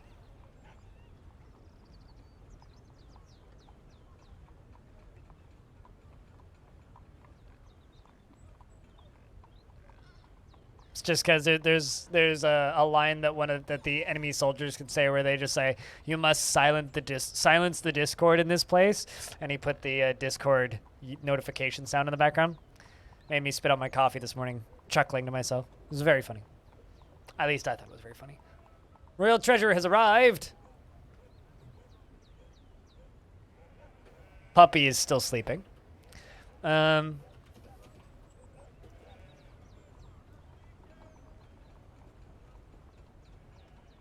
Meaning it is time to trade with humans. Humans!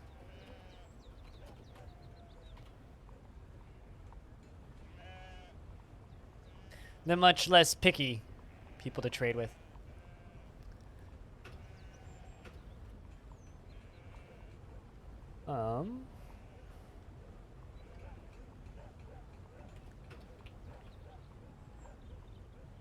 Yeah, sure, that'll do. For right now. Plenty of things to trade. Alright, let's see how that dwarf is doing.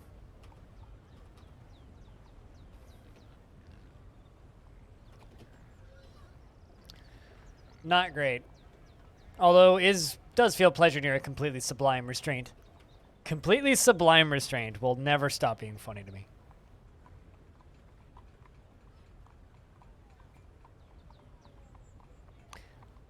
Okay, so, you know, maybe I have heard those sentences, Stone. I just wouldn't know how to spell it, because I would write not, as in N-A-U-G-H-T, but if you're writing N-O-W-T but pronouncing it not, then yeah, I do understand how that would be used in a sentence. Nah, mate, I know not about that sort of thing. Yeah, no, I get that. But the fact that it's pronounced nout, I've never seen that.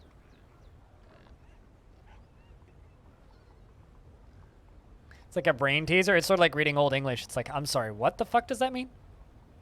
It's like trying to read. No, I mean, like, if you're pronouncing it nout, then yeah, I've never heard that. But I've seen people talk like that but say not, right?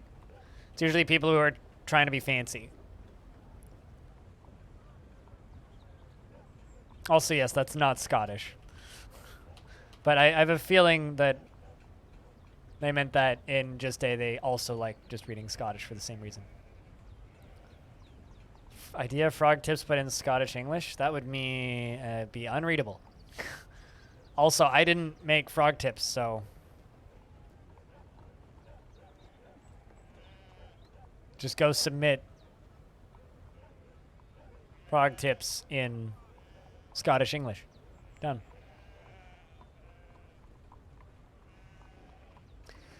You could do a frog tip about how Frog now speaks and understands Scottish dialects.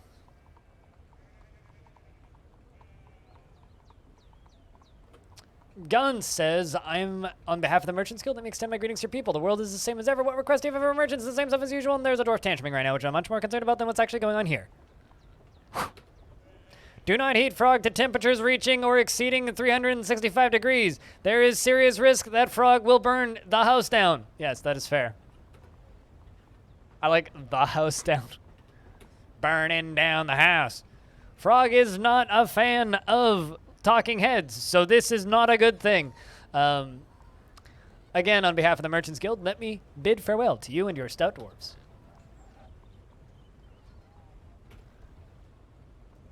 Hell yeah. Hell yeah.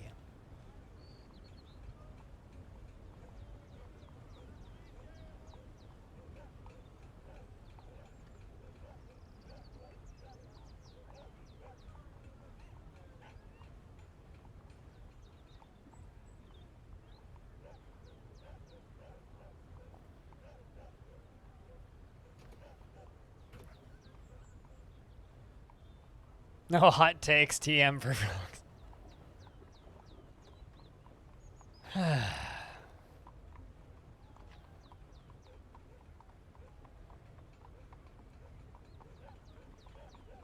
Frog tips are beautiful.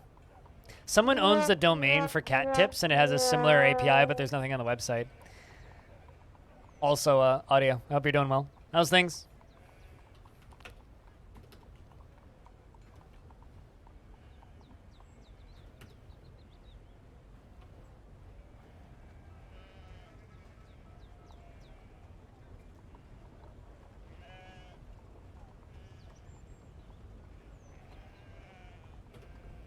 Things are good? Good to hear. It's been hard streaming today. I am in a lot of pain, but I'm doing what I can. Pain's getting worse again. It's brilliant. It's great. I love it. As I always say, if you ever have the opportunity to not live with chronic pain, do it. Because it makes life a lot easier.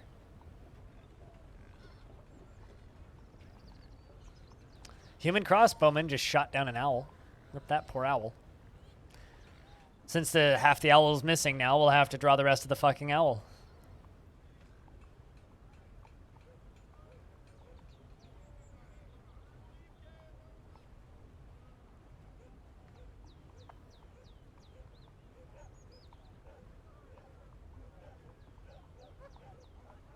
It is wild to me that Kit Fox just randomly dropped Boyfriend Dungeon.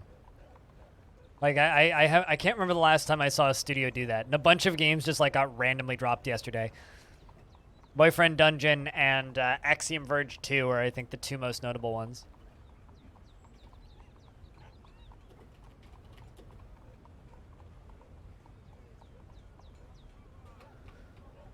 Although I think that Axiom Verge is, like, not on Steam. Yeah, it's not. I think it's on Epic. Is it? Hold on, I actually need to look. Because now I'm curious.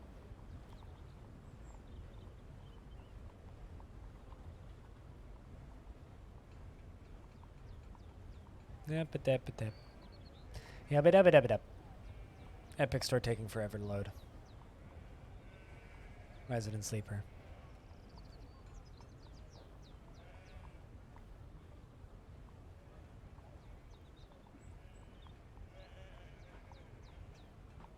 Oh, heads up. Rebel Galaxy is free on Epic. Okay, it is up on... Axiom Verge 2 is on Epic Game Store. Which also just kind of surprise dropped out of nowhere.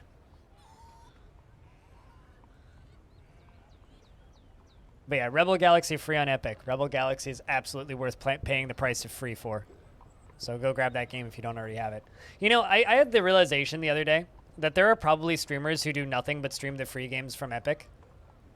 And then I went on a search last night and I found a handful. There's entire channels that are quite successful now that do nothing but stream the games that are free on Epic. Which is kind of neat, actually.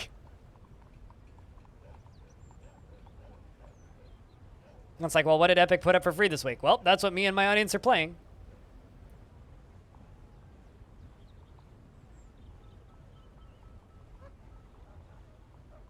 It's kind of a neat variety of games you get on there, too.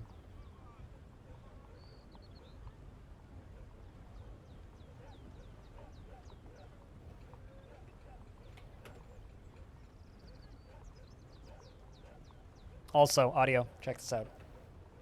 Puppy dog. Look at her. She's so cute. While the dwarves continue to bring stuff over.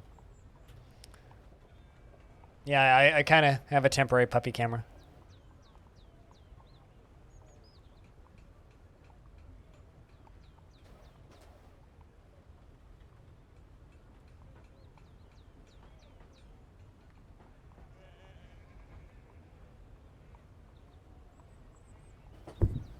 She looks very startled. Hello. Look at those eyes. Yeah. Some streamers charge to pet the dog. I simply pet the dog sometimes. Okay. Oh, I was gonna say, I thought that these were all barrels filled with random shit. I was about to ask, why is this one so valuable? It's just a fancy training axe.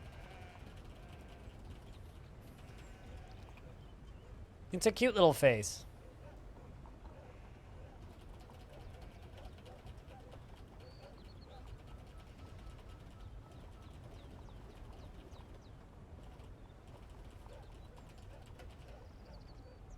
But unfairly mean to the dog.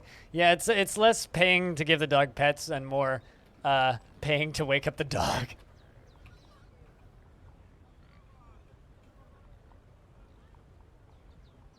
I don't think she minded getting pets there, though.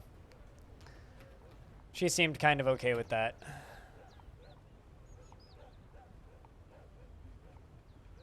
Raptor is a far better name for a human than pig. Although Pum, which was the human's name, sounds kind of like Pam. Meaning of the name aside, I mean, I've told you about the sweet irony of my name, right, Stone? My name is Gregory, right? Gregory means watchful. I'm legally blind. My name is so ironic, it's kind of funny.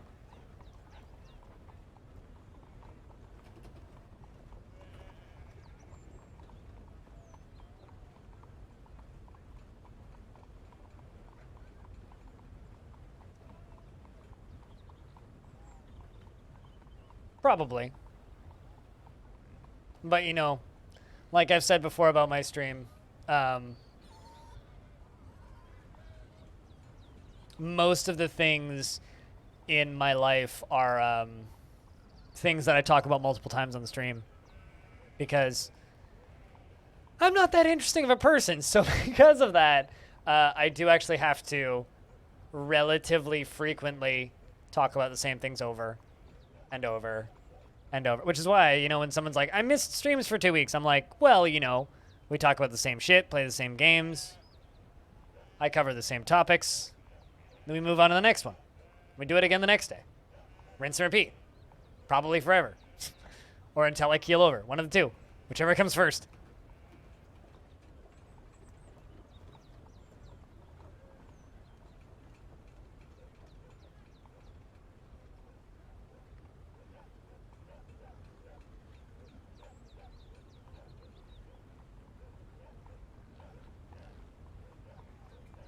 Wait, what was the new information you became aware of? That demons can wander on the ground? Also, hey, Cuglerf, what's up? Seeing is the hard part? This is true, yes. This is true. I can be very watchful and not know what I'm seeing at all. Oh, the Zone Z thing? I learned that from Useroon, so don't credit me with it. Although I taught it to Krug Smash. Although I taught Krug Smash about the moons, which I'm still amazed by. Oh no, Cyrolac is tantruming? Shit. Man.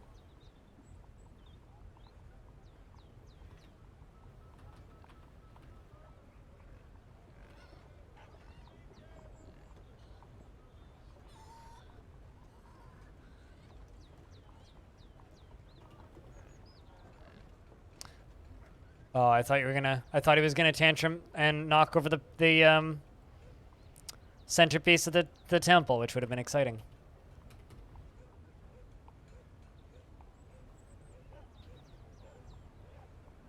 Bunch of artifacts on the floor.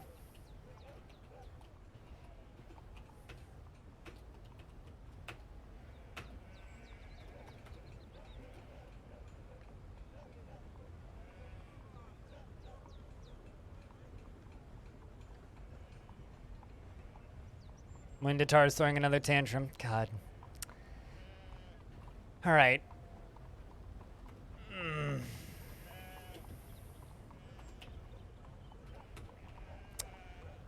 This is not brilliant.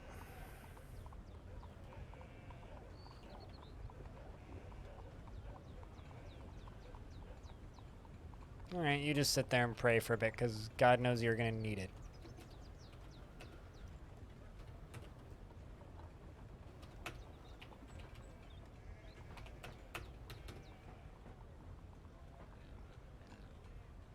Meanwhile, Tiny Goliath is over here pondering very large numbers and is now going to go chain up Cyrolac.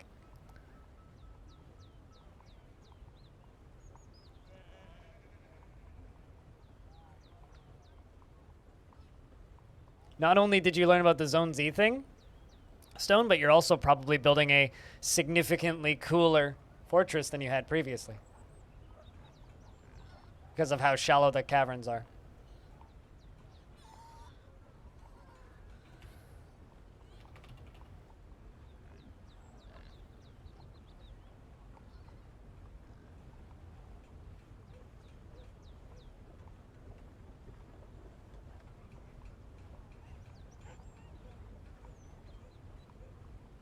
Today's Thursday, right? Yeah, because today was DF News, so tomorrow's Friday. I may do another night stream tonight, chat. Possible. Possible plausibility.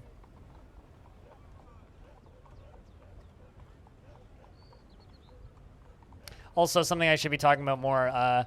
On Monday, I will be doing a short, well, maybe not short. On Monday, I will be streaming. I will be on the front page for an hour on Monday.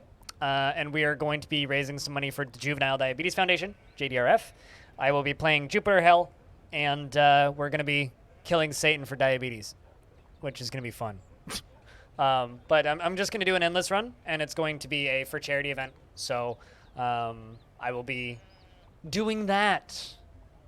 It's only going to be an hour of front page, but it is like noon until 1 p.m. North American front page, so that's like prime time front page. So hopefully we get a couple thousand people watching, and it'll be fun. I think. I hope. But Thursday was 2 days ago by accident. Yeah, that's not true.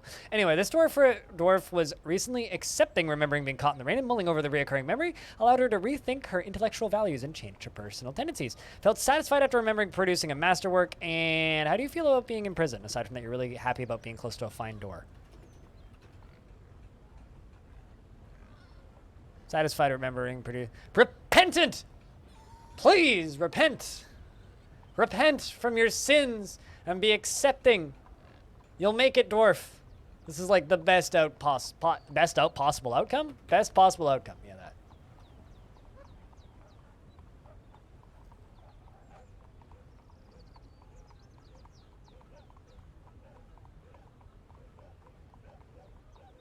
So yeah, that's something that I'm planning on doing. And it should be a bit of fun, I think. Should be a bit of fun.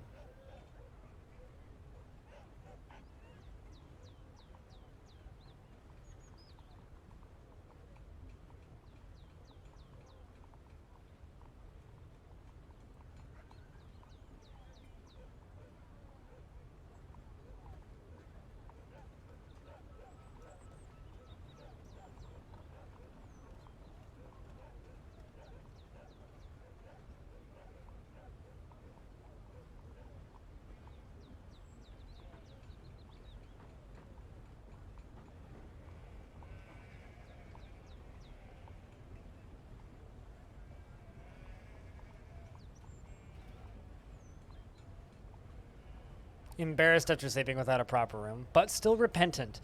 Repentant is the best possible thought that they can get when they're in prison. Yeah, 26 days in prison for vandalism. I think that you could make it. I do think that you could make it. Peter is sleeping. Peter's the broker.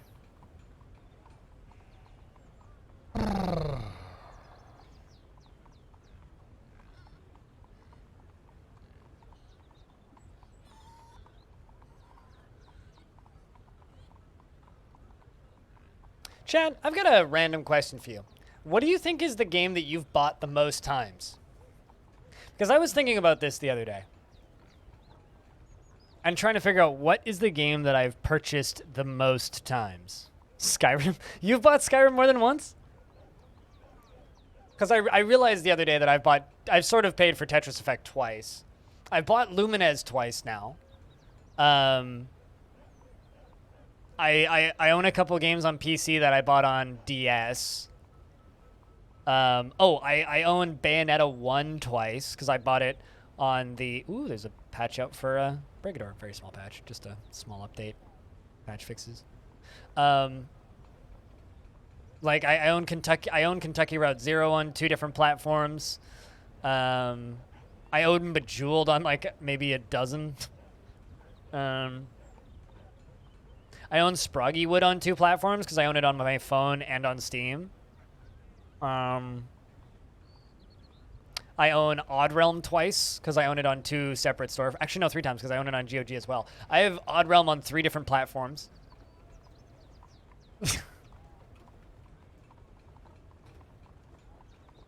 I don't even want to think about how many different copies I own of Sonic 2.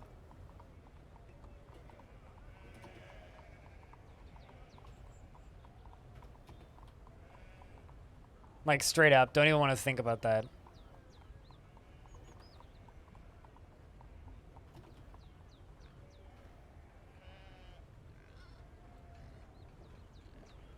Should be able to trade with them one more time.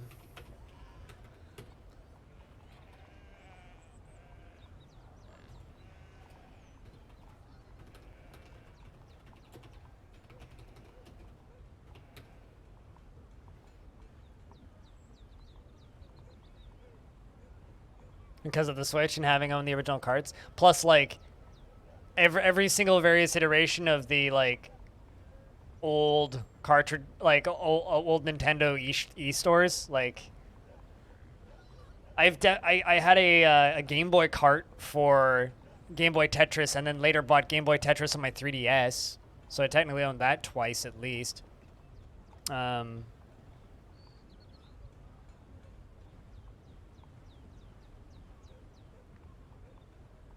Also, something kind of crazy, right? Grand Theft Auto 5 is cutting support for Xbox 360 this year. This year, Grand Theft Auto is going to stop updating Grand Theft Auto for Xbox 360, meaning there's probably people still playing Grand Theft Auto 5 on Xbox 360s online. Isn't that wild? There's somebody somewhere is still playing Grand Theft Auto 5 on an Xbox 360. And like, you know how long those load times are?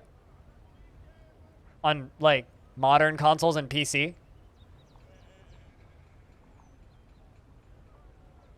They cut update yonks ago, it was just support. That's not what the announcement read like. But they're cutting support for the Xbox 360 version regardless. So there's still somebody fucking playing that game on Xbox 360, which is crazy. What abstract thinking, eh? Go be a scholar. Maybe I read the update wrong. Go have abstract thinking, you weirdo.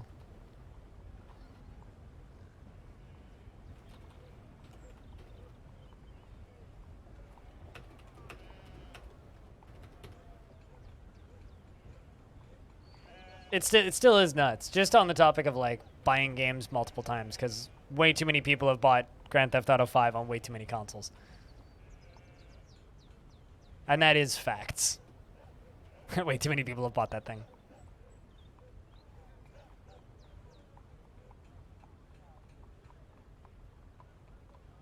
GTA 5 2 times and you hate it?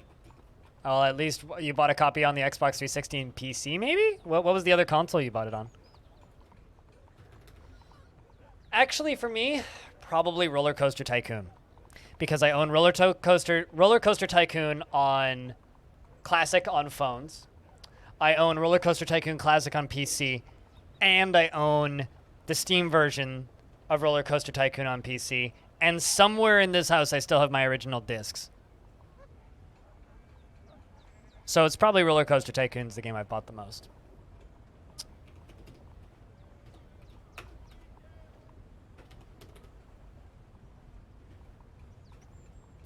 Half of the humans have embarked on their journey. And there they go. Years ago, you bought a Wii, and less than a year later, they turn off the online gameplay. Oh, no! I mean, to be fair, what are you really going to play a Wii online with? You still repentant? Yes, you're still repentant. Please. Please just be fixed. I'd be so happy if this dwarf just recovered after this spat in prison.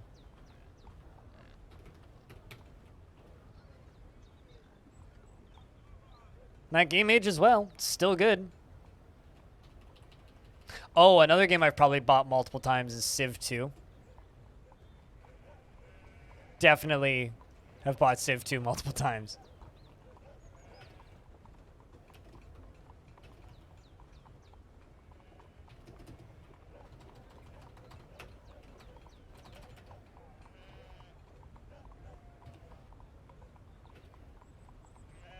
The dwarven child lake bear got into a fight with a great horned owl, and the owl attacked the child, and the child says, "Has the tide turned? I laugh in the face of death." Very fitting. Me too, in fact. Imagine just being a kid and getting dive bombed by an owl and screaming, "This is a battle! I do not feel no fear! I am terrified, in fact."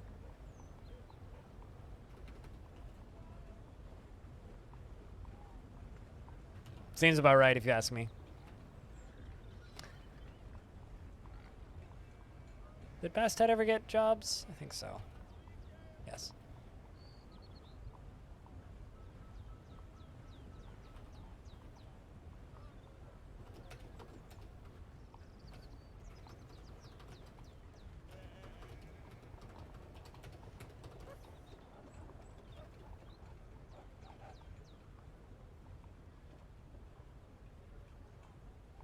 You hope we get dialogue updates. Even just adding more dialogue. Although, I like the silliness of it. It is extremely stupid when Datar's throwing another tantrum. It is extremely stupid, but like, it's kind of entertaining stupid, if you know what I mean. Like, it's kind of funny how stupid it is. Like, it's still hilarious that, like, if you spawn into a goblin pit, as a goblin, all the goblins attack the trolls because the goblins ask the trolls who they are. Actually, I don't know if this bug still happens, but if the goblins ask the trolls who they are, and then the trolls can't talk, and then the goblins kill all the trolls. So, like, the weird shit like that still happens, and that stuff's funny.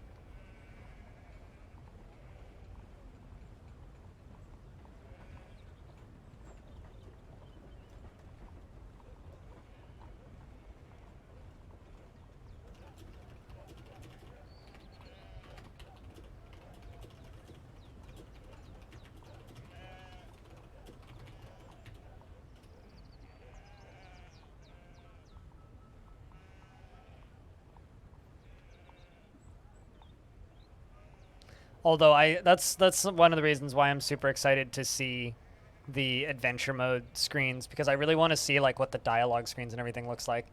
Speaking of screenshots, if you haven't seen the news update from this morning, go take a look, chat. Be either on my YouTube video or on the Steam update listings, because they showed off the job manager. We now know what the job screen is going to look like. So in the last like 2 weeks since me and Tarn talked, he went and made the job screens. Actually, I can just show you if you want.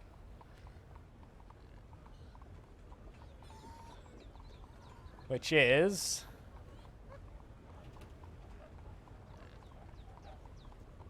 literally this. You select from the different set of tasks, and then you can click on or off a dwarf. So woodcutters, and select which dwarves you want to be woodcutters. Hunters, select which dwarves you want to be hunters.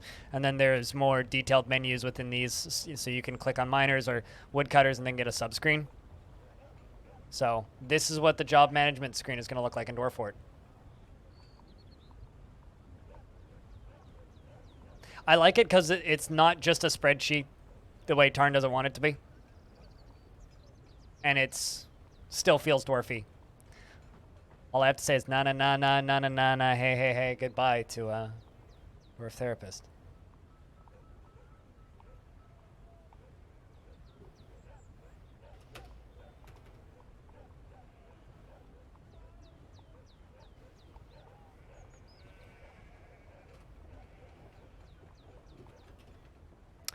Utterly harrowed by the nightmare that is her tragic life. Well, I hope that you continue to repent, though, and feel better, Dwarf. You can make it. Sort of, I hope, maybe. Also, hey, Critty, I hope you're doing well. Okay, serious question, Dwarves. Why the hell has nobody come down here and, like, you know, dug this out?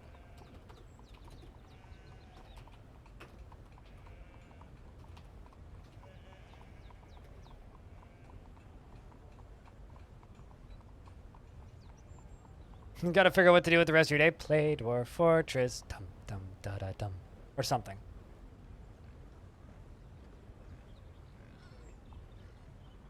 Or, you know, like, sleep, take a nap. Run around in circles like a chicken with your head cut off and pretend that the world is ending, because it usually is. Chat, Give Critia a suggestion of what they could do for the rest of their day. This could be anything. Positive, negative, stupid, or not. Could be anything.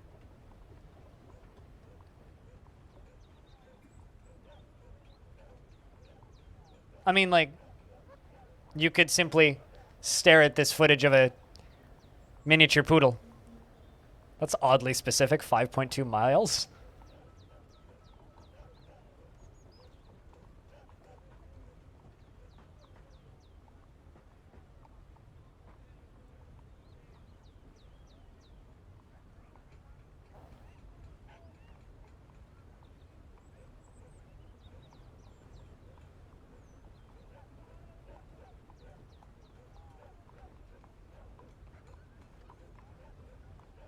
I mean, we had somebody do that earlier. Fight clowns in DF.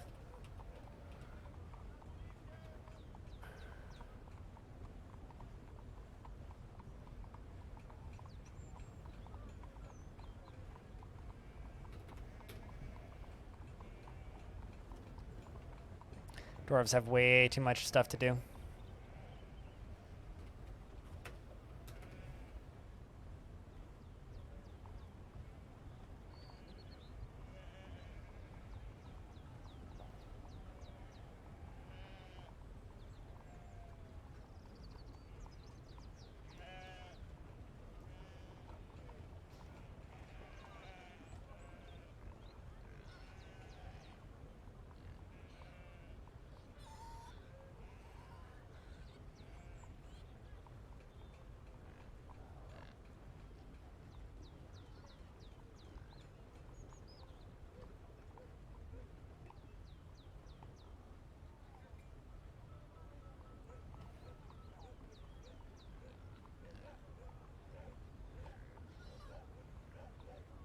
Stray unicorn's been slaughtered. We're still dealing with all the freaking unicorns. I will say this, Rebel Galaxy 1 is free right now on the Epic Store. Very good game for the price of free.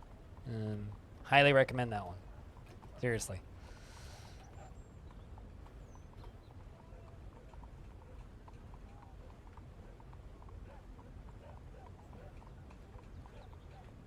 So if you get the opportunity and you have an Epic account, I would grab that one. Because paying nothing for that game is worth it just for the soundtrack.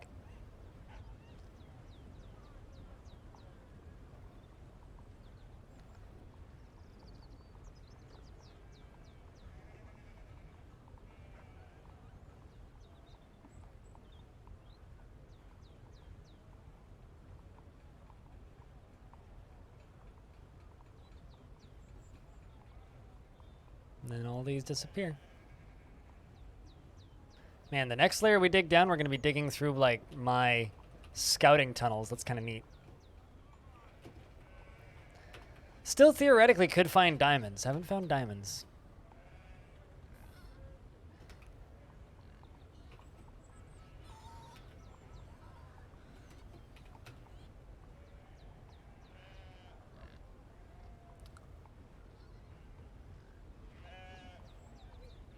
Yeah, it's if you ever played Assassin's Creed Black Flag, imagine that but in space. Like the ship combat from Assassin's Creed Black Flag, it's like that but in space. So it's kind of like a light space sandbox with a little kind of like open world space delivery action going on. Like, you know, you can do your space truck and you're buying low and selling high kind of thing. But there's also, like, quests and stuff. And it's all on a flat plane, so it's not a super complex space game. But it's a fun little space game with different factions and, like, people to go fight and blow up and cool drones that you can equip and plenty of spaceship customization. Like, I spent, like, a good 80 hours in the first one. Like, that's a fun game. It's a nice, light space game if you like some space cowboy trucking. Because it's got maybe the best space cowboy trucking music I've ever heard. Such a good fucking soundtrack. It's fucking great.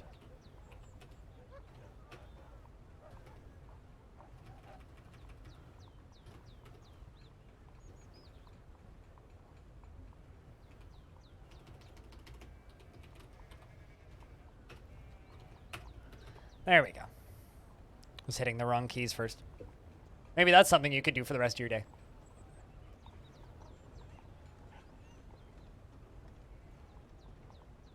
Doggy just shifted position. It's a better position for the camera now.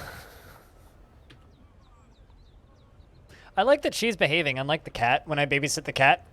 Because like I'm dog sitting, right? When I took care of the cat for a bit, he refused to lie down right there, which is like the most convenient spot to like point a camera at him, right? Whereas she's like behaving and is just chilling there, you know? It's real nice. I like it. I like it.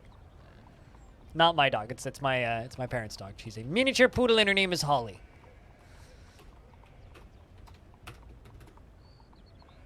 My dad's coming to pick her up tonight. I took care of her for the last day and a half, basically.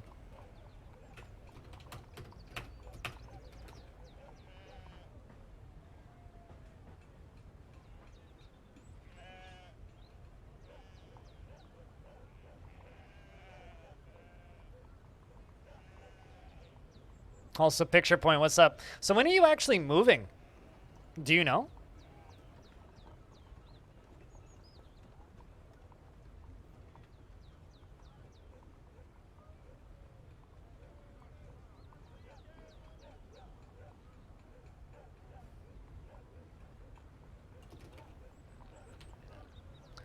First week of September, hopefully sign the lease. Gotcha.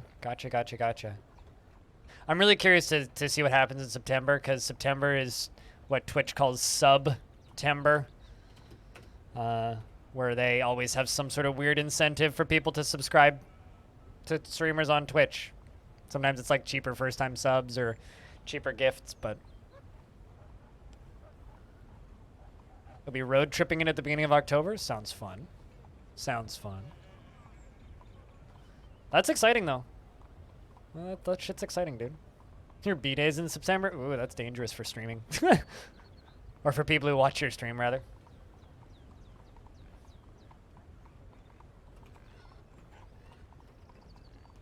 I always try really hard to not make my birthday about me. Like, I always try and do, like, some sort of charity thing on my birthday.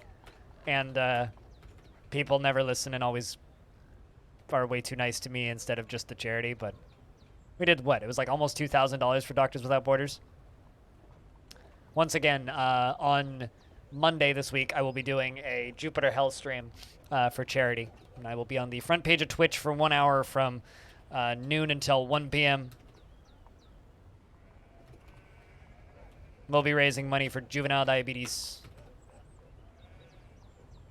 Because they're doing a 10-day fundraiser to try and raise $100,000. So we'll help.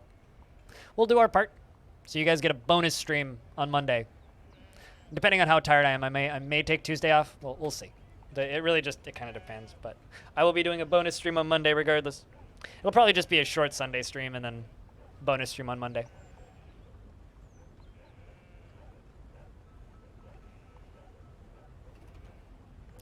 Traditional roguelikes on the front page of Twitch. Who'da thunk? I gotta be like one of the weirdest streamers ever who's been on the front page of Twitch. On my time in the front page of Twitch, I've played Planet Coaster, right? I've played Dwarf Fortress. I've played Bejeweled. I streamed Bejeweled on the front page of Twitch for like 30 minutes once. I've played Battletech, and I guess now Jupiter Hell, which is kind of going to be a wild set of things.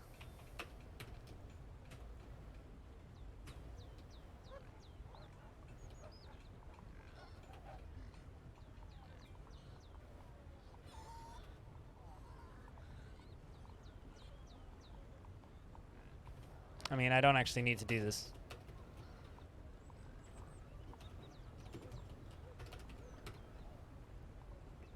Please don't cave in. That's my only ask.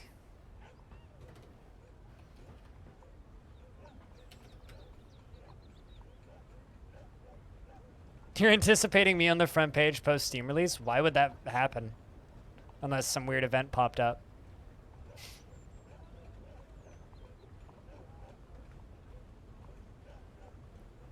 I mean, ideally, I won't need to be on the front page of Twitch. Ideally, I'll just be getting hosts and raids from friends. Because, like, remember, like, my stream did pretty... Once Kotaku picks up a story about Longdeath, that's not going to happen. Because all the people who were at Kotaku who used to write about Dwarf Fortress no longer write for Kotaku. Perhaps Perhaps a write-up on Vice would be more likely because Gita Jackson, who wrote for Kotaku for a while, who writes about Dwarf Fortress sometimes, now works at Vice Games, which is Waypoint. That's a maybe, but I doubt it. No, I think what's more likely to happen when the Steam version releases, this is going to sound very much downer, but just hear me out. What's going to happen is Steam version will release. It'll get a big influx of support, and lots of people will stream it, and that part will be great. And I will, how do I explain this? Get completely fucking buried by big famous streamers, but have higher than normal views. And then the next few weeks will hopefully be really busy for the Dwarf Fortress directory with lots of people discovering the game for the first time. And then eventually I will just start getting overflow from those big streamers.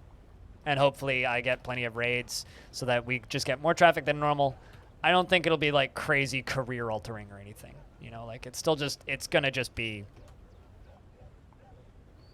me streaming like normal, more or less. The main change will be that the game will be out. Only time will tell. Well, I mean, here's the thing, right? I've done this before. You know, I've streamed big games that are popular before, and I've been buried every single time. So it's not even a only time will tell. It's like nah, I kind of know what's gonna happen.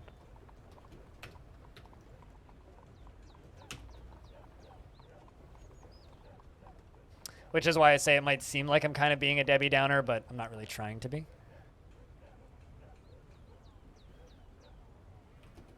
Don't do that.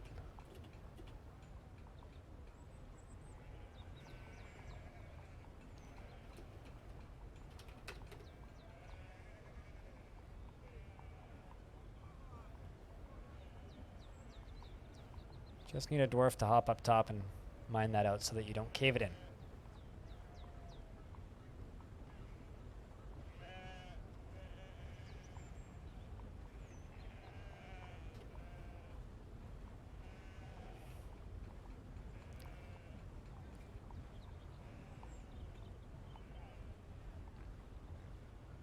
Also, chat investments are open. DF tutorial content is going to be real hot. Yeah, but I'll just say this. It's not as simple as you think it is. Competition's going to be tight. And I'm not a big streamer. So, I appreciate your enthusiasm. But I don't make tutorials. I'll make some, but there's already, like, look at Nucrium's videos and look at how many views his tutorials get versus mine. Who's tantruming? Windatar again? Hey, hey, hey.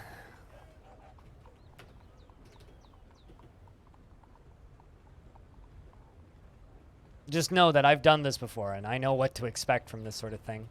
I don't think you do. It's not as easy as just stream the game a bunch and be there at release. It's not as easy as just make the content. There's so many other factors at play there. It's sort of like saying all you need to do is make a movie and release it, and you'll be the next Steven Spielberg. People love movies. Movies are hot right now. Lots of people make movies. Nobody's ever heard of any of them.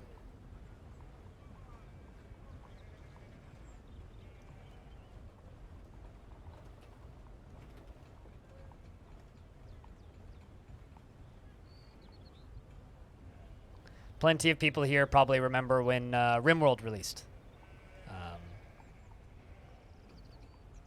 had a very large number of people watching during that week. Very large number of people. And a very large number of people watching the week after it.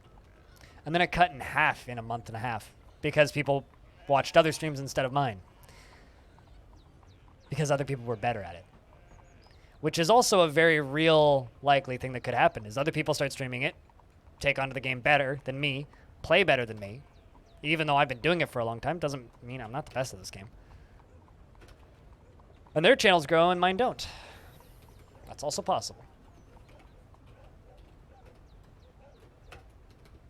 And I stay about the same size.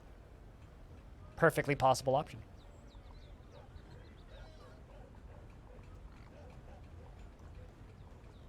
So I'm not really one to get super excited about things because I tend to just expect that the worst possible outcome will be the thing that happens, which is my channel gets swamped and nobody notices. I get a bunch of views on my YouTube channel, maybe a couple thousand extra subscribers.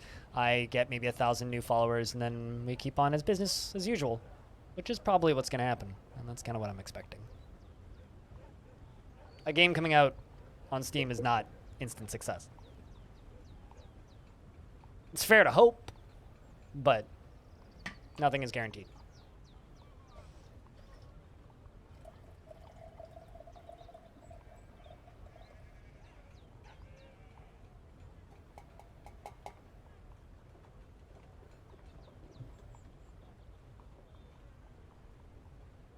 You're gonna put out the hoe and hope? All right.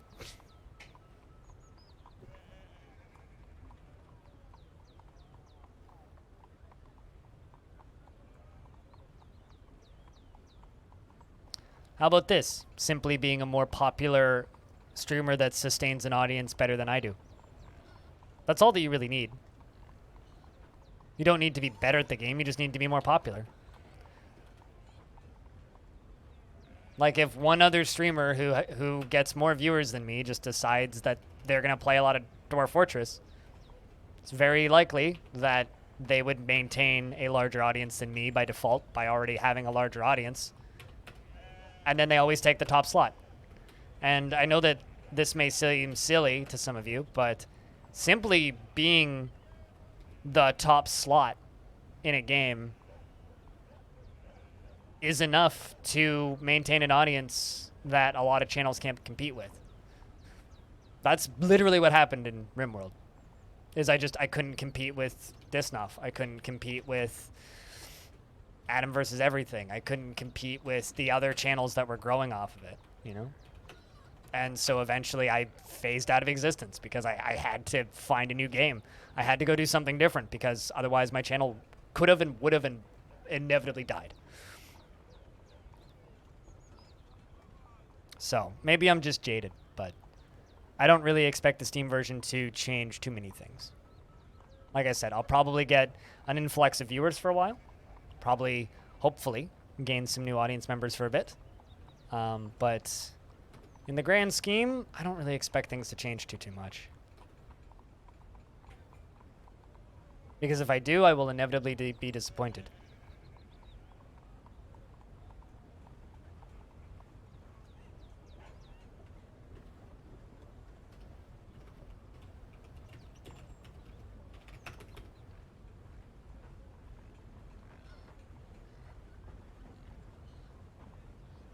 Another game that I streamed hundreds of hours of that I also streamed on release was Risk of Rain 2.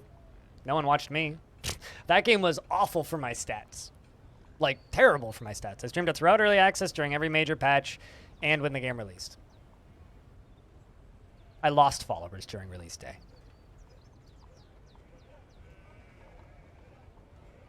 So, you know. Just being there and playing the game doesn't necessarily mean that you'll grow. You could very reasonably just get buried. Not saying that that's guaranteed to happen, but it's a possibility. So, I don't know. Don't count your chickens. Wait until they hatch.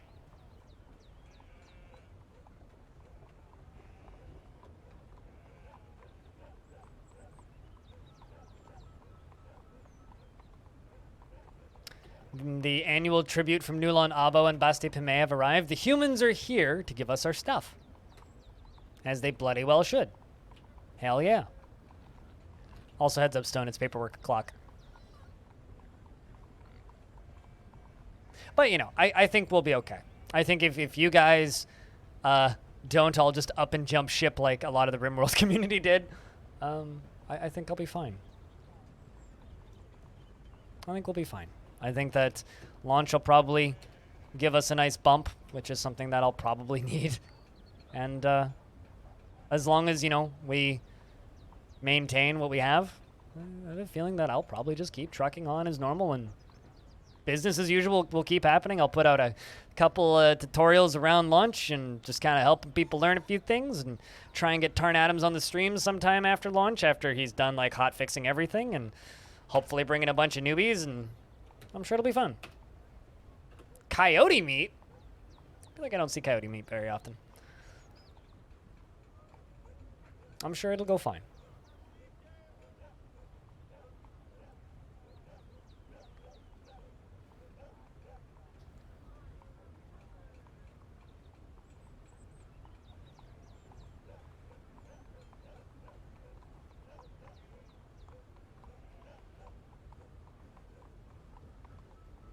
Got? Okay.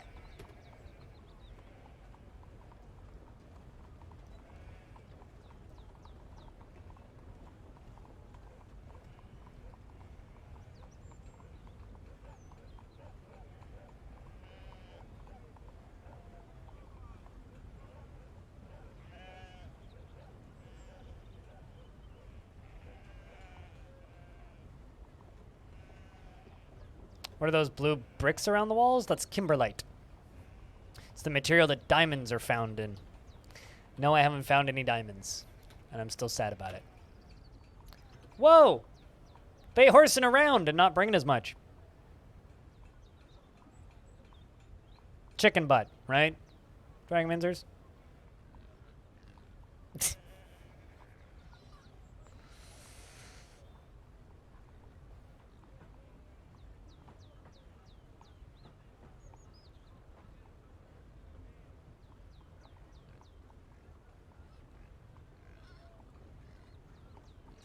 They're sparing you today, Stone. It's because they realize that you've done 2 today.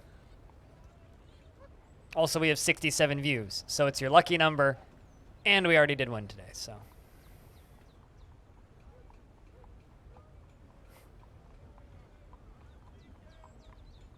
Also, can I just point out that I love that this person said that they were going to go hit the hay and stop playing, and they've signed out for a bit, and they just posted a thing that this, towering mockingbird with lidless eyes. Yep. just fucking showed up. We're a fortress. It eats all of your free time. Agawa is an instrument, yes. I can't remember what an agawa is, but yes, it is an instrument. A lot of the instruments for this world I straight up have memorized at this point.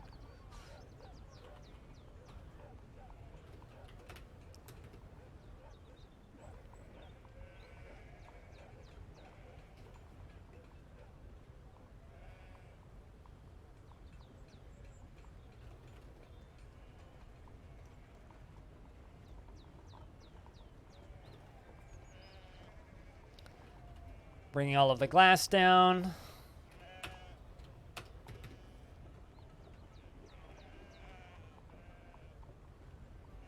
You were totally blown away? Oh no. I hope you're able to stand back up. Wind can be strong, especially where you're from.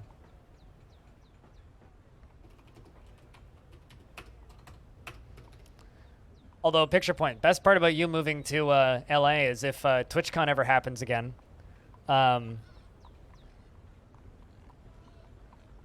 it's easy for you to go. San Diego.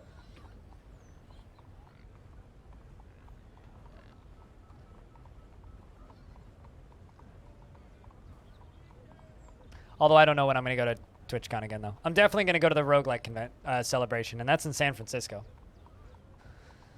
Just because, like, I want to slowly ease back into going to conventions again, instead of just going to a big one. I mean, that's more likely to happen before I go to a TwitchCon again. Also, it's just Garibaldi Mountain. It's only 1 mountain. Although I need to call Kevin. We'll backpack it. We'll do it in 2 days. Because that's a fucking brutal trip to do in 1 day. Fuck doing that trip in 1 day. Because, like, 32 kilometers round trip's a bit much in 1 day. Like, this is a bit much. Also, it's like an hour and a half out of the city.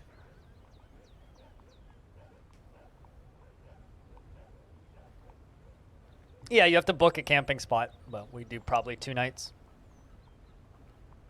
You know, you hike up to the camping spot, you go to the peak and back, spend a day and then hike up to, the second day you hike up to Black Tusk and back, and then you head back down the next day.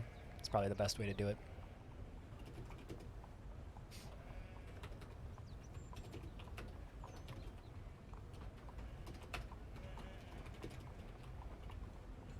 That's the best way to do it.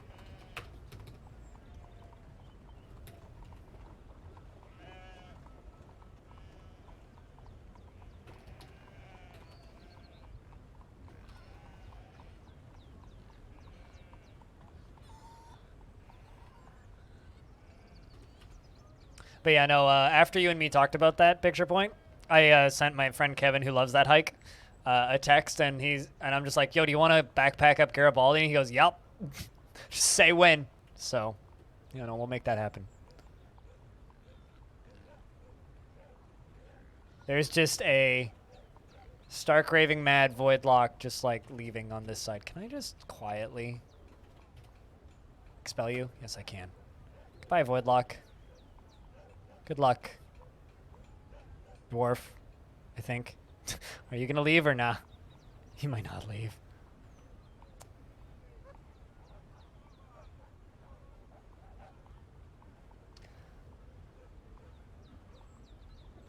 Any Jupiter Hell today? Yeah, soon.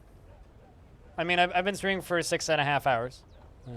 We'll do some Jupiter Hell this evening. I might also do another night shift stream tonight, like I did last night.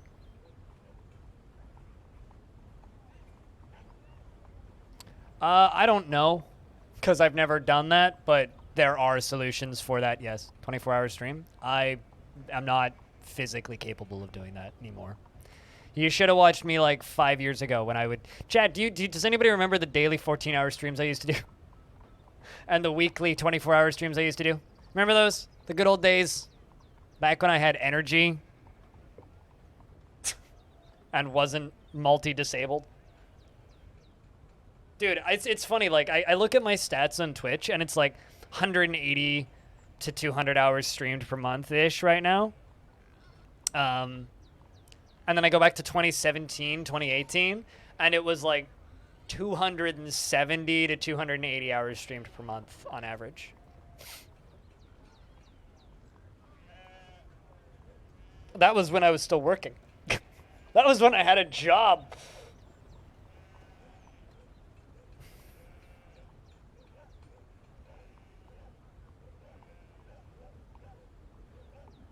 I miss it. I genuinely do.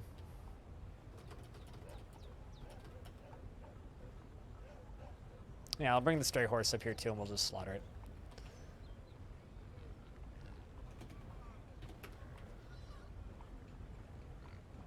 But yeah, no, you can buy little travel kits for them that are designed for like camping and stuff, and like long hikes and things that just have like little cooling packs. They're not ice because you can't freeze it, but they're just little cooling packs that stay cold for a really long time.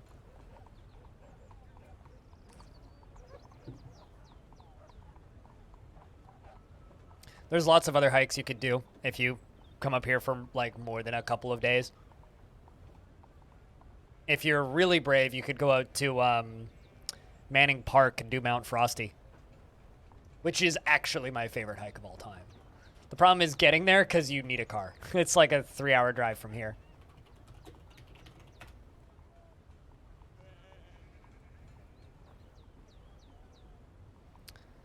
Because, ooh, this is a good shot. Trying to find a good shot of the final walk at the end. This is a good shot. Hold on, just let me grab this photo. Full resolution, please. There we go. This is the peak of Frosty Mountain. So you walk up this. I think like you kind of come up from down there and you go up that, up along that, up along that, and then all the way up to here. This is the highest point I've ever been to. The start of this hike is the elevation of the peak of Garibaldi Mountain. So this hike starts at the same elevation that the peak of Garibaldi Mountain is.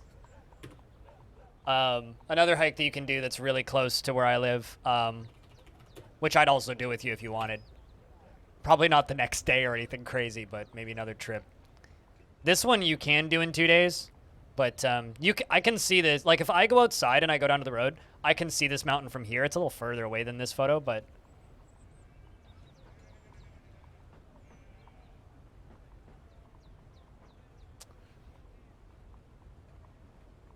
I grew up like a 20-minute drive from the national park that these mountains are in. That's Golden Ears. Admittedly, it's not usually that snowy. This is like fall or winter, but that's Golden Ears. That's like a 30-minute drive from here, where I'm at. Yeah, about a 30-minute drive. With no traffic, 30 minutes from here.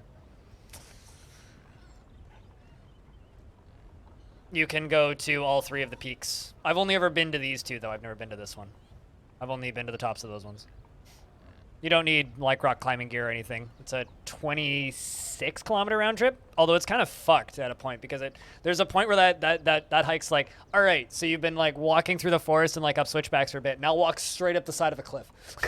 It's like the trail's like that steep in an old creek bed at a point. It gets kind of bonkers kind of fast, but it's a fun hike.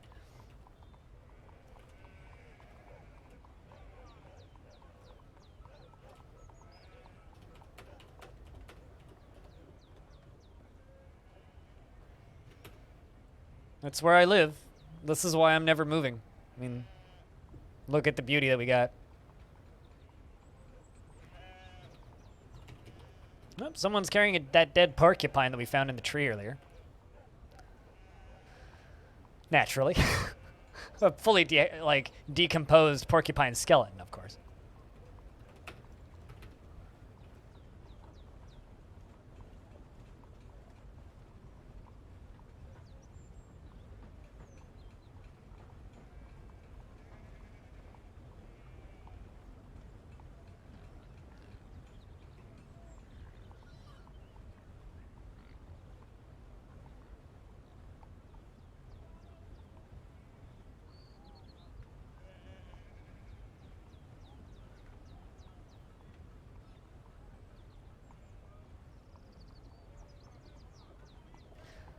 The suburbs sort of trick you into thinking that you're not a giant...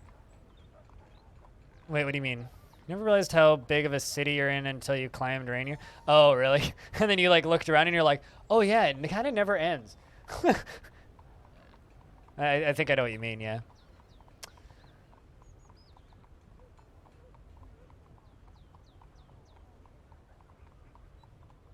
Yeah, no, suburbs are like kind of huge once you get into them. It's like, oh, they just kind of never end. And it sucks when you realize that and you're just like, oh, shit. The ocean is incredible. You'll definitely miss the Pacific and Gulf. I mean, in LA, you'll be close to the ocean. Like, it won't be as blue and it'll be cold as fuck, but there will be ocean. You don't quite have like the borderline, no, it's not borderline, straight up tropical waters that you have in Florida, but like there's still tropical oceans. Like at least compared to up here. Yeah, down in LA, you'll still have ocean. Like if you fear that you'll miss that, like don't worry too much because you'll still get plenty of that.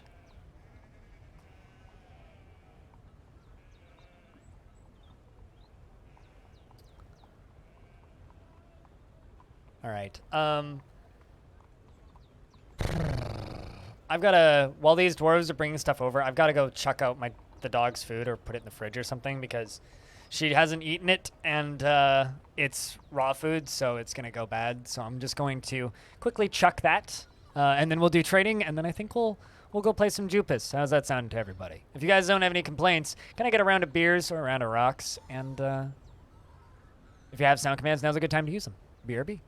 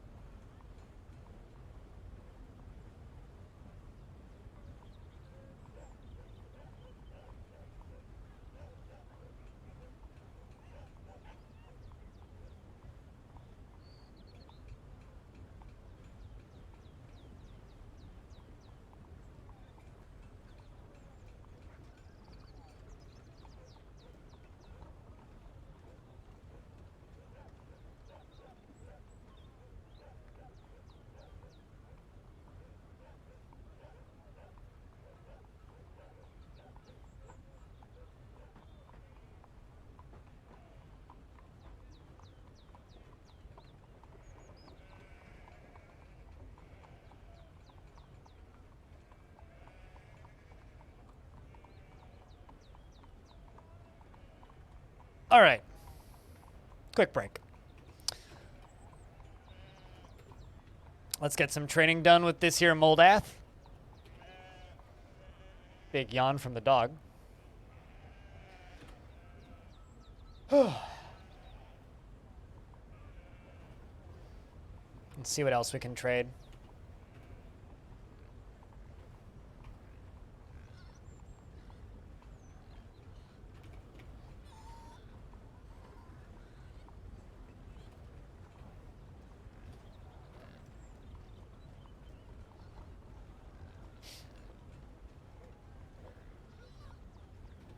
And, you know what, let's also move figurines.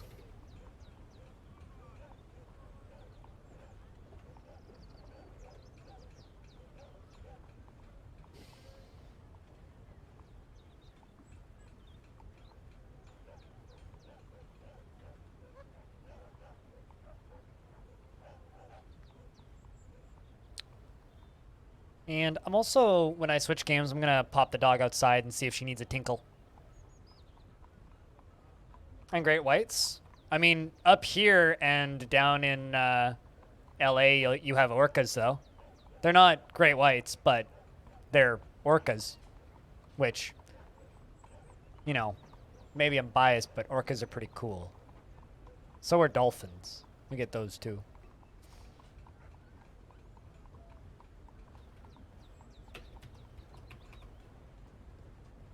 And more people get attacked every year here by dolphins than they do by orcas. So there's that. I would argue that dolphins are probably more dangerous than great whites.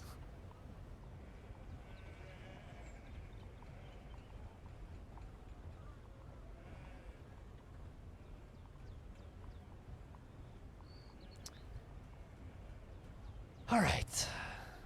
We're trading all of this stuff.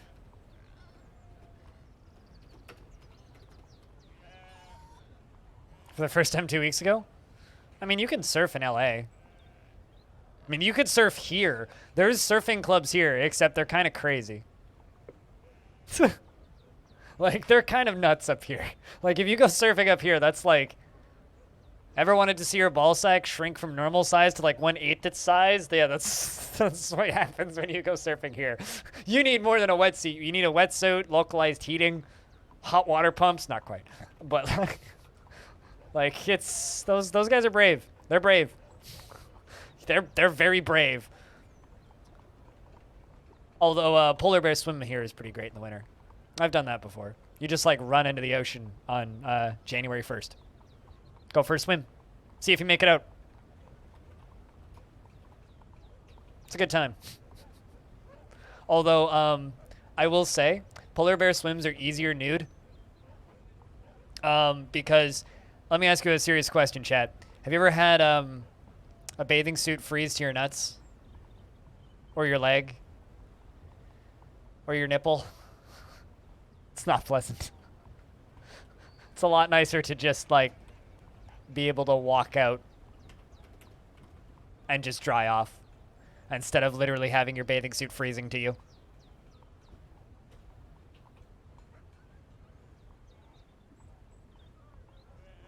Also, sorry to the YouTube watchers for making them end this VOD on that on that fun fact.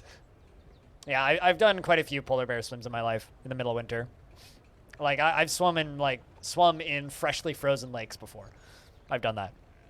I'd probably like die if I did it now because of how unhealthy I am compared to where I was like when I was like in my late teens, but there was a point in my life where I could do that, where I could just go fucking swim in whatever and body didn't care.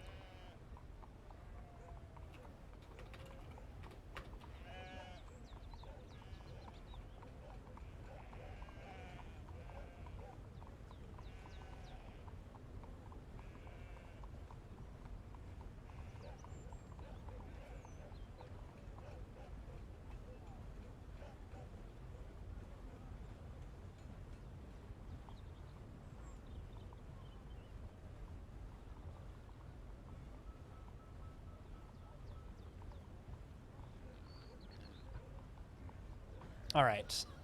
So, I think I could probably finish this up by doing that. Bid ye farewell, Longdeath, for this round. I'm going to take a quick break once again, chat, and I'm going to take the dog outside because she needs to take a tinkle, I think, because she just farted again. So I'm going to take her outside so she can take a dump, and I will be back, and then we will play some Jupus.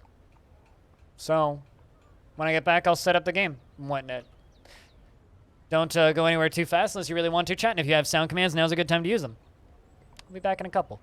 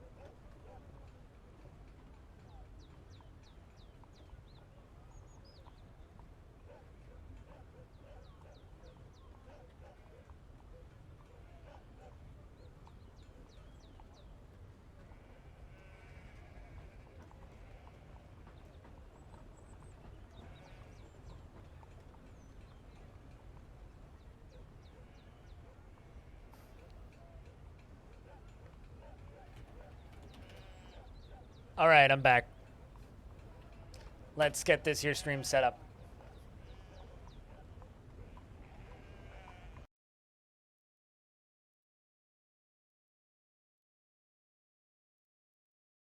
Let's get this here stream set up.